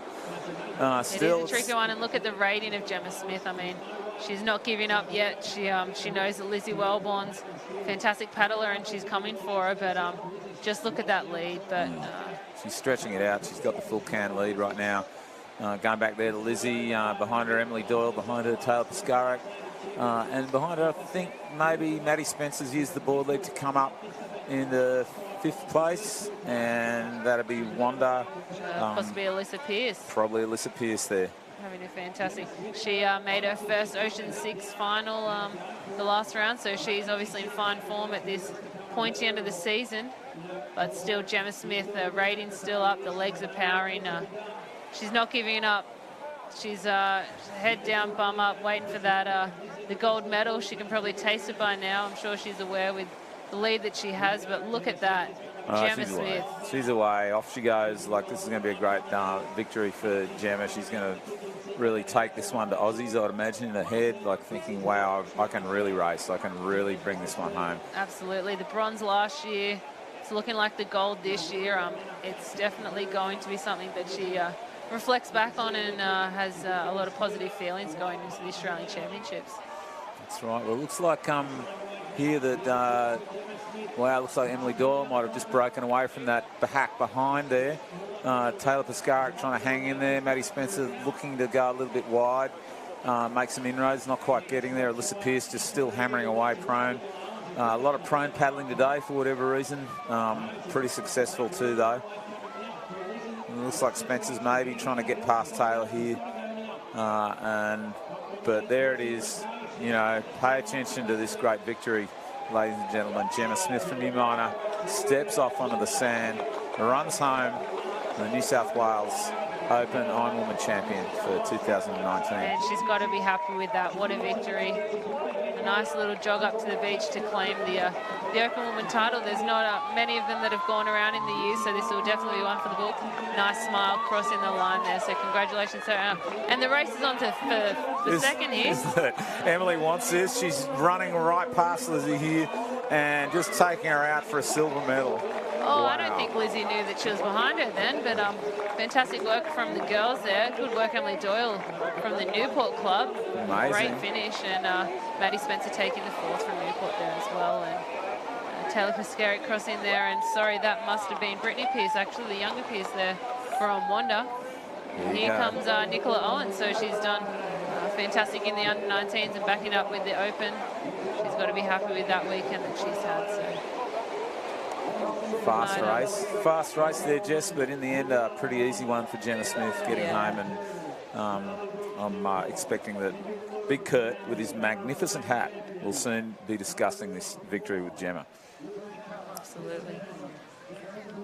Wow. And we can see the Open male there in the water now, ready to go. So it's race after race here, but there's Kurt with his beautiful fedora on. We were looking at the New South Wales Open Iron Woman champion. Over to you, Kurt.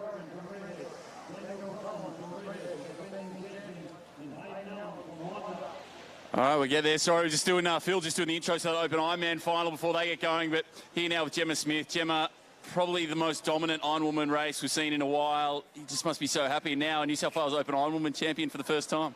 Oh, it's absolutely amazing. You know, that's something that you only ever dream of as a nipper, and it's sort of something that I'd set my sights on for a while, to win an Ironwoman title at the state titles. So, yeah, I was super stoked, and it's just amazing that all the amount of kids have done so well today, and it's a huge credit to our coach, Trevor G. He's been doing really amazing things, and it's great to see it all start to pay off. How you imagine that race going in your mind? Is it how you executed it? Because you didn't really put a foot wrong from the get-go. Maybe 30 seconds into that ski leg, you took control, and it was yours then, right there and then.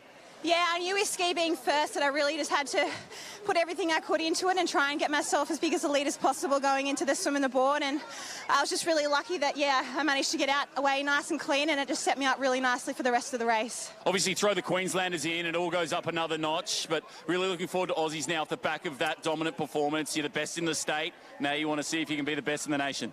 Yeah, definitely. You know, the Aussies is sort of where it all steps up another notch, and all the Queensland girls come into play. So it'd be really great to go up there to Broadbeach and see what we can do, and yeah, hopefully put another good performance in. Well, congrats on a dominant victory, and well done on a great finals day here at State Titles. Thanks very much. So there we go, Gemma Smith absolutely shredding the Ironwoman field to pieces, and the men are away now. Open Ironman final. We'll throw it back up to you guys in the booth. Yeah, thanks, Kurt, and congratulations to Gemma.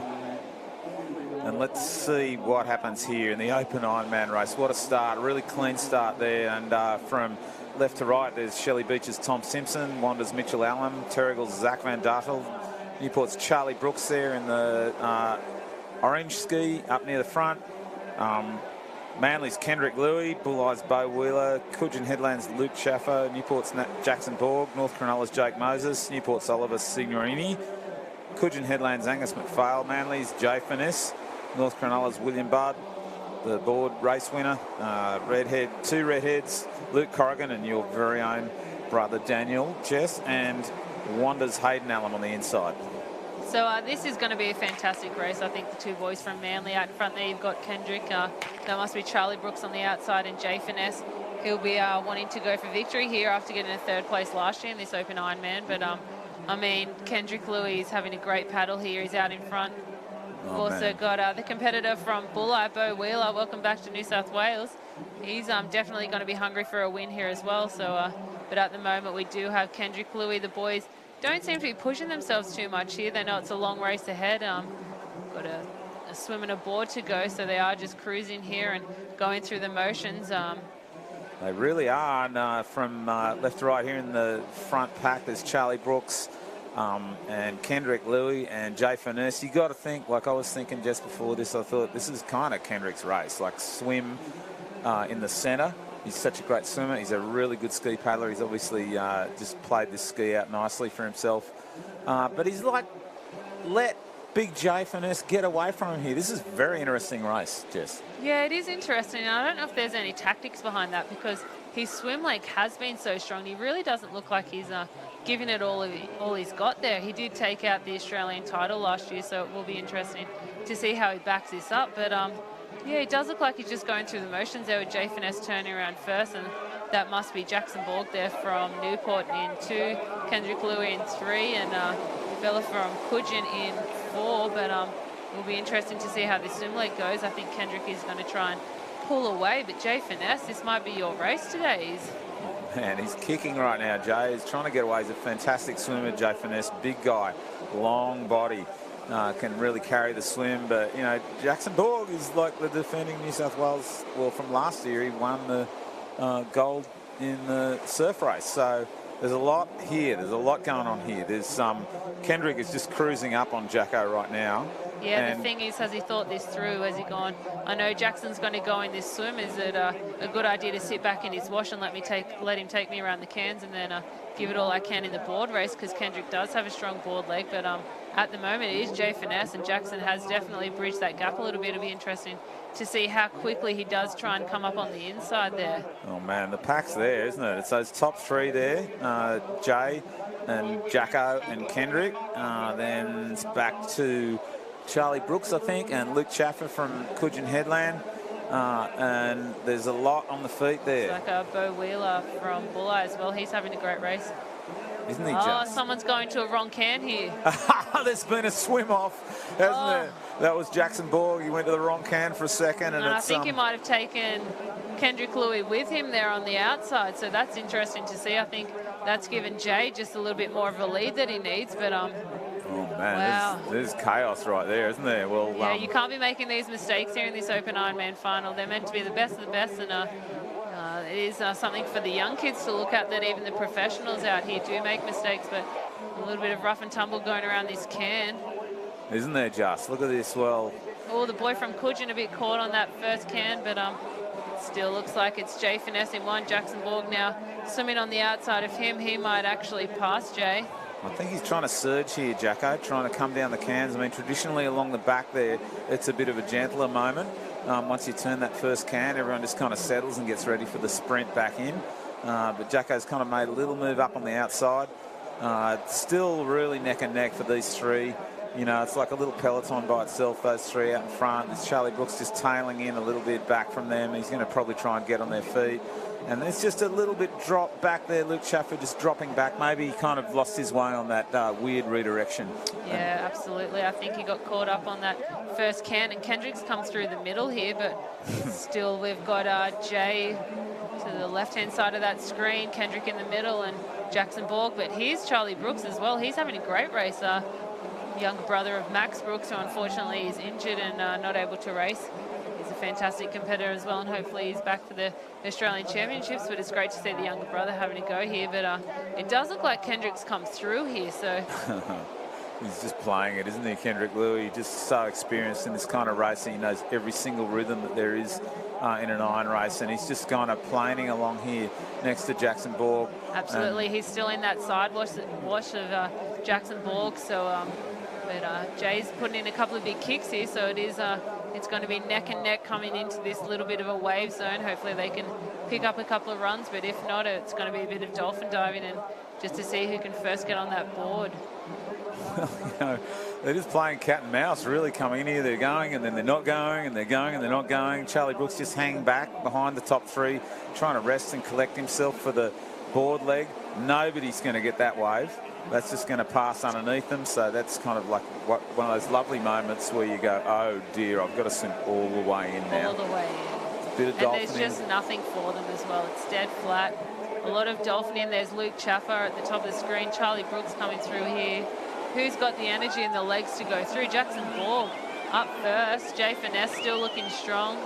Well, Jacko's not scared of a run here, and he's probably going to try and really go off the mark here with the board. If he can just like get a break here, then he might have an advantage. But like Jay's right with him. I think Kendrick's a little bit back. Charlie's also a little bit back.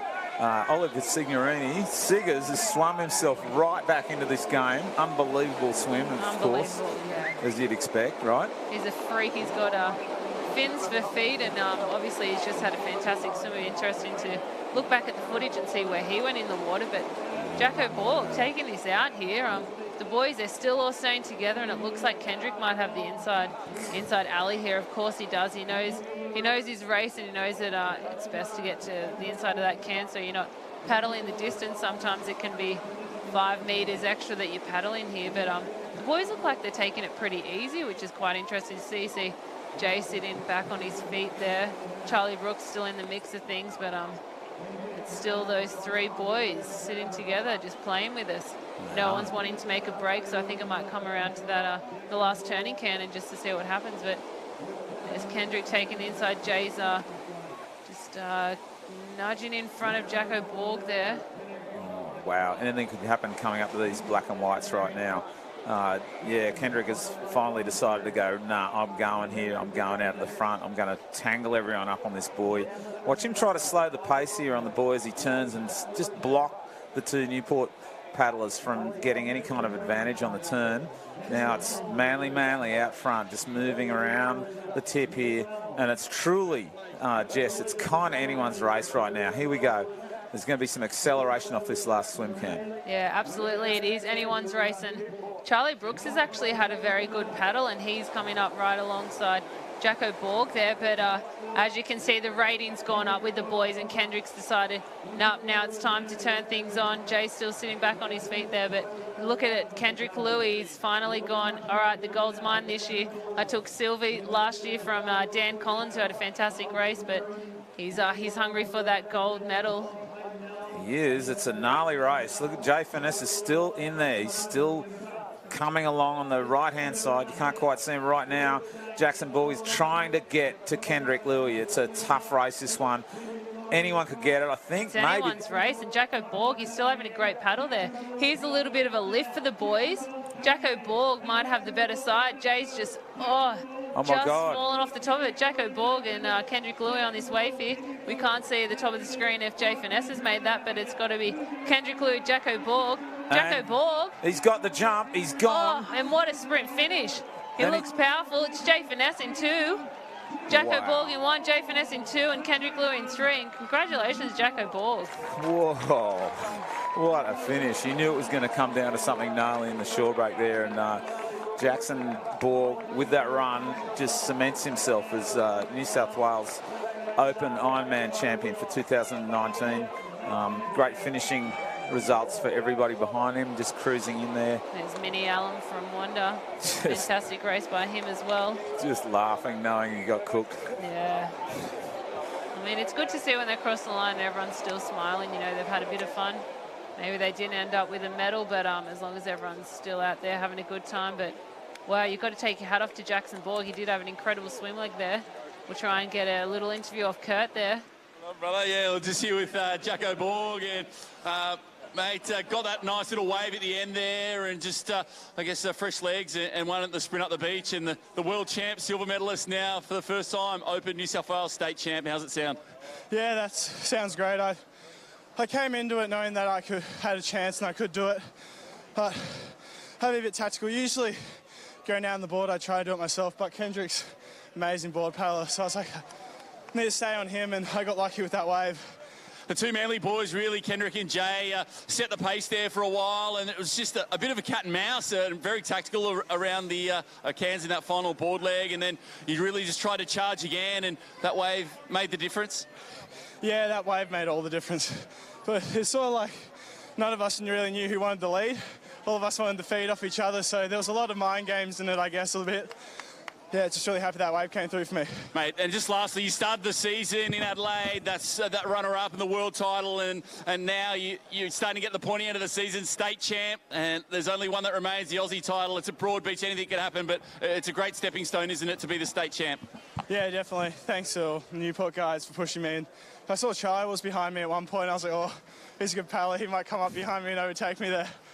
Well, you've smashed it. Well done. A beautifully sweet Open Ironman title for the first time. Congrats, Jacko. Yeah, won't forget it. Thanks. There you go. Jackson Borg takes out his first ever Australian New South Wales Open Ironman crown. And on the line now, the Open Women's Taplin Relay Final. Not too many more events to go here in the green and gold area. Just a men's Taplin to follow this one. And then we'll throw it down to the boat area. But the two big ones to finish off in this water area, Open Women's and Men's Taplin Relay. Yeah, absolutely. Thanks, Kurt, for that. And these next two events are the big ones. They're the ones that the clubs want to win. It really shows how powerful the club is. So the big powerhouse clubs that we've got coming up in this Open Female Taplin. We've got a ski swim board. So 3 of the best athletes from the club giving it a crack. Newport has dominated this event in previous years, as well as the Manly Club. You see on screen there you've got Hannah Minogue. She's a fantastic ski paddler to really set up the Newport Club with the swim and the board to follow, and Cronulla as well, but we're in the hands of the side. It's a gnarly field, this one. It's I think, Jess, it's a little tougher this year. There's, especially with this order, there's some great ski paddlers in this field. And, you know, if someone like Georgia Sinclair, you saw her in the centre of the field there, can give her club Wanda a little advantage at the start. It could be the difference. We just never know. We're just going to have to watch and see how this first leg pans out. It's all important in Taplin. you can establish a lead, then it's really hard to track you down a race like this. Everyone's flying. Absolutely, and it really comes down to the club as well. You might have a strong ski paddler and not so good swimmer, and vice versa. So it does come down to the very end. But as you can see on screen there, Hannah Minogue from the Newport Club, she's off to a great start, and that must also be Georgia Sinclair as well from Wanda. Yeah, that's right. Georgia and Hannah setting the pace, and along with North Bondi, just on the left-hand side there, Elizabeth Wise, there's a hammer and tong stuff going on out there right now. The thing with Taplin, Jess, I guess, is that everybody can go flat out. It's not like iron where there's a lot of foxing going on because you don't want to give the 100% every leg. In this one, it's all about 95 to 100% effort the whole way through. Yeah, absolutely, and you want to do as much as you can for your club as well, so you're giving it 110% out there. As you can see, Gemma Smith's coming through on the pink ski there. She's had a fantastic day already, and she really wants to set things up for her club. But yeah, the competitors here, they know they've just got one shot, one leg to do to get their club in the best position that they can to take away the gold medal, and it is the state championship. So Gemma Smith.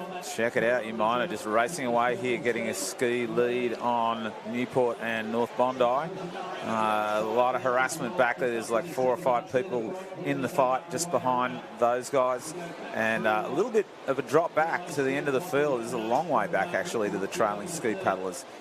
So it looks like right now it's like 3 people in the mix, really trying to hammer it home right here. Absolutely. And we do have clubs from all over the state in this, which is fantastic to see.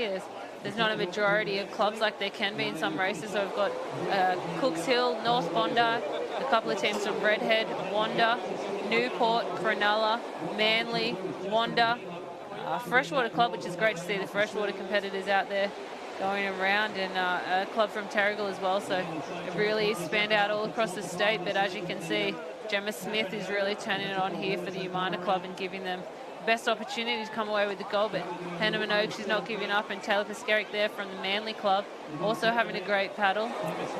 Well, there's a bit of running to do here on the sand too, and Gemma's been really accelerating well on the sand. She's not always the quickest runner on the beach, but today she's been flying. She's going to give her club a little bit of an advantage here, I think.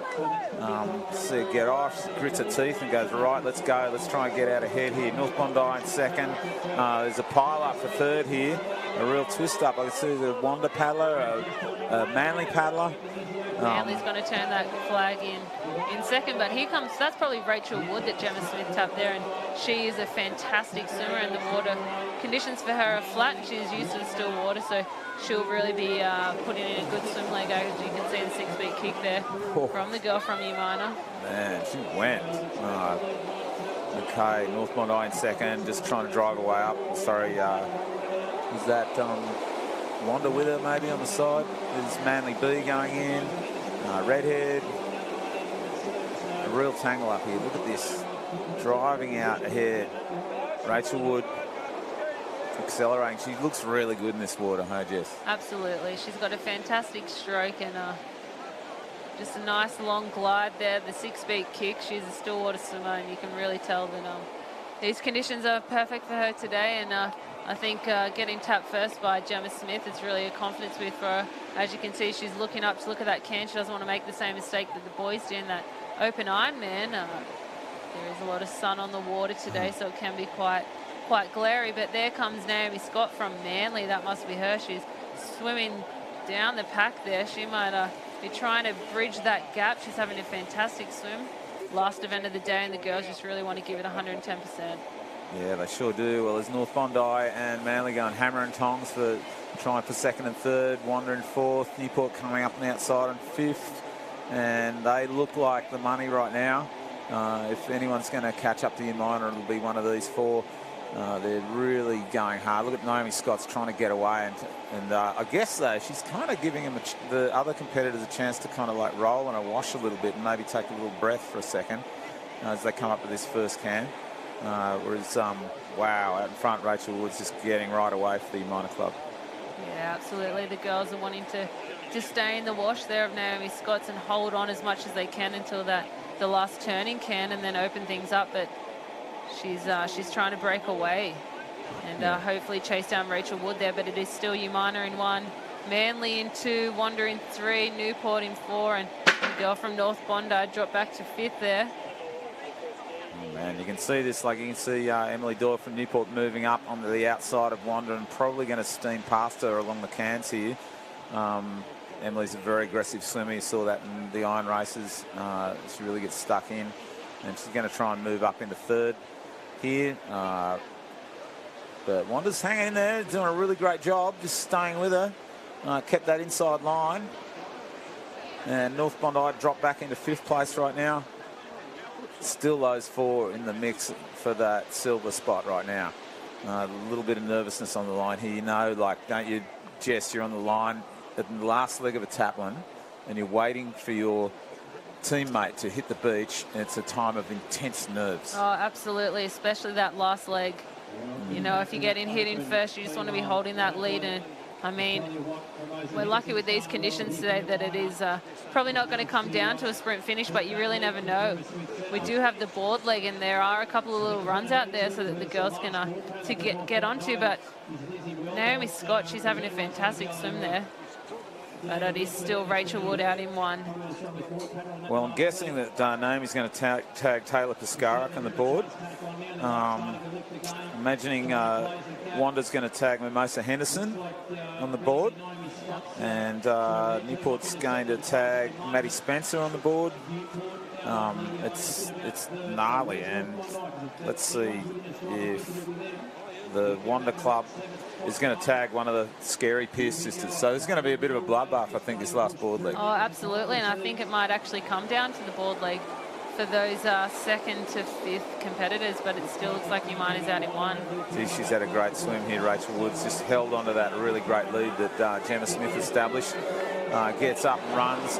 It's a pool swimmer, not a fantastic runner, but that doesn't really matter right now. She's holding a solid lead here for her club. Absolutely, and she still has the goggles on. She hasn't stopped to have a break and take them off, and she's getting waved down by the board paddler now, who's off with the watermelon board on the Dolphin there. I think she's kind of grown at home, Mimosa, but she's gone in really hard here. She's going to like try and hold this lead, but boy, going in behind her, there's some really hot paddlers getting into the water behind her right now. Absolutely, Maddie Spencer just got tagged there. She's a fantastic board paddler, but it still looks like that must be... Yeah. Wanda might have come up in 2nd there. So that is one of the Pierce girls. Yeah, scary. Look at that. That was a big run there from Wanda. And they're going to get to Mimosa. I think they're going to get to a wash by the time they reach the cans. Absolutely. They're having a great paddle there from Wanda. It's an absolutely singeing race here. It's a burner. Redhead A there, I think, going in. They're bridging the gap there. So Umana did have quite a bit of a lead going in, but as you can see, the girl from Wanda, one of the Pierce sisters, laying down, grinding, nearly catching her wash there. She's just off the back of it, but will be interesting to see the turnaround this black and white can as the Umana girl just readjusted. She's just getting onto that wash there. So this is a bit of a game changer here in this open female taplin. Wow, it's a 6-person peloton right now. Really, I think, like if you're in 6th in this spot, Jess, you're not probably going to get to the leader, but I think any of those top 4 could get hold of this race right now. It's going to be a really nasty, fast paddle back into the beach here. Oh, absolutely, and something's just happened, a bit of a kerfuffle around the cans there. So the Wonder Girl and Umana, they're both out in front there.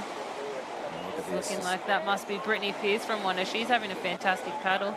She really needs to stay on the wash here of the girl from Mimosa from Umana to hopefully be one of the first to get on these runs, but it's turning into quite a bit of a tight race here. You can see Maddie Spencer's just started to rate up, and the girl from Manly, that must be Tess. She's rating up as well, and you can see there's a couple of other Wonder Caps there in 5th and 6th, and Cronulla still on the outside, but the girls, they're all going for it now. I really feel like Mimosa's risen to the occasion here. She's really trying to hold off Wanda here in this closing stage of the race. It's the last race for these girls at the carnival, and they don't want to leave anything behind. A lot of hammer and tongs action here. Will there be a little wave lift right now? And here's a little run for the girls. Oh my God, whoever's on this is going to get away with it. I think it's... Your mind is on. Oh, fantastic. Wow. So they've led it from start to finish, and this is massive for the Umina club. Such a small club there, but they've built into an incredible team, and you see the teammates there, Rachel Wood and Gemma Smith, they're cheering her on. Gemma Smith, this is just another gold medal for her for the weekend, so she's had a fantastic weekend of racing. But it'll be a bit nutty for second here. Looks like Maddie Spencer's got into second place, but can she get run down by Lissa Pearce? I don't know if she's going to get to her. And it's clear second in Newport, third and fourth to Wanda. What an epic performance. And fifth to Manly, sixth to North Bondi. Oh, wow. Well, man, you know what, Jess, it's amazing these carnivals clubs get on rolls. They get momentum, and momentum passes from one race to another, and you really saw that, I think, there with Umina. Like, all the teammates really supported each other through that race. absolutely, and Gemma Smith did set the team up there with an incredible lead, but I think Kurt's going to get down there and try and interview the girls from Umina. The girls are pumped up. Mimi and Rach, first of all, it must be just so stoked off the back of Gemma carving up that Ironwoman and now finishing off for the Taplin. Yeah, that was a crazy race, and I'm so grateful to have these two to start me off, and like Gem with the ski, then Rach, it's crazy. Well, they talk about the depth of a club is in the Taplin Relay, and now you guys are the state champions, #1 in New South Wales, Umina Beach at the top of the tree. Yeah, it's good. We got it 2 years ago and we lost it last year, but we're glad to take it back this year, so it's really good. And Gemma, come in, golden day for you, one of the competitors of the carnival, obviously champion lifesaver, open ski, open Ironwoman, and this just means the world, doesn't it, with your best friends and your training partners, Open Women's Taplin? Oh, absolutely. You know, this is just the absolute best way to end the day, and it's so exciting to be able to do it alongside these two girls. You know, we've grown up in nippers all together, so to be able to come up and step up in the Opens and win the Open Taplin Relay Championships in New South Wales is just absolutely amazing. Well, congratulations on a fantastic carnival, and we wish you all the best for the Aussies. Thanks very much. Wow. So there we go, Umina Beach take the champ. Then the title, Mimosa Henderson there, Rachel Wood and Gemma Smith, and Umina Beach, #1 women's Taplin in New South Wales. And throw it back upstairs, who's going to be the #1 men's team? It's going to be an epic duel, and that big one, the finale here from the green and gold. Open men's Taplin Relay final coming up now. Yeah, you're not wrong, Kurt, and honestly, the Open Male Taplin is probably the best event on the beach, I'm going to say. It's incredible. You've got 6 of your best men from your club all hitting it out. We've got 2 ski paddlers, 2 swimmers and 2 board paddlers, and it's a phenomenal race to watch, and it's the one that all the boys want. They want the bragging rights of the best club, so it's going to be a fantastic hit out there. Last year's winners, we had Manly in 1, Newport in 2 and Redhead in 3, so they're definitely going to be the ones to watch, but clubs can change year to year, and depending on who they're getting to race up, you can have whatever age group you want in this competition, and the order of the events can change as well. So ski first, it's going to be a great race. Yeah, Jess, I almost think like sometimes it comes down to body chemistry, like who's actually just feeling the best in these races. And with 6 team members in a race, you know, maybe if 1 or 2 of them aren't feeling their absolute peak, that might be enough to tip the race towards some other club. But I reckon anyone's in it. Let's just go left to right. Allura, Swansea, Coogin, North Bondi, Wanda A, Wanda B, Newport A, North Cronulla A, Manly A, Cronulla, Redhead A, North Cronulla B, Terrigal A, Newport B, Redhead B, and Shelley over there on the right-hand side. Stato's holding them right now. He's just waiting for this little shorey to pass. Whoa. We'll talk a little bit in a minute, Jess, about the crazy name Taplin and why it even eventuated. Like, it's a really super weird story. We'll get on that in a minute, just once this starts underway. A lot of ground to cover here. 2 skis up front. First one. They're going to pitch their best ski paddler into this spot to try to gain an advantage in the first leg. Absolutely, and when it does come to ski paddlers, a lot of them are specialist ski paddlers, so it is a real mix, and the boys might have been a bit rested. The ski race was this morning, so they've had a while to rest. As you can see, there's Mitchell Trim there. He had a fantastic ski race, so he's really going to set things up for the Newport club. if he gets a chance. There's a lot of hot shots in this field. There's people all around him. There's you know, the Wanda A paddler right there's had a great carnival so far. There's Sam Spear from Manly. And here we go. Boom. Clean start. Well, Mitchell does get away pretty quick with Sam Spear on his right-hand side. Let's see, way over there on the other side, it's Newport B, in fact, trying to get away and scratch his way into the front pack. So there's a really great start here. All the paddles are kind of closed up, though. Yeah, and this race really does come down to the last leg. So you can have very strong ski paddlers and not so strong swimmers and whatnot. So it really is going to come down. But as you can see, there is Newport, Manly, Newport. That must be it's Luke Morrison. It must be in that the white rashy there. But still, Trummy's out in front, setting things up for the Newport team in one. Totally is Trimmy, then Sam Spear, and you can see Luke dropping back a bit right now. And let's see, who is that the going? Cap from Allura. That would be the Allura cap. Gnarly. They were on the left-hand side, and that's obviously been a really good side for this start. Working back in. So, yeah, origin of Taplin, Jess. You know, I've done this sport all my life, and so I was fascinated by that word Taplin. Like, why? Like, what is Taplin? Like, has it got some meaning I don't understand? And so I looked into it. Like, why is it Taplin? And it goes right back to none other place than Santa Monica in California. In the 1930s, and the lifeguards used to have a race there where they'd have a dory, which is like a boat with two rowing people in it. Yep. And so they'd have a race with that, and then they'd run up and tag a swimmer, and then they'd run up and tag a board paddler. And it was the invention of a doctor somebody or other who was part of the Santa Monica lifeguard crew, and he had a bell, and he called it the Taplin bell.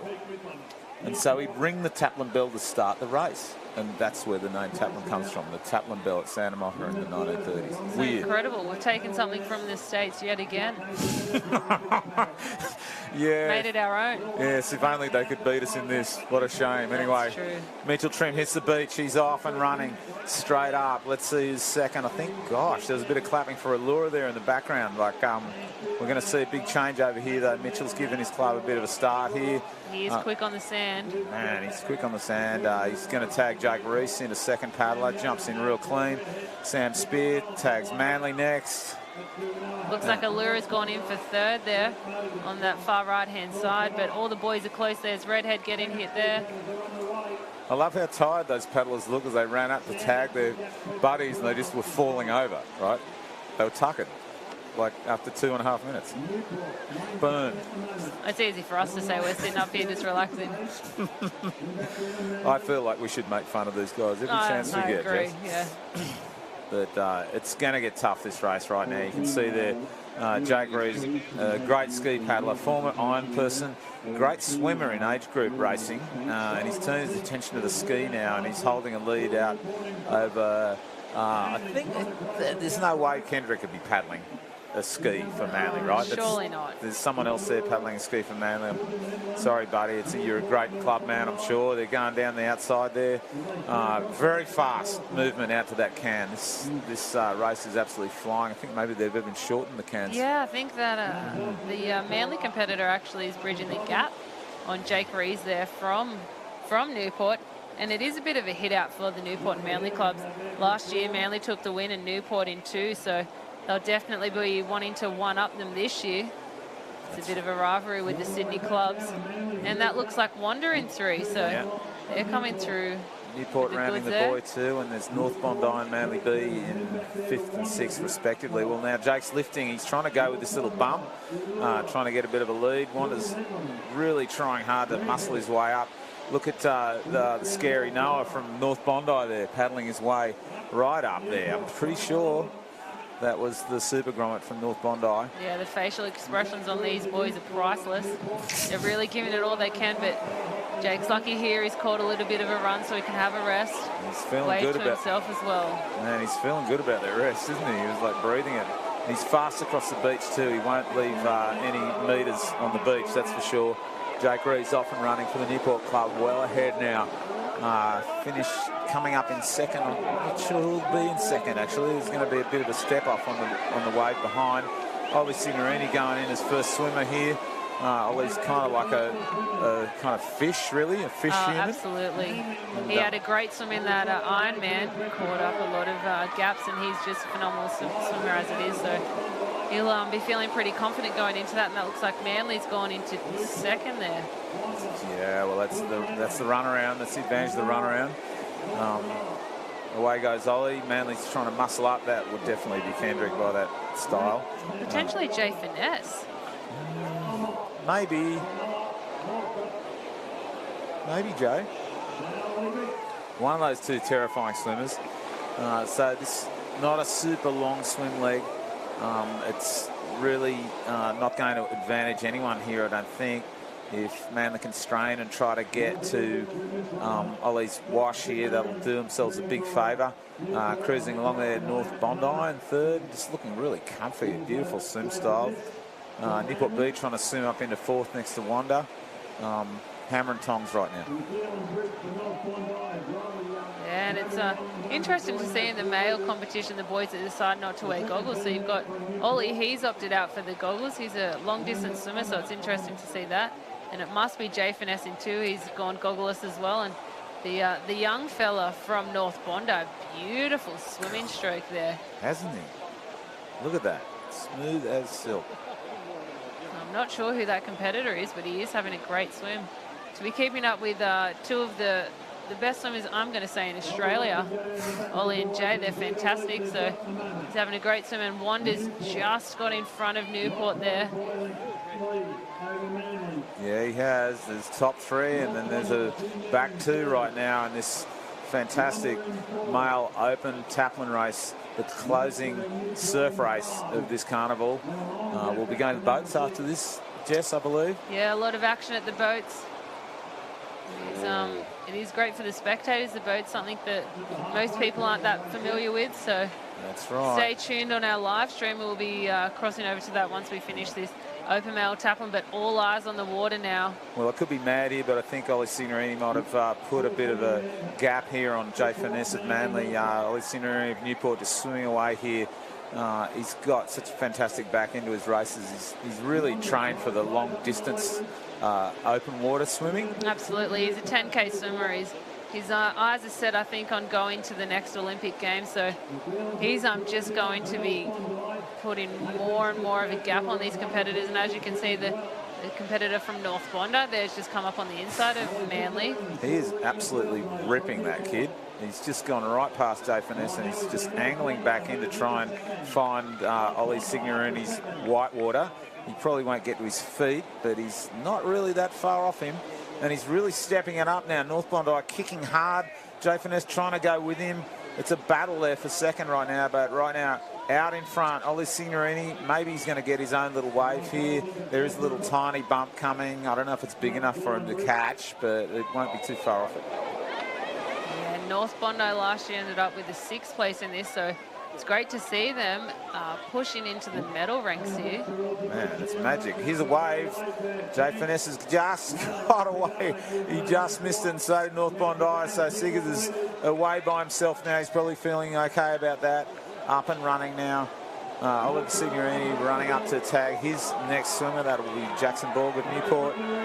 North Bondi, spectacular effort coming into second place here and gapping Manly a little bit at the finish. Jacko Borg goes in. You just watched him win the iron. Let's see if he's got enough left to hold this swim lead. I think he'll be revved up, ready to go with this. He's had a fantastic carnival, so he's definitely going to want to put another gold medal around his neck. And there was Kendrick Louis just there getting tagged in as the second swimmer for Manly. He's definitely one to watch as well. He's been swimming fantastically. I mean, we can't go away from Jackson Borg here, leading out the Newport club. Yeah, look at this. 3 in a row, all about the same distance apart. Last paddle at swimmers coming in, tagging the second swimmers here. Still a long way to go in this race, Jess. When you think about it, we're not even quite halfway through yet. Yeah, we've just hit the halfway mark there, so still a swim leg to go, and then the 2 board legs, and it really is going to come down to those last two legs. But Newport in 1 there, having a fantastic swim. They had the silver last year, so they're thirsty for the gold this year. And it's going to be a big confidence boost going into the Australian Championships. The open male tackling at the Australian Championships is definitely one that all clubs want to win, no matter how big or small you are. It's the most prestigious event in the carnival, bragging rights. Going into Mad Monday, Oh, look. the boys there. That open tackling race, male and female, it's the one race that can make adults cry. It's just so brutal and so fantastic, and everybody in your club wants to win it. Like, this is the thing, huh, Jess? Like, clubs attach themselves to athletes to some extent, and sometimes they all attach to one athlete, but that's really rare. Usually, if you're in a surf club, you know one of the hotshot athletes, maybe not all of them. But whoever you are, in whichever one of these clubs is in this race, you will know one of the athletes in this team. And Absolutely. you'll be riding it all the way to the finish with them. Yeah, that's right, and it definitely is a club race. Well, you can see Kendrick Louis here has just gone surging past the North Bondi competitor. I'm not sure how well he hasn't. I'm sorry. He's holding that lead over Wanda, but he can't get past North Bondi. Jackson Borg, on the other hand, has just gone, right, this is it. This is the muscle. This is my last race of the day. I'm going all the way with this thing. He's swimming away really hard right now, trying to get some kind of winning gap here for his board paddlers. Leaning in behind there. Still Wanderers hanging in there in 4th place. Wander's actually had a fantastic swim there. He has. He's really leaned in. Yeah, I think that's why I kind of like thought he must have been North Bondi, because I couldn't believe he was right up there with the pack. Absolutely. But Kendrick has just got in front of North Bondi. So he's going to want to try and finish off this swim leg as much as he can to go and hit the board paddlers from Manly. And I imagine that'll be Stuart McLaughlin, a fantastic board paddler from Manly. So if I was one of the Newport competitors, I wouldn't want to know that I'm having him come behind me. But there's a fantastic swim by Jackson Borg here. He's held his own, and if not, he's extended that lead. Yeah, well, for the Newport club. If there's a tiny crack in the Newport team right now, it's the missing Max Brooks. Now Max is injured. This carnival can't race. He's trying to take it easy to prepare himself for Aussies, but he would be the #1 board paddler for Newport at this stage. Absolutely. And I think that honour is probably going to go to his little brother Charlie. And look at this wave. People are catching a wave. They're going to try and come up on the Newport here. It's Kendrick Louis. Manly. This is absolutely fantastic stuff. Kenja's got himself within striking range now of Jackson Borg, and a 50-metre lead has evaporated just like that.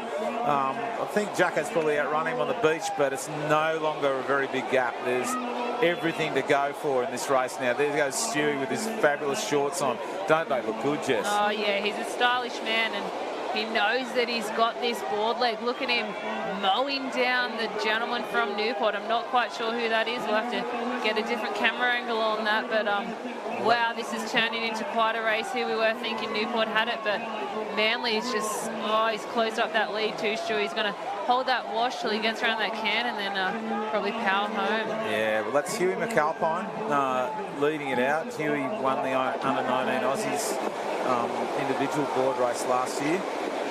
So he's not a bad paddler at all. Yeah, he's a fantastic board paddler. So two of probably the best board paddlers in Australia. They're battling it out. So it is hot competition. So then he'll be hitting Charlie Brooks, who's had a fantastic day as well. I know you said he did replace Max in this Taplin, but I think after his Ironman effort Well, look today, at Stewie go now. Stewie's sensed his move and Huey's responded. They're just trying to hold each other off until this black and white.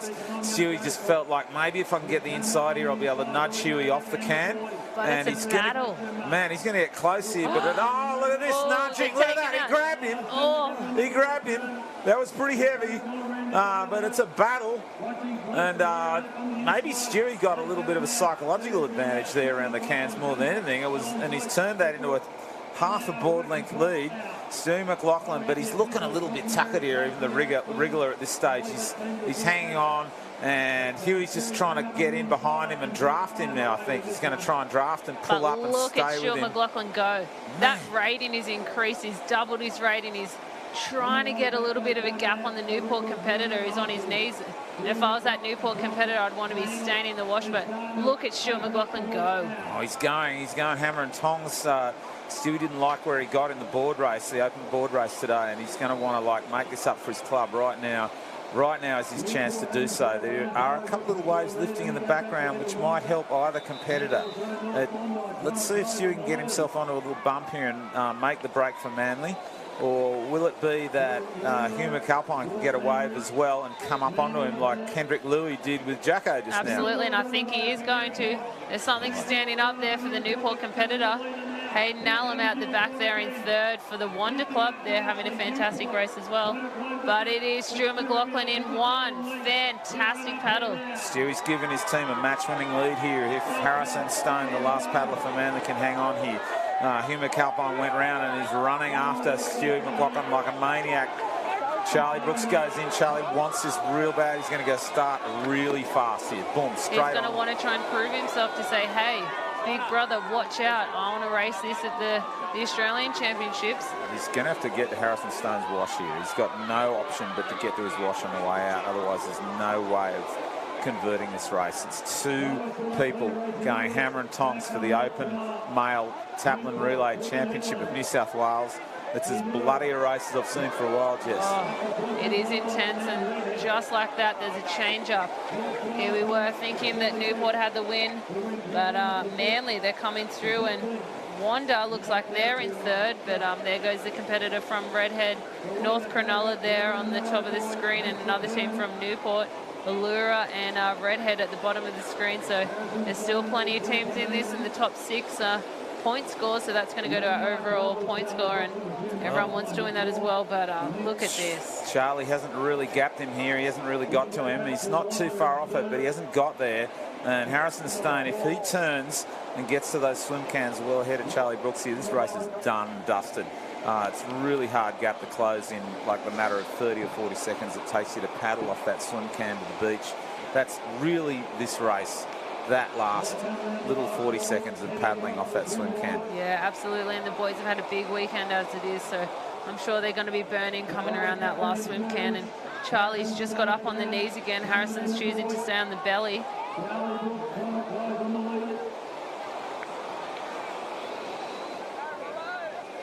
Check this out.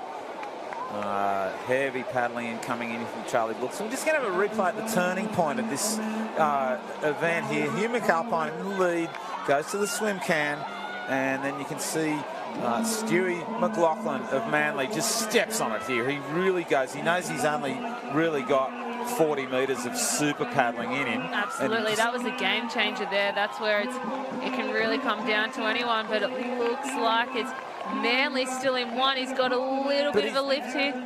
Oh, and he's got a little bump here, and that's all it's going to take. Looks like Manly's going to take out this fantastic Taplin race. What a performance from this club. Yeah. It's been really epic. They're wasted. It's been a long week of competing. And Harrison knows he doesn't have to bust a guard. He's got a solid lead, and he's going to run around and take the gold away from Manly.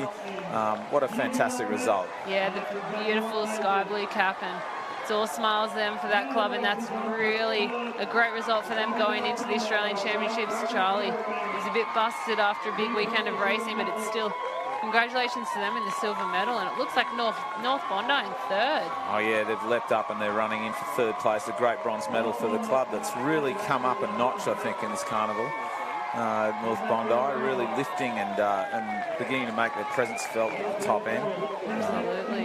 It's not just one or two competitors now, it's a whole team. And you can see here Zach Morris jumping off in fourth for Newport B, and I'm not sure who that was for Swansea Newport Belmont, C. that looks like, and North Cronulla.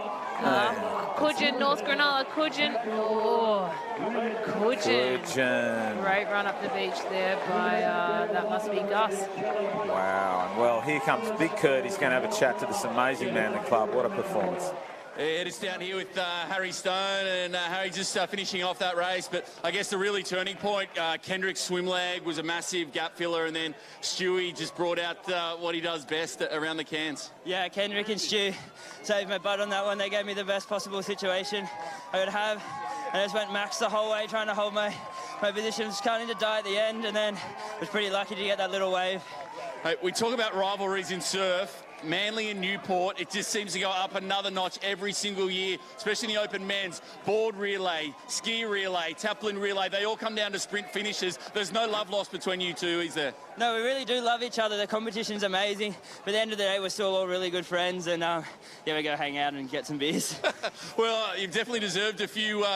obviously after this big weekend, but Manly back on top once more, and now that elusive Australian Open Men's Taplin Relay is certainly got to be on the agenda.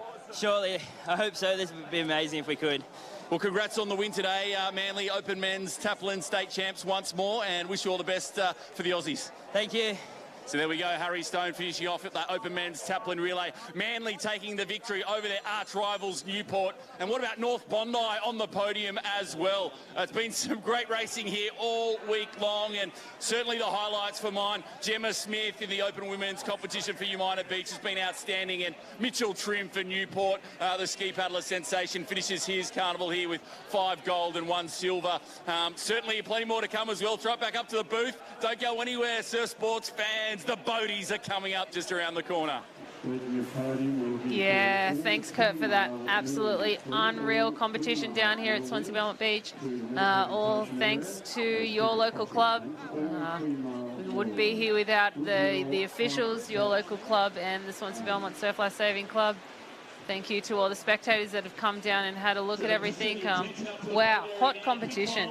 Most of all, I guess, just thanks to the competitors putting it all on the line and really entertaining us at every level. Just fantastic.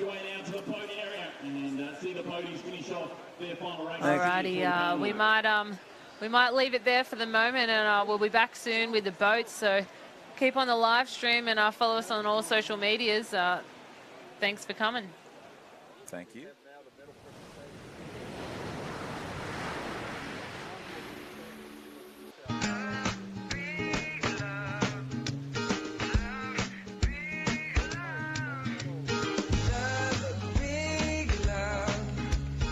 Everybody's waiting for the day when they're winning.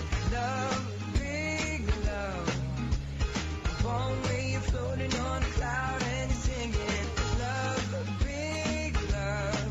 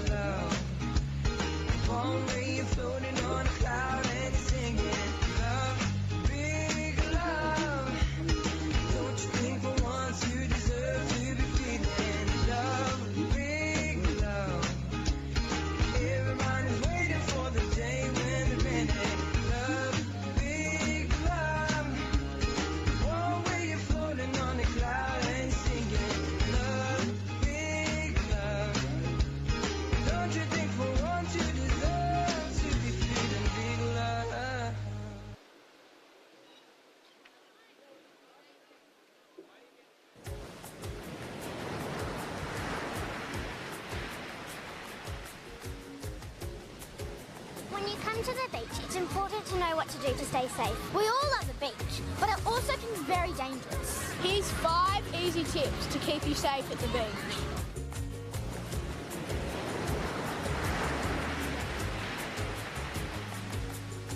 Number 1. Look for the red and yellow flags and always swim between them. Number 2. Ask a lifesaver or lifeguard for advice. Number 3. Read the safety signs. Number 4. Always swim with a friend and adult. Number 5. If you need help, stay calm and attract attention by raising your arm. If no one can see you, no one can save you. For more info, go to beachsafe.org.au or download the app.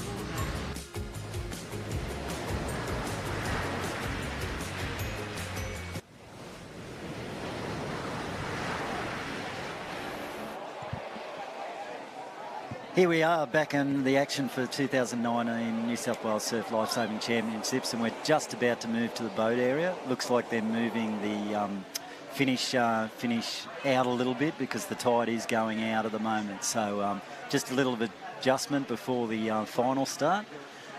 We've just been through the finality of the semi-finals. It was great to see 4 boat semis in each age group, and we haven't at this stage got all the finalists to Open Women because they've just been on, and the Open Men. So as soon as we get all the details, they will come up on the screen for us. But the first of the finals down this end will be the reserve men. I'll just go through the starters for you that I've got. In lane 1, we have Ocean Beach. Lane 2, Mona Vale, Chocolate. Lane 3, Palm Beach Projects. Lane 4, Gerringong Naps. Lane 5, South Curl Curl. And Alley 6, North Bondi Knockouts. So, ladies and gentlemen, we're just waiting around. They're obviously on the line ready to go. The boats are all there. We can see it on the footage here. Everybody's really excited to get this afternoon going. So just bear with us. So you've been down there all afternoon, Dave. What are we looking at with the different alleys? Is any alley better than one or the other at the moment, or? It's funny, I've raced all weekend, like with the Masters and through with the junior guy to junior girls racing, under 19s, and it does make a difference what alley you're in. You can be lucky with the swell coming through and really come from behind on a swell, especially now. We just saw DY team. Just saw DY come from well behind in the Open men's. I'd say they got through, but we're just waiting for confirmation. But they steamed through from 4th right through on the line. So it does make a difference here, especially with the powerful crews that can pull on from a long way out and run those runners. It's very, very important. So the results can change right through the line. Yeah, because we did see, I guess, just with the open surf competitors, not much surf down that end. Obviously, the craft aren't as big or as fast, so it really doesn't have too much of a difference. But obviously, moving down that northern end of the beach, yeah, it's going to be still on. Yeah, with the powerful crews, they can get on a bubble of a foot, like half a foot, and they can run that from a good 50. Yeah, copy that. They can run that from a long way out if they're big men. Big, powerful men will run a small bubble a long way and convert it to a wave. Unbelievable, and the fittest of fit men out there. So, and ladies as well. So, finals afternoon. What's going to be the final instructions from the coaches and the sweeps? Oh, just go as hard as you can for as long as you can. It's going to be a brutal, brutal run out to sea. Whoever's first off the beach, you try and maintain your boat speed all the way to the cans. First one to that can will get the runs and the wind on the way home. So it's imperative to go around that buoy turn first. It's going to be about 5 minutes of pain, would you think? No, shorter. I think it's about a 3.5 minute row. Is that all today? Yeah, I don't think it's long. We were out this morning in the under-19 girls, and they probably took 4 minutes to do the course. Quick sprint in and out. I wasn't timing it. It just felt like 4 minutes for them, you know. So we'll just see how it goes. But obviously the judges are on their stand ready to go, so it won't be too long until we get a bit of action. I can see a man with the flag down on the start. So that's the check starter. He's obviously getting ready to go.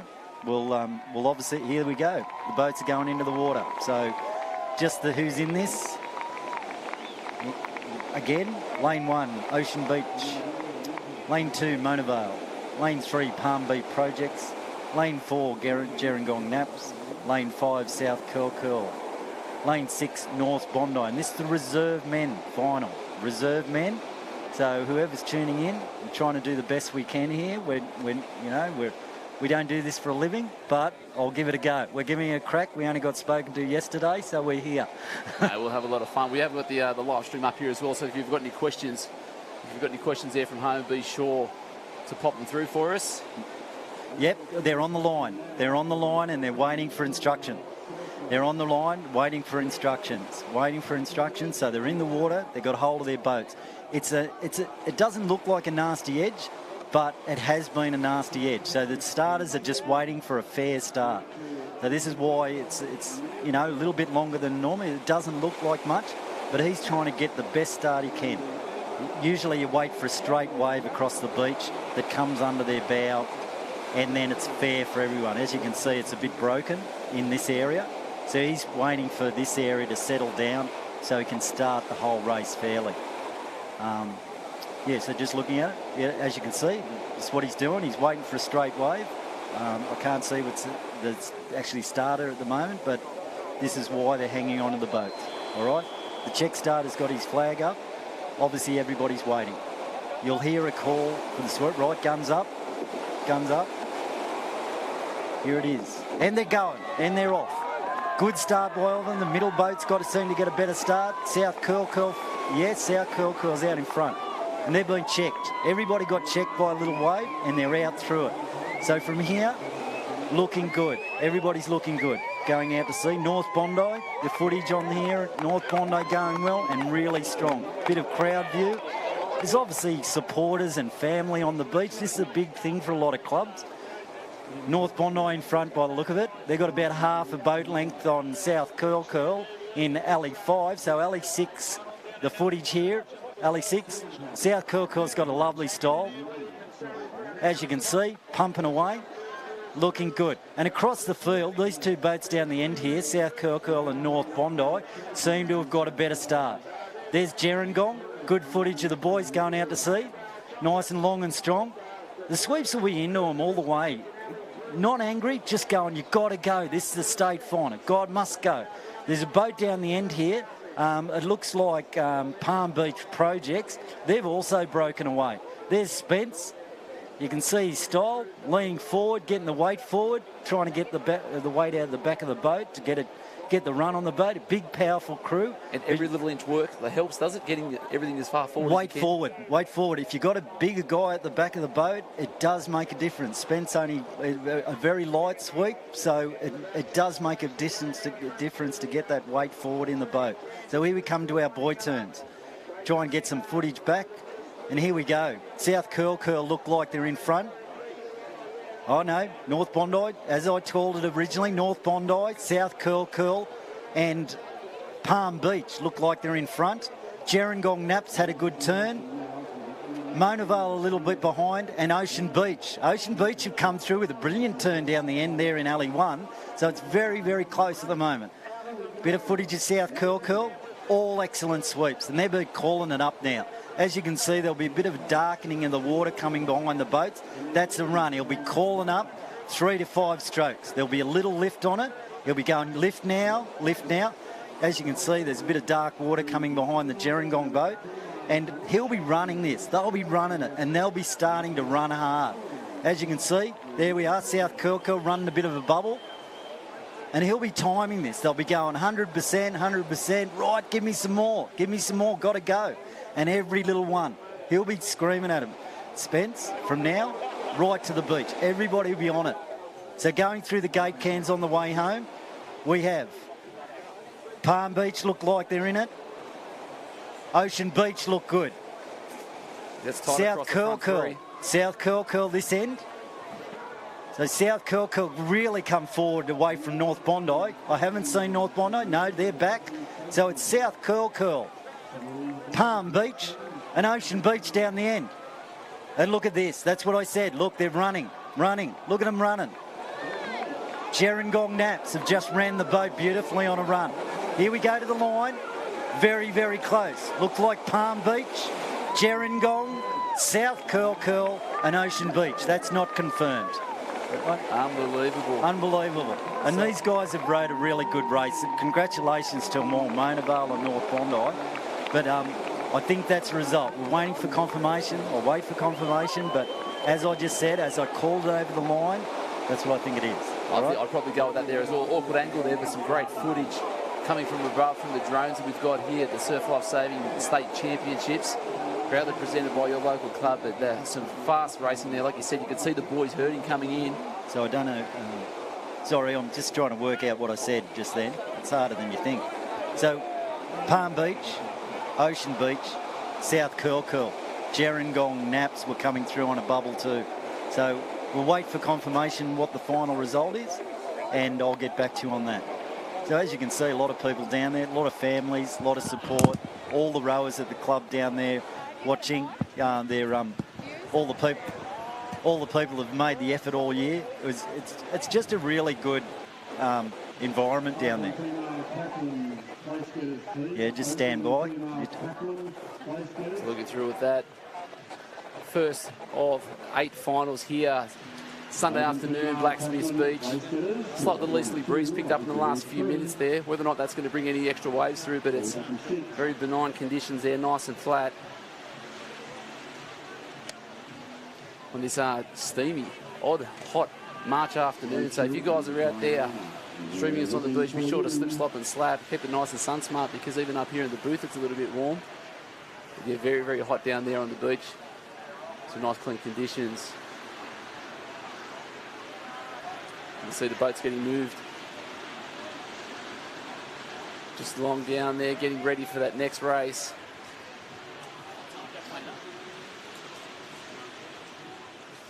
Okay, next one on the line. Just stand by. We're getting handed a piece of paper, obviously, because the semis have just been on. We're still getting information about who's in the open women and open men. But the next race on the line, reserve female. I'll go through the list. Here we go. South Maroubra, Bisley. Lane 2, North Narra, Lean Beans. Alley 3, Browley Surfers. Alley 4, Bateman's Bay Phoenix. Alley 5, your minus Stringers. It's the Stringers. And 6, Ocean Beach Hoo-Ha's. Yes, no worries. We'll read the graphics on the screen now. South Maroubra Bisley. 2nd, North Narrabeen Lean Beans. Alley 3, Browley Surfers, Wong number. Alley 4, Bateman's Bay Phoenix. What a great crew they are for a Masters women's crew to make the final.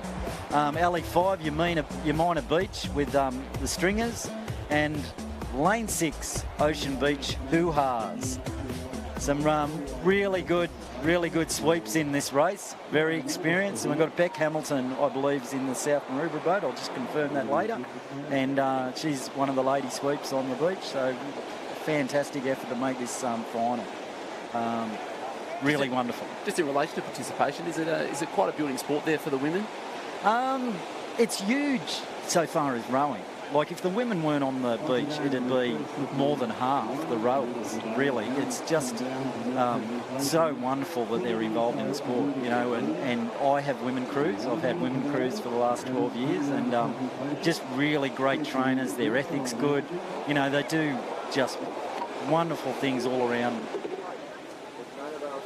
Yeah, wonderful things, you know, all through the movement, but it's really good to have the girls involved. Like, I've got a really young 16, 17, 18-year-old girls who have just learned how to row for the last 4 months, and it's been a really privilege for me just to see them get into the semis today. They got in the top 12 in the state, and they're getting better each week. They get in the boat. And I guess it's just that extra avenue of surf lifesaving in the movement, you know, where you may not be the best swimmer or board paddler, but it's just something extra to maintain that healthy lifestyle, be in a team environment, and, you know, and just get out there. You've got to teach them everything, what their bodies can do, how far they can go in their red zone, how long they can go in their red zone. So it's a real education for a lot of them. And so let's dumb it down a little bit, say, for the people at home and myself. So when we're talking red zone, what does that mean? Oh, mate, where at the top of your heart rate and it's pinging at the red zone, like you're at 100 and whatever your max is, and you're slightly off that, what you can work over 4 minutes on or 5 minutes on. But you've got to know your body. If you go too much in your red zone,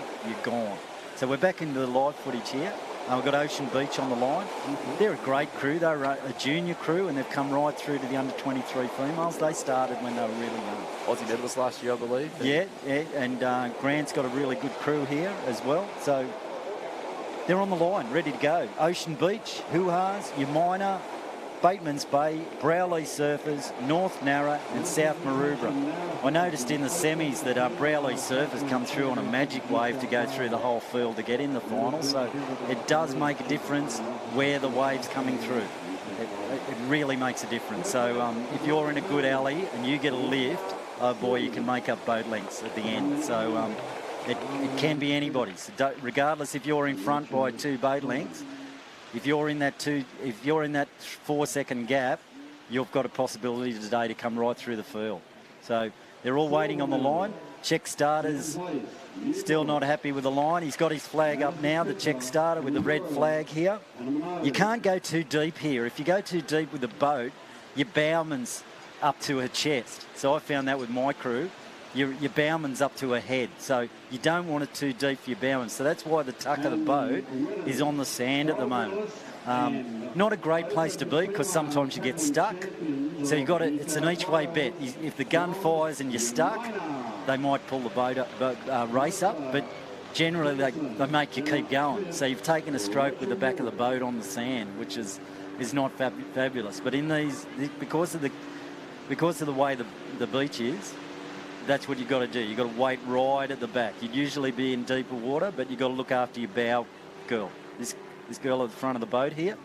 It's good footage. The deeper it is, harder it is to get in the boat. Harder it is to get in the boat. They've got a long way to go. They've got a long way to jump. So just swinging around there, right through the field. Some great footage here. Bateman's Bay. They're a wonderful crew. Bateman's Bay Phoenix. Very fast through the water. Browley next to them, the South Coast, representing the South Coast with pride. North Narrabeen a bit further up, and South Maroubra right up the end. There they go. Gun's gone. You can't hear the gun up here. We're in a boot, but obviously they're in and away. A good start down this end again. Your minor stringers. Your minor stringers look good. They look like they've gone out first. It's very even across the whole field. So you've got South Maroubra in Alley 1. Alley 3 look good, Browley. Your minor look good at the moment. So six months of training, all for this elusive gold medal. Yeah, even more. Some boats don't stop. They go through winter with their winter build-up and then they're on for this time of year. Looks like Alley 1 is really going well. We've got to stay with this footage, what you can actually see. But when we see the whole footage, I'll let you know how they're going. Yes, South Maroubra down the end, they look good at the moment, so they look like they're in front. A good start by Umina with Grand Stringer, and a good start for Ocean Beach for the Hoo-Ha. So there's Beck Hamilton up the back, one of the few female sweeps in the sport, and she's just been magnificent. You know, to get to a state final, some people never get there. So it's a real honour for her and the crew to work as a team. You know, so I have a lot to do with it because I race her and I've got a lot of respect for her. So there's Johnny McManus up the back of North Narrabeen. Don't know where they are. They look good through the water. He doesn't put bad crews in the water, obviously, and it's a state final.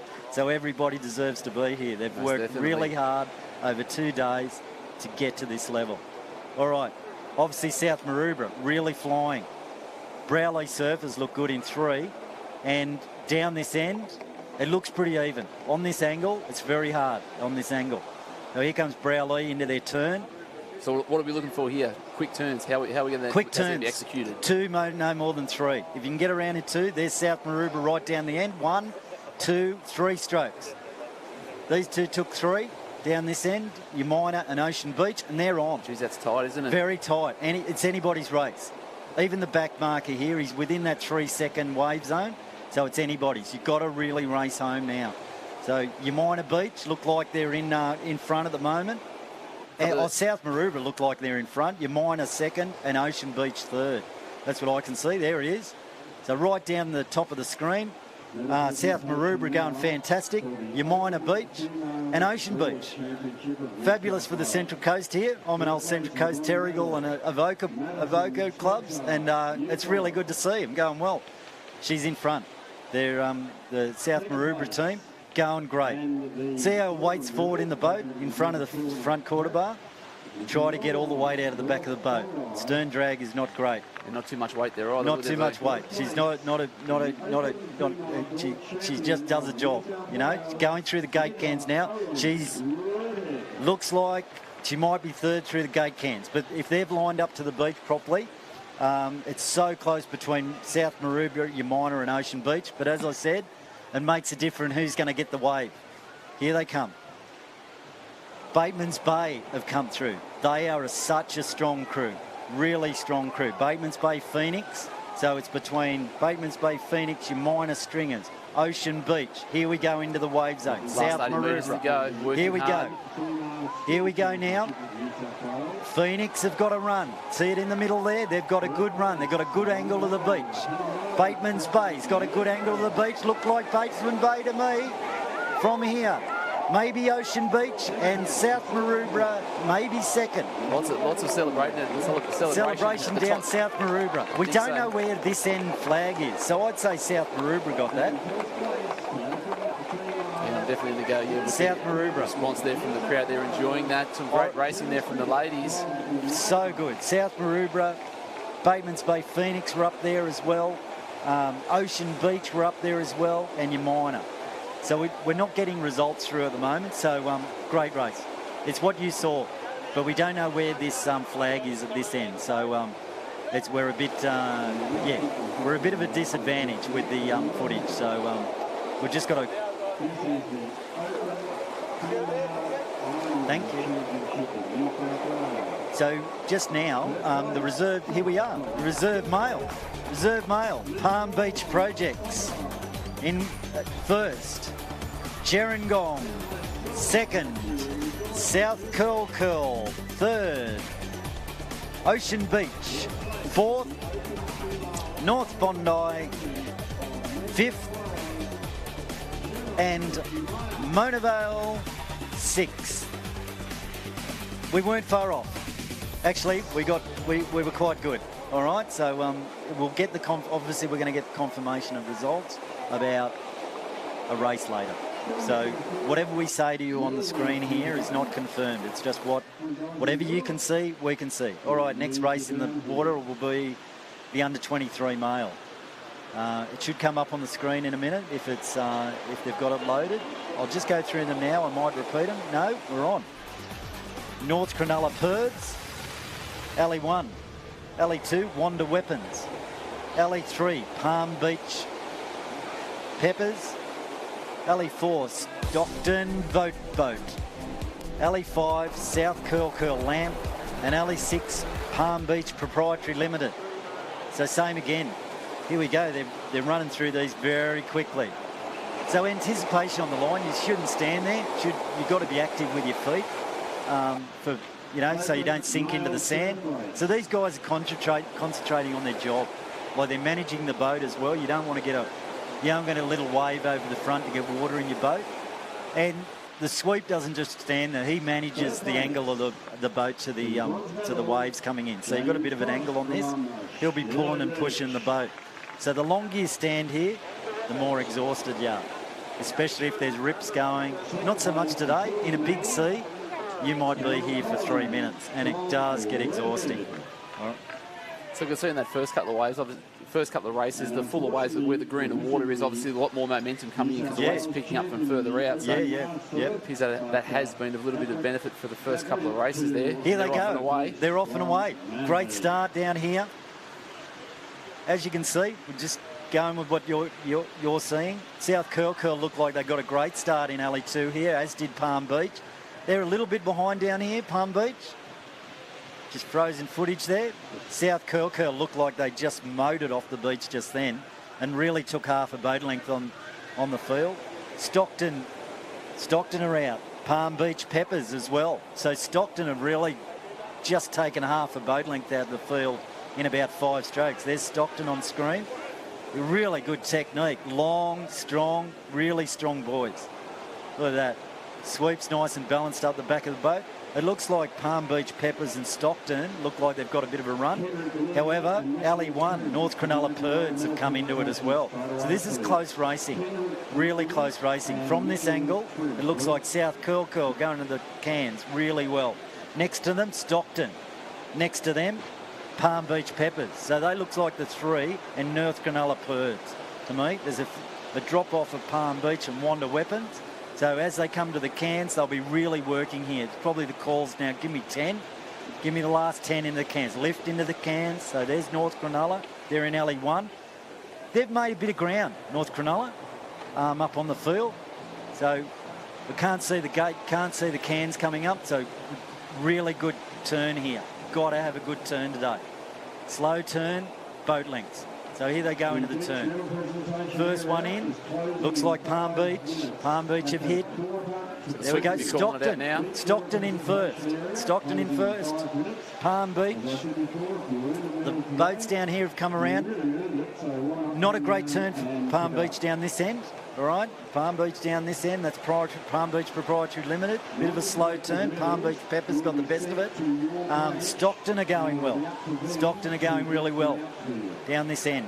South Curl Curl got a great turn just then, and they're on their way home. South Curl Curl look like they're right neck and neck with Palm Beach.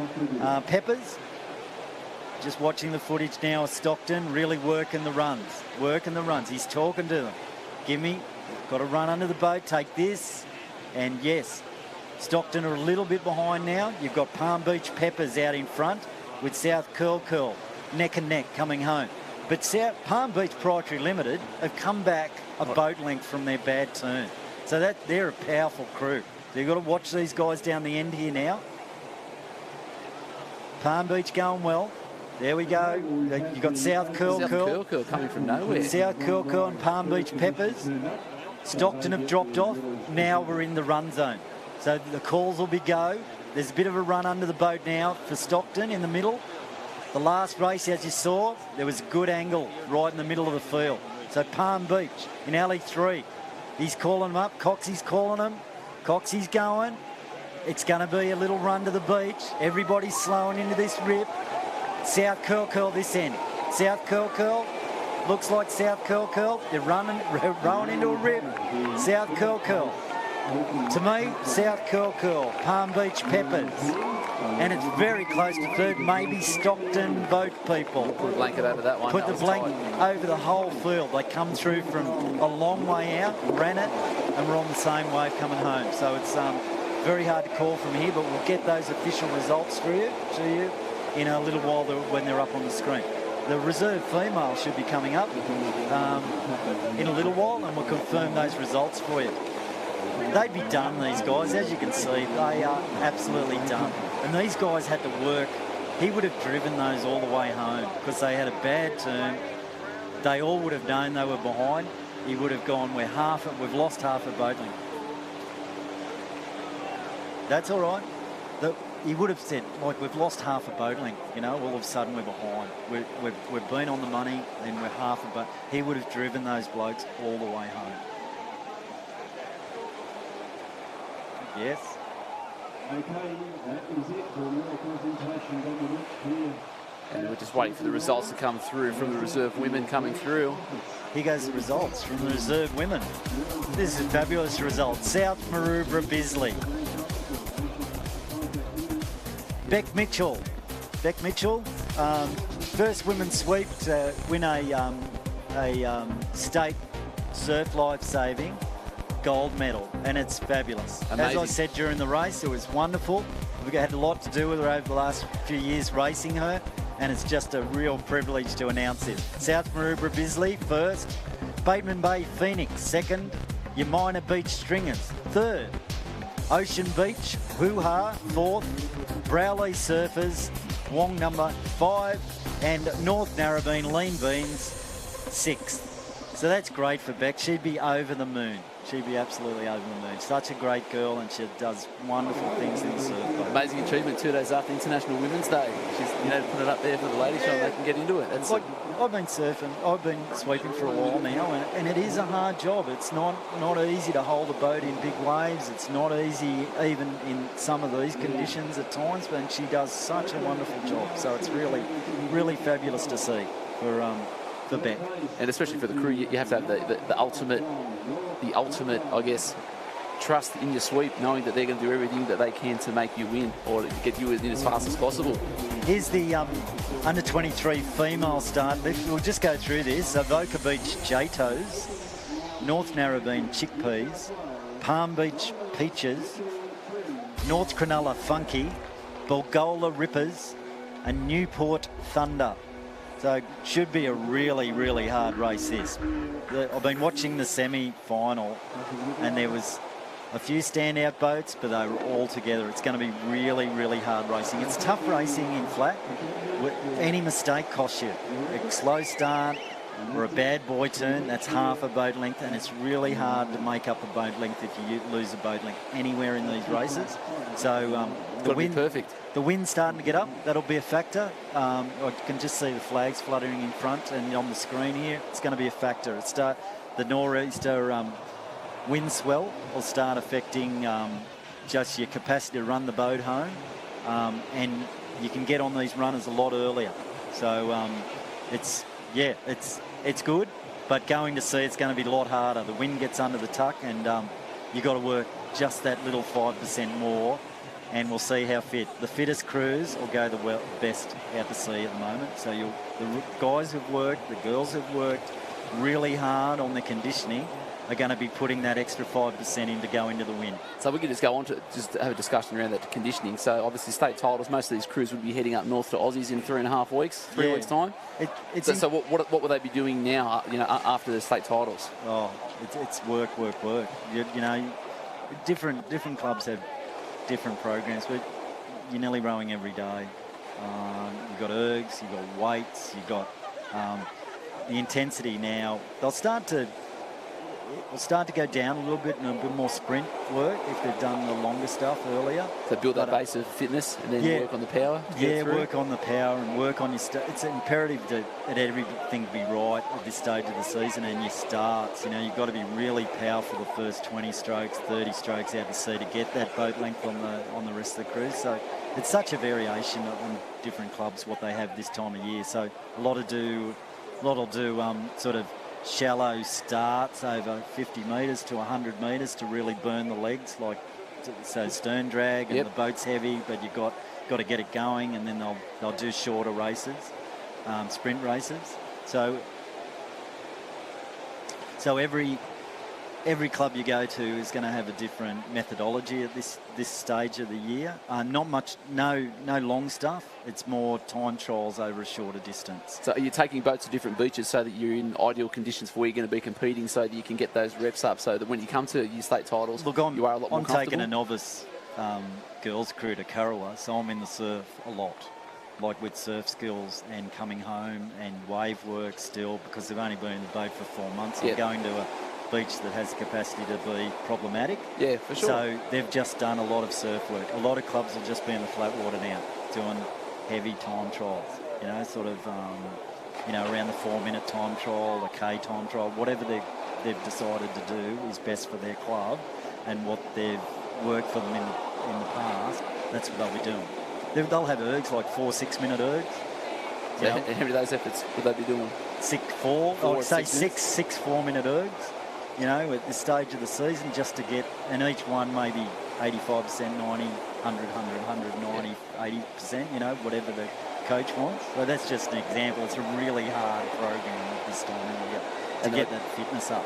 And then also with your fitness too, I guess it's probably bound by, the athletes you've got in the boat there as well. Yes, that's it.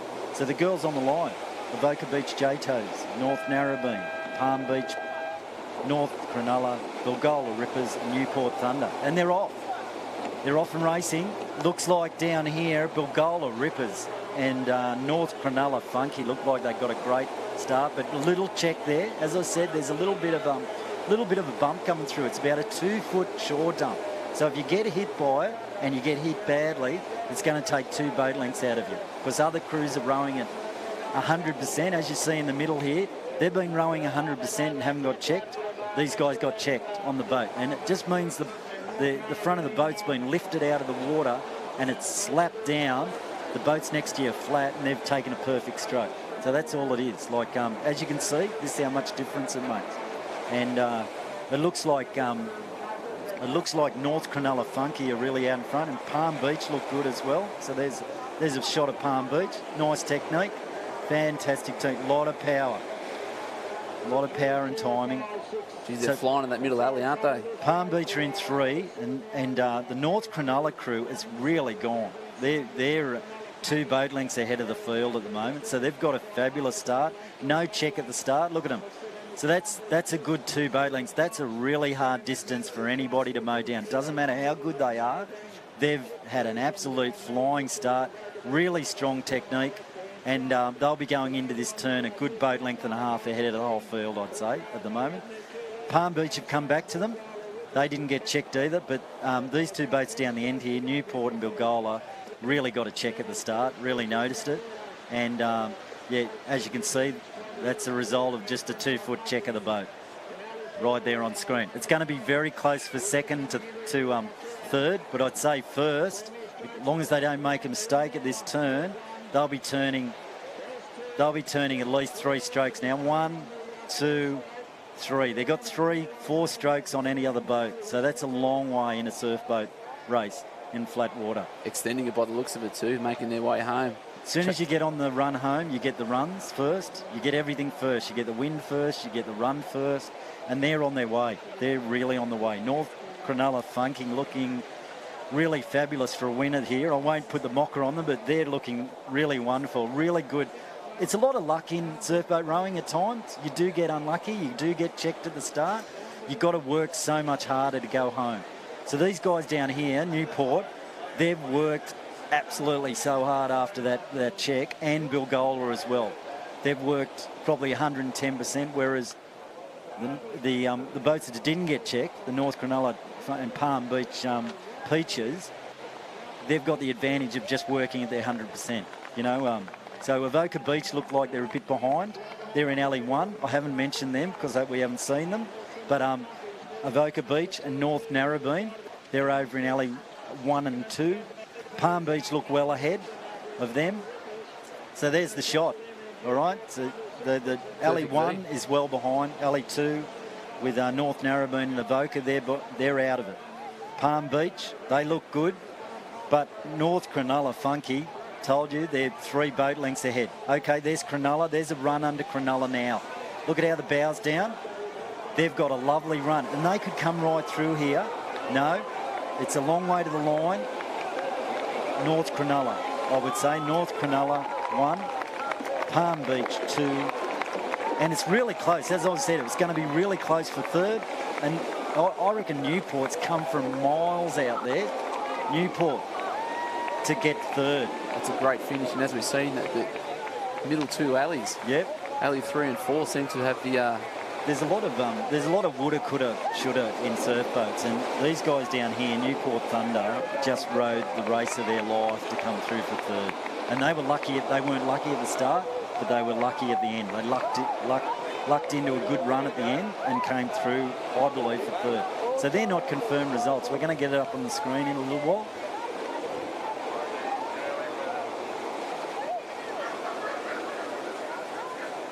So as I said, it comes through a bit later. So we're going back to, look at that. So good. That's what it's North about, Cronulla girls. They're so good. They've just finished and really fabulous race. Didn't get a check on the way out, but obviously the strongest crew. Done the work. They look good. They don't even look puffed. All right. So 23 male results. Here we go. Results, formal results up on the screen. South Curl. First, Palm Beach Peppers. Second, North Cronulla Purds. Third, Stockton Yoke People. Fourth, Wanda Weapons. Fifth, and Palm Beach Proprietary Limited. Sixth. And we did get some late mail. That is subject to a protest at the moment. That's subject to a protest. So there's a lot of reasons why people protest. Did you see anything in there that you thought that maybe you could have been questioned? I don't think so. That it didn't look problematic to me. But, you know, things happen in races. There might have been a clash of oars, or there might have been impeding, or there might have been come through. You've got to come to the right of your gate can. So today you have to work up south to go through your gate can on the way home. So if you're not a boat person, usually people watching this will all understand it, but you had to actually turn your can and work south for about 30 metres, unless they've adjusted it.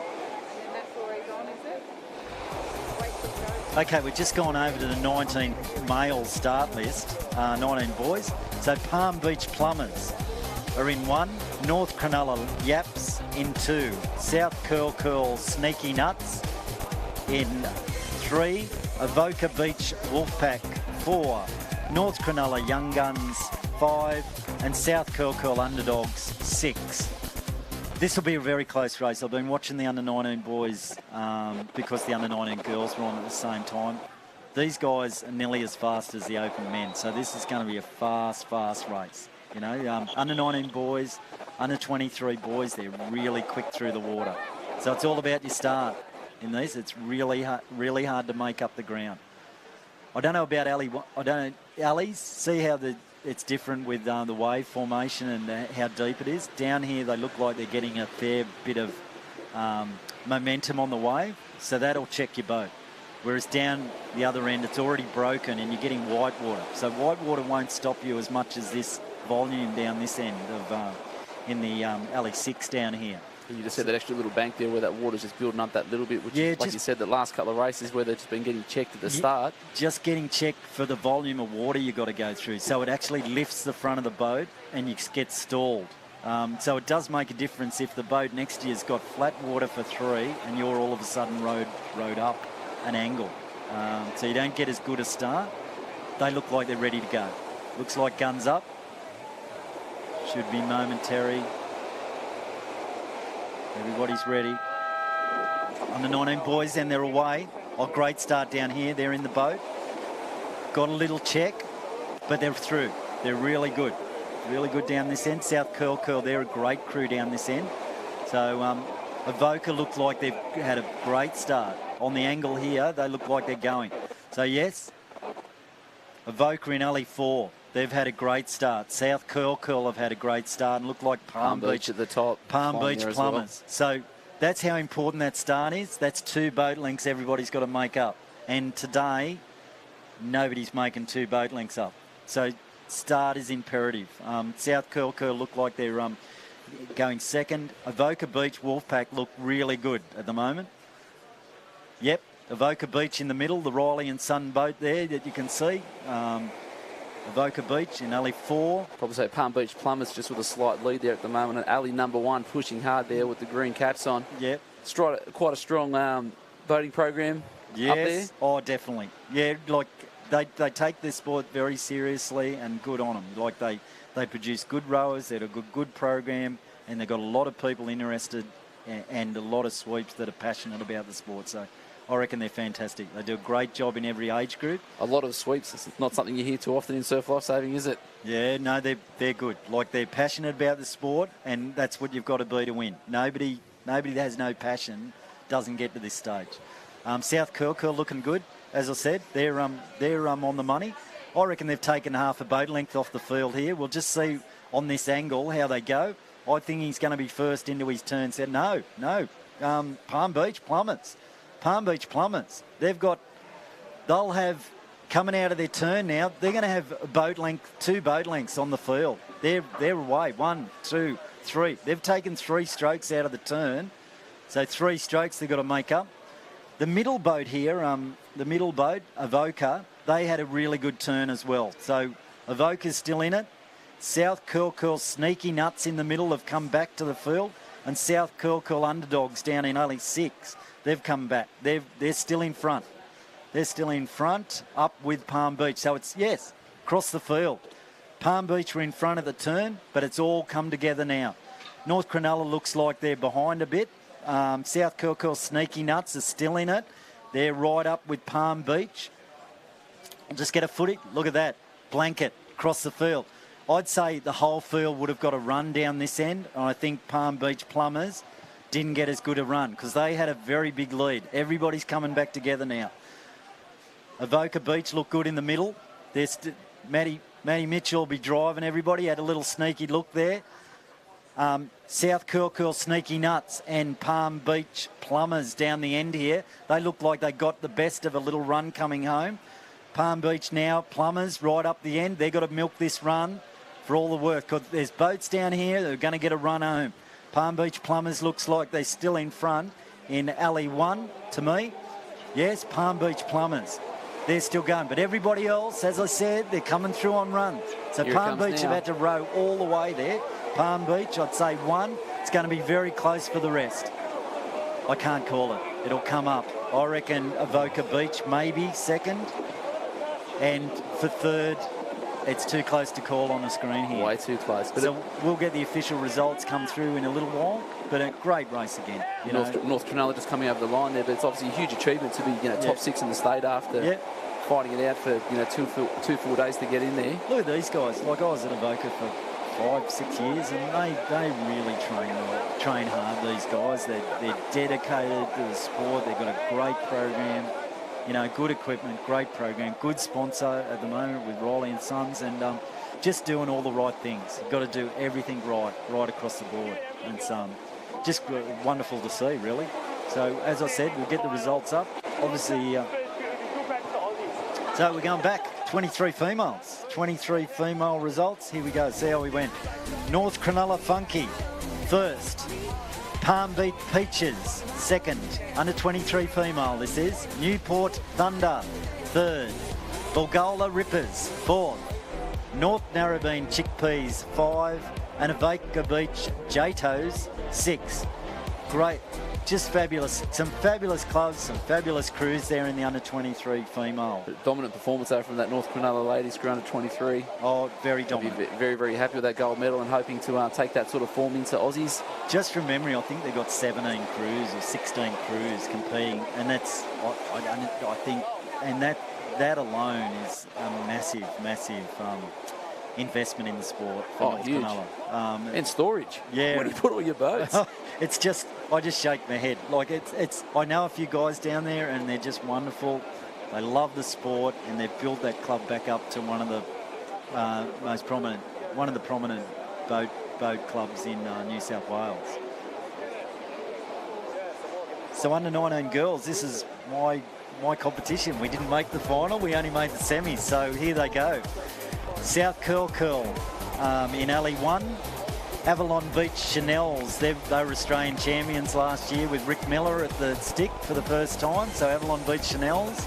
Avoca Beach Bagavons, they've been going great all weekend. Mona Vale Assisted Drifters. Queenscliff Rockets, they've been going fabulous. And McMaster Beach Mai Tais. So a really, really hard field.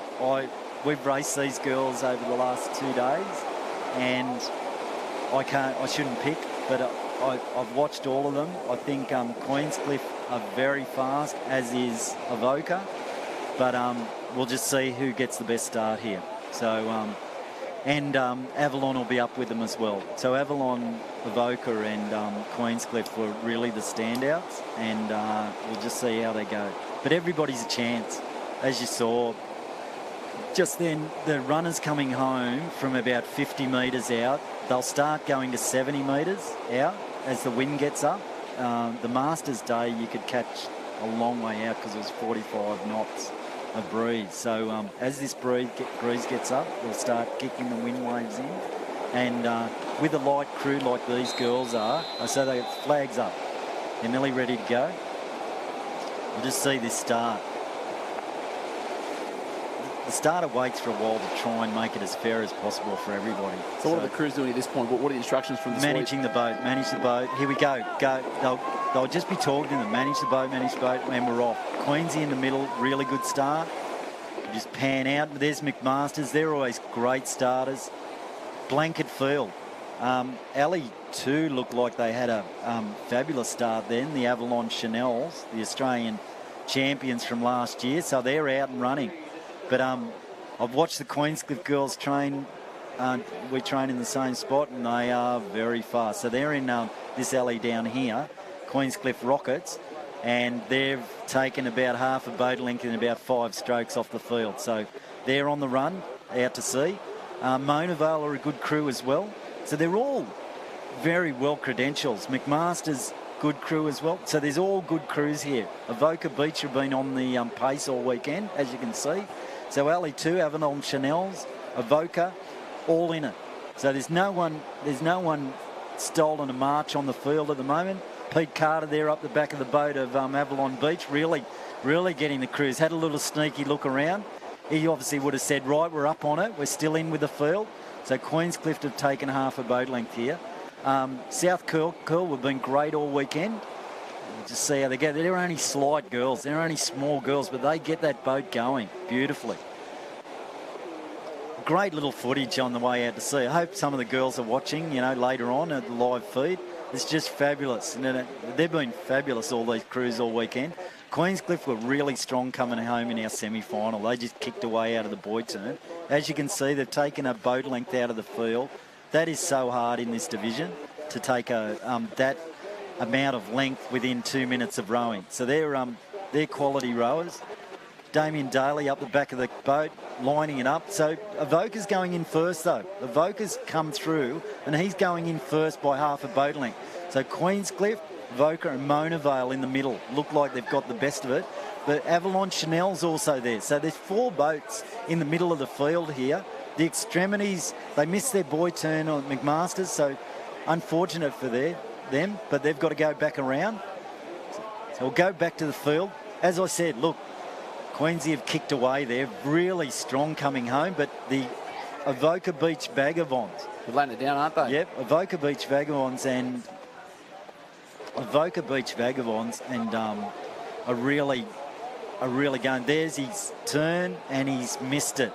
He's missed it. He's got to go on the inside. It's just trying to push. Inches. It's inches, and it's the sweeps call. It is the sweeps call, but he would have been trying to cut corners to get back into the field. Like it's a really stressful situation when you do that. You practice it and practice it and practice it, and when you miss it, you feel really bad. But that's boat racing, and that's with novice rowers as well. So, it makes it very difficult. We'll go back to the footage. Mona Vale were going well. Here we go home. 2-horse race. Avoca, looks of it. Avoca and Queenscliff. Now, Avoca's in the alley that's been getting the run. He'd be yelling at them at the moment to lift. There's a lift coming. Pete Carter can see a lift in the background here. He's just waiting for it. They've got to run all the way home. But Queenscliff have got a bit of shadow behind them now. There's a little lift coming. Queenscliff have got to run this one down.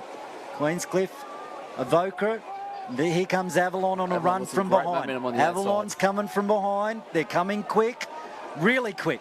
Avalon's coming through quick. Queensy and Avoca go across, and Avalon have come through on a run. So I'd say between Queensy and Avoca for first and second, Avalon third, South Curl down the end there, humps and bumps, they probably come through for 4. So I really feel for McMaster's. They're a wonderful boat rowing community, and the Normans up there are fabulous sweeps, and the girls will be disappointed, but hopefully they're not too disappointed because they made the finals of the top 6.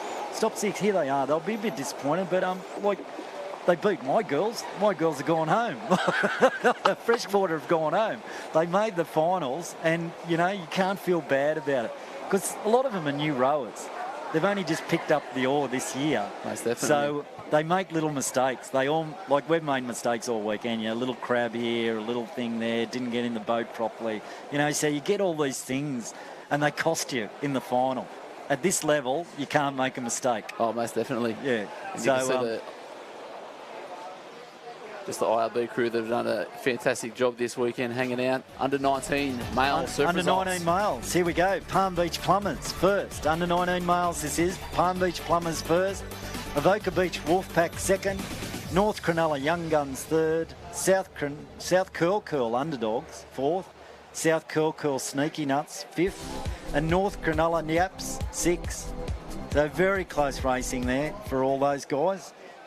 Another trophy for the cabinet there for the Palm Beach club. Yeah, they'd have a few state medals. Geez, state and Australians. They've got a bit of a collection going, and for a long time too. So they're all good blokes. Like, you talk to them on the beach, and they're all really passionate about their sport. And, you know, I'm in Sydney Northern Beaches in the branch, and they're all good blokes. And yeah, you can have a chat to them, and they're not over the top. They haven't got big heads. You know,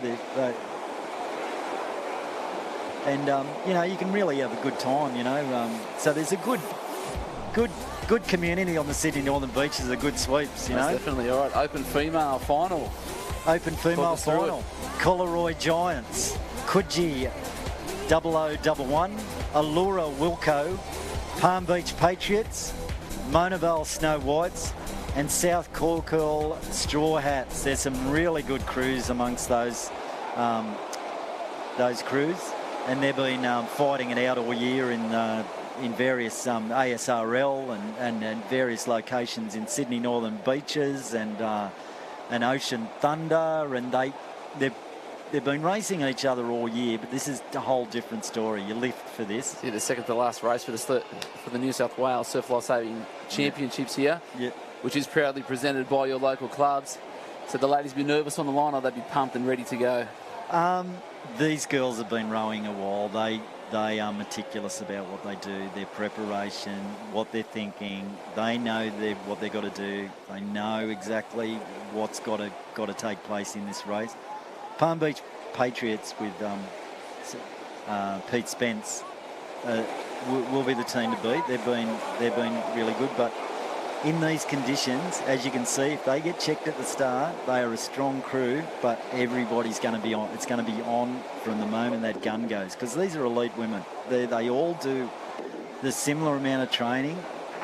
They've all got the capacity to row well, and you'll find that it's very close. Like, you know, the physicality of some of the girls are, they're very strong, tall girls. They're very strong, very capable, and they'll get the boat going. But it's surprising what physicality. You can be short and get the boat running. You can be tall, get the boat running. It's all how much you've done and how much, as the Normans from McMaster's, they've had a few shorter crews over the years, and it's the fight and the dog. As is always the case. So what it's good to see. We've got a few people watching from home. It's probably our biggest viewing platform for the weekend. Great to see you tuning in.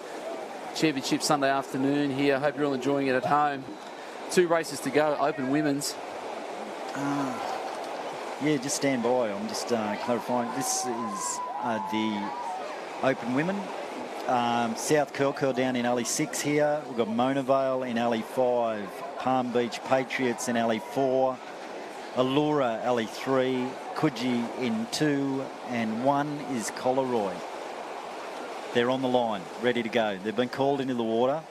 They're relaxing by the side of the boat, but I'm sure if you know, when you've been in these situations, I've been in Australian finals and rowed, and I've been in state finals and rowed, and yeah, the pressure's on. The pulse rate's starting to lift just through the bit of the adrenaline and waiting there, but the first stroke, you're on. So we've got, as you can see, everybody's been for their run. They're ready to go. They're on the line. The flag's up. So I reckon it'll be within seconds of this start now. They're focused. They're nearly there. Tell you what, Michael Lyndon James watching all the way from New York. It's a lot warmer over here, mate. We big shout out to you over in the Big Apple. Watching the Open Women's Final at the start. He'll wait for this white water to come through. He'll wait for this. This is a straight white water. I reckon it'll be soon. There's a lift to the front bow. The call will be on in a minute. But here we go. After this. And they're in. And they're away. Beautiful start there at the end at South Curly. They're a great crew, this crew. Well versed in their starts and beautiful. Palm Beach are a powerful crew. They've just taken half a boat length at the start. They are really formidable athletes. And Mona Vale are going well at 2 in the middle. So what I saw on the screen there is Palm Beach has punched out. Allura next to them have had a great start as well. So in the middle of the field, there's the Palm Beach girls. They can drive this boat. And there it is. They've taken a boat length out of a lot of the field already. Allura is next to them. They're a great crew as well. So they're neck and neck at the moment. Allura and Palm Beach in the middle. The South Curl girls down this end, fabulous as well. So this is the elite end of the rowing. You know, could you have done well to get here? And they're looking fabulous through the water. Strong strokes, beautiful strong strokes. Let the boat run. Beautiful strong stroke. Let the boat run. Collaroy, customary layback, long layback. Get the boat running. Get the weight down in the nose of the boat. So Collaroy and Alley 1 have just taken a boat length on the field. They've come right back into it in Alley 1, I reckon. Just looking at the screen here. Alley 1 going well. Allura going fabulous. Palm Beach. They're the three at the moment that have got the best of the run out to sea. So Matty Collins looking very relaxed up the back of the Monavale boat. He'd be talking to them now. They've got to lift. They're going to have to lift into the turn. Palm Beach have taken 2 boat lengths out of them. They've got to come back now. So into the turn, see who's got the best of it. Palm Beach. Palm Beach by 1 stroke, 2 strokes. 3 strokes. They've got 3 strokes on the field. It's going to be hard to come back now. Allura has gone around. All the boats have gone around successfully this time. And on the way home. So for second and third at the moment, it's going to be absolutely throw a net over them. You won't be able to call it. But Palm Beach have stolen a lead, and he works them. He's worked this runner. There's a runner under him now. You can see a little bubble under it. And he works this boat all the way home, Spence. An expert at what he does. He gets his weight forward over that front quarter bar. And it's hard to steer like that. But he does it so well and gets the weight forward for the girls. So at the moment, Palm Beach is out in front in the open women. Mona Vale, shot of Mona Vale there. Matty Collins will be talking to him now. He'll be looking behind him, see what's coming. They'll get a little lift under the tuck. There's a little lift now for him. There it is. See the bow will go down. South Curly down here. He's working a run now. It might be only 2 strokes, but it makes a hell of a difference. So we're going home now. This is where it matters. The waves have been propping up behind these back markers. If they're in the 3-second gap between the waves, there's a chance to come through on the field. This is where Spence gets nervous, all right? He's in front. He's yelling at him. You've got to go on this front bubble, because if he's not on the front bubble, there'll be crews coming through on the next one. Tiny little one in front there. He's on it. He's got to stay on this one. He must stay on it. So Spence has come through to win the open women. Well, look at that. Second, Allura Wilco, I'd say, at the moment, but boats are coming through for third. There's a little lift under a few of them. I'd say Matty Collins has got the best of the run coming in. Matty Collins, Mona Vale, third, definitely, I reckon. And possibly Coogee fourth, but we'll get a confirmation of those results in the end. Dominant performance there from the Palm Beach crew to take that out. Yeah, they're amazing. You see them, like, I don't get my girls down to Clontarf to train until about 5:30. He's already been in the water at like 4:15, 4:30 in the morning to do a session, you know, and you just go, oh my God, you know, it's that's the work you got to do. You got to do hours of work, hard work, hours of hard work, really dedicated. Every time he's there in the morning, he's there in the afternoon. Watching all the girl strokes, meticulous, ensuring just hit the water at the right angle. Everything, technique, make sure everything's right. Your time trials, make sure everybody's on the money.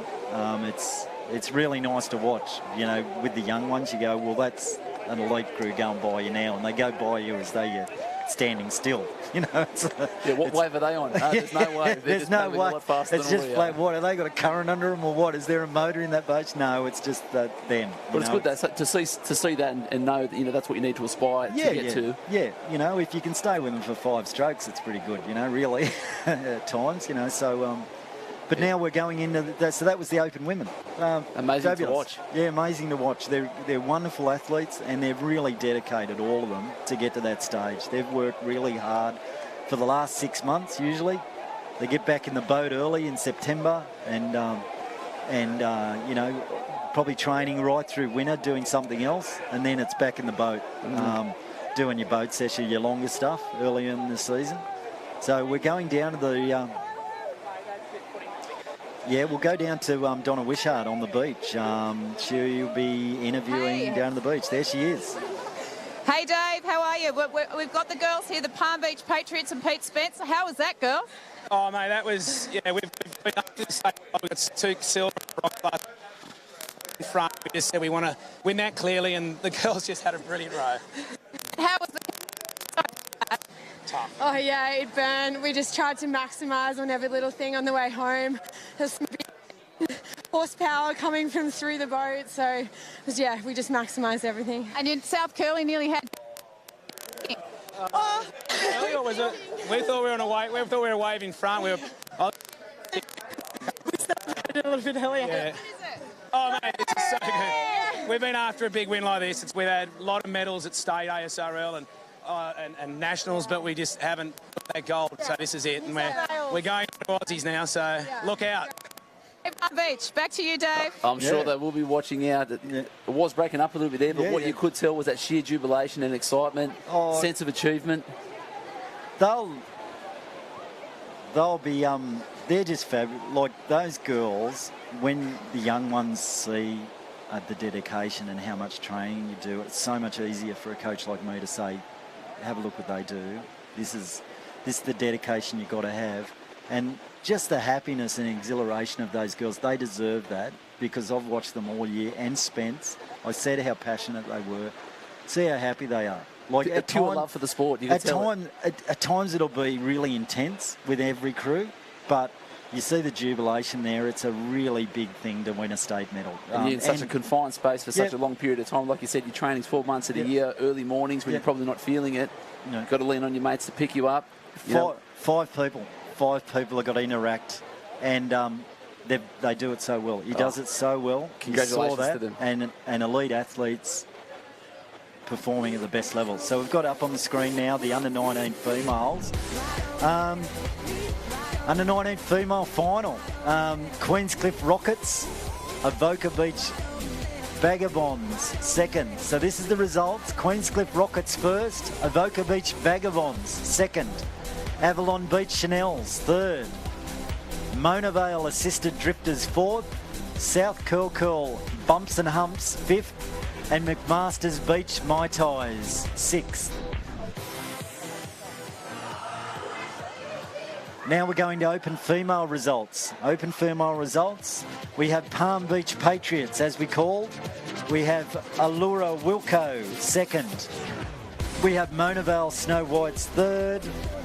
We have Coogee 0011 fourth. South Curl Straw Hats we have in fifth, and Collaroy Giants in sixth.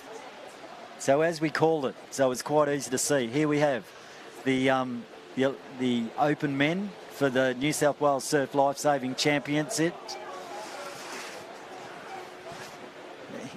Open male start list. The flag is up. So DY Gorgonites, Bateman's Bay, Allura, North Cronulla, Bulli and Collaroy. Then they're off. While we've had that on the screen, they've had a start and they're away in the open men. So that rate's a little bit quicker. They're working hard. They're working hard at the moment. It's a hot field, and they're very good at what they do, these guys. Collaroy looks like they've had a good start. I didn't have the start list in front of me for this, so we're going to have to call it off the screen. So we're Bulli are the elite crew. Very good in Ocean Thunder, as were Avoca this year. So we're going through the gate cans. It looks like Bulli are stolen a march, but only half a boat length. We have Cronulla on the screen going well. So I'm just getting sent who's in the actual race at the moment I'm speaking. So Allura, yep. So we have DY, Bateman's Bay in 2, Allura Wilco in 3, North Cronulla in 4, Bulli in 5, Collaroy Garricks in 6. So we'll just go back to the screen. Bateman's Bay, I was watching them bend their oars when they went out in one of the semis, and they are big men. They are Australian champions. DY came through on a wave to get into this final. They deserve to be there too. And going well. All of them going well. As I said, Bulli, the elite crew, and been amazing in the Ocean Thunder Series. They are a boat length and a half ahead at the moment. This is going to be hard for anybody to get that back. Oh, there's a miss of a gate can there. There's a miss of a gate can, North Cronulla. Looks like they've missed the gate can. I can't confirm this at the moment, but that's what I saw. He's gone. He's going to race it. So Bulli are out in front at the moment. Bulli still out in front. There we are. They've got a boat length on the field. They rode beautifully, these guys. It's not a high rating, but the strength in this stroke is just absolutely amazing when you get near them. Yeah, there's a replay coming up. As I said in the footage, miss. There's a miss for you in North Cronulla Funky. Missed their gate can. Really unfortunate, but you're pushing the limit on this to try and get there, and that's what's happened to them. So going back to the live feed now, and we've got North Cronulla still in the lead. Next to them, Bulli, is in the lead at the moment, going really well. Bulli still going. Bulli looking great. There they are. Bulli. Great might be an understatement. Look at them flying through there. They'll go on this run. See this run underneath them? This is 100 metres. This is like 70 metres off. They've ran that runner from 70 metres out. That's what an open men's crew does, and he's celebrating already. I believe they've won an Australian Team of the Year of surf sports. So North Cronulla are coming over second, but there's a problem there. And Allura Wilco has come through, and Bateman's Bay down the end. So there's going to be a bit of a protest. Coleroy there in alley 6, come through for 5th, I believe, and we'll have to go back to the footage to see who's come through. But definite Bulli men, amazing. And they totally deserve it. And he's a lovely little bloke. I've done the George Bass with him a few times, and just a lovely man. You know, Bulli love doing the long distance races as well. So a great bunch of blokes. There's a replay coming up on the screen now. Just the guys celebrating. Here he is, hands up. First, Bulli, North Cronulla, I'd say. Top of the screen there for third. Yeah, top of the screen, Bateman's Bay right up the top. Allura as well. So and down here, Coleroy and DY right up the end. So yeah, a great celebration. They're a great club down at Bulli. You know, they're a lot of the old fellas, as you can see around the boat. I've rode against the old fellas there. They've got a really good community down there who totally support each other. They've been rowing for a long time. This guy on the screen, Sweep, fabulous. Does a fabulous job. And the guys, just the work ethic and training ethic of those guys in the boat section down there is amazing. You know, when you get sent their programs, you just go, oh, geez. It's just amazing, you know, what they've basically got to dedicate their whole life to the sport, morning and night. So it makes it it's very understanding partners, no doubt. Very understanding partners, or if they haven't got one, you know. Yes, very understanding. So yeah, but that was amazing to see. You know, a wonderful New South Wales state final, and okay.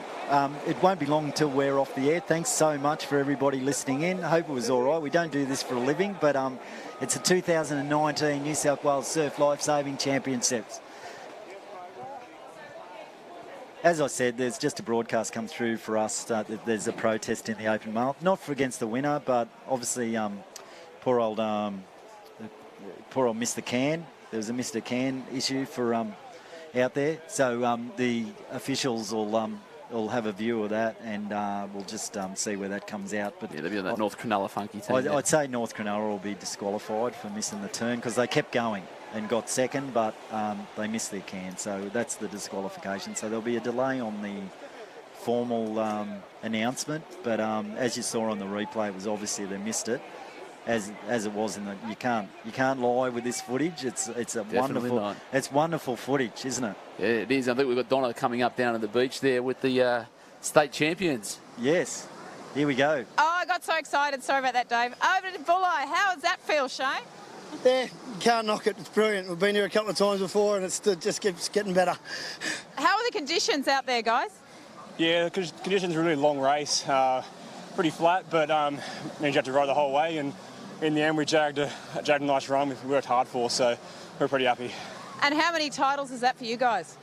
It's 6 in a row, 7 all up now, so... So you're practically unbeatable, hey? I wouldn't say that. That was a hot field, mate. You don't never say that. Who are you most worried about? Everyone in that final. Well, that's just great. Thanks, guys. Congratulations, champions. Thank you very much. Stoked. Thanks a lot. Cheers, 6 in a row, Donna. Unbelievable. Unbelievable. 6 in a row and 7 overall. There's formidable crews in that open boat. To do that is just amazing. Some people row their whole career and not get a medal. Not even get to a state final. Not to get in the state final. A lot of blokes around have been in state finals and not a Zach. Nothing. You know, to have a winning crew to win 6. Shane Jaloven's amazing, as I said. I say hello to him on the beach. A thorough gentleman, you know, and just totally deserves it.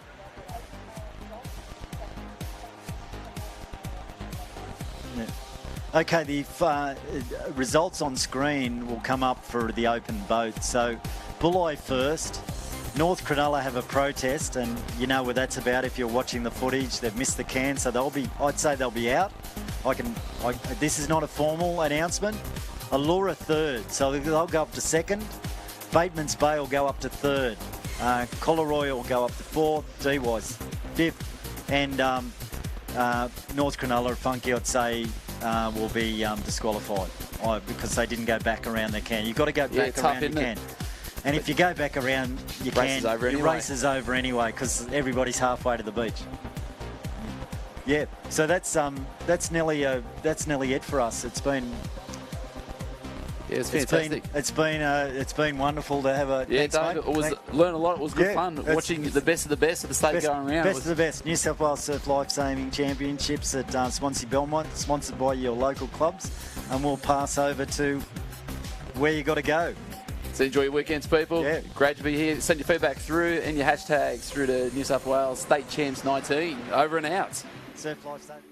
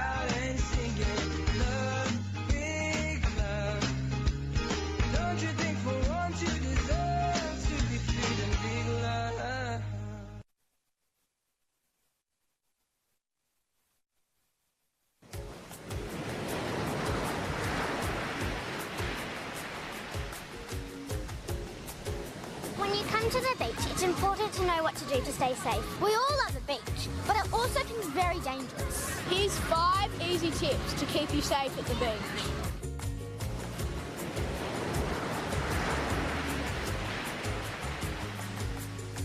Number 1. Look for the red and yellow flags and always swim between them. Number 2. Ask a lifesaver or lifeguard for advice. Number 3. Read the safety signs. Number 4. Always swim with a friend and adult. Number 5. If you need help, stay calm and attract attention by raising your arm. If no one can see you, no one can save you. For more info, go to beachsafe.org.au or download the app.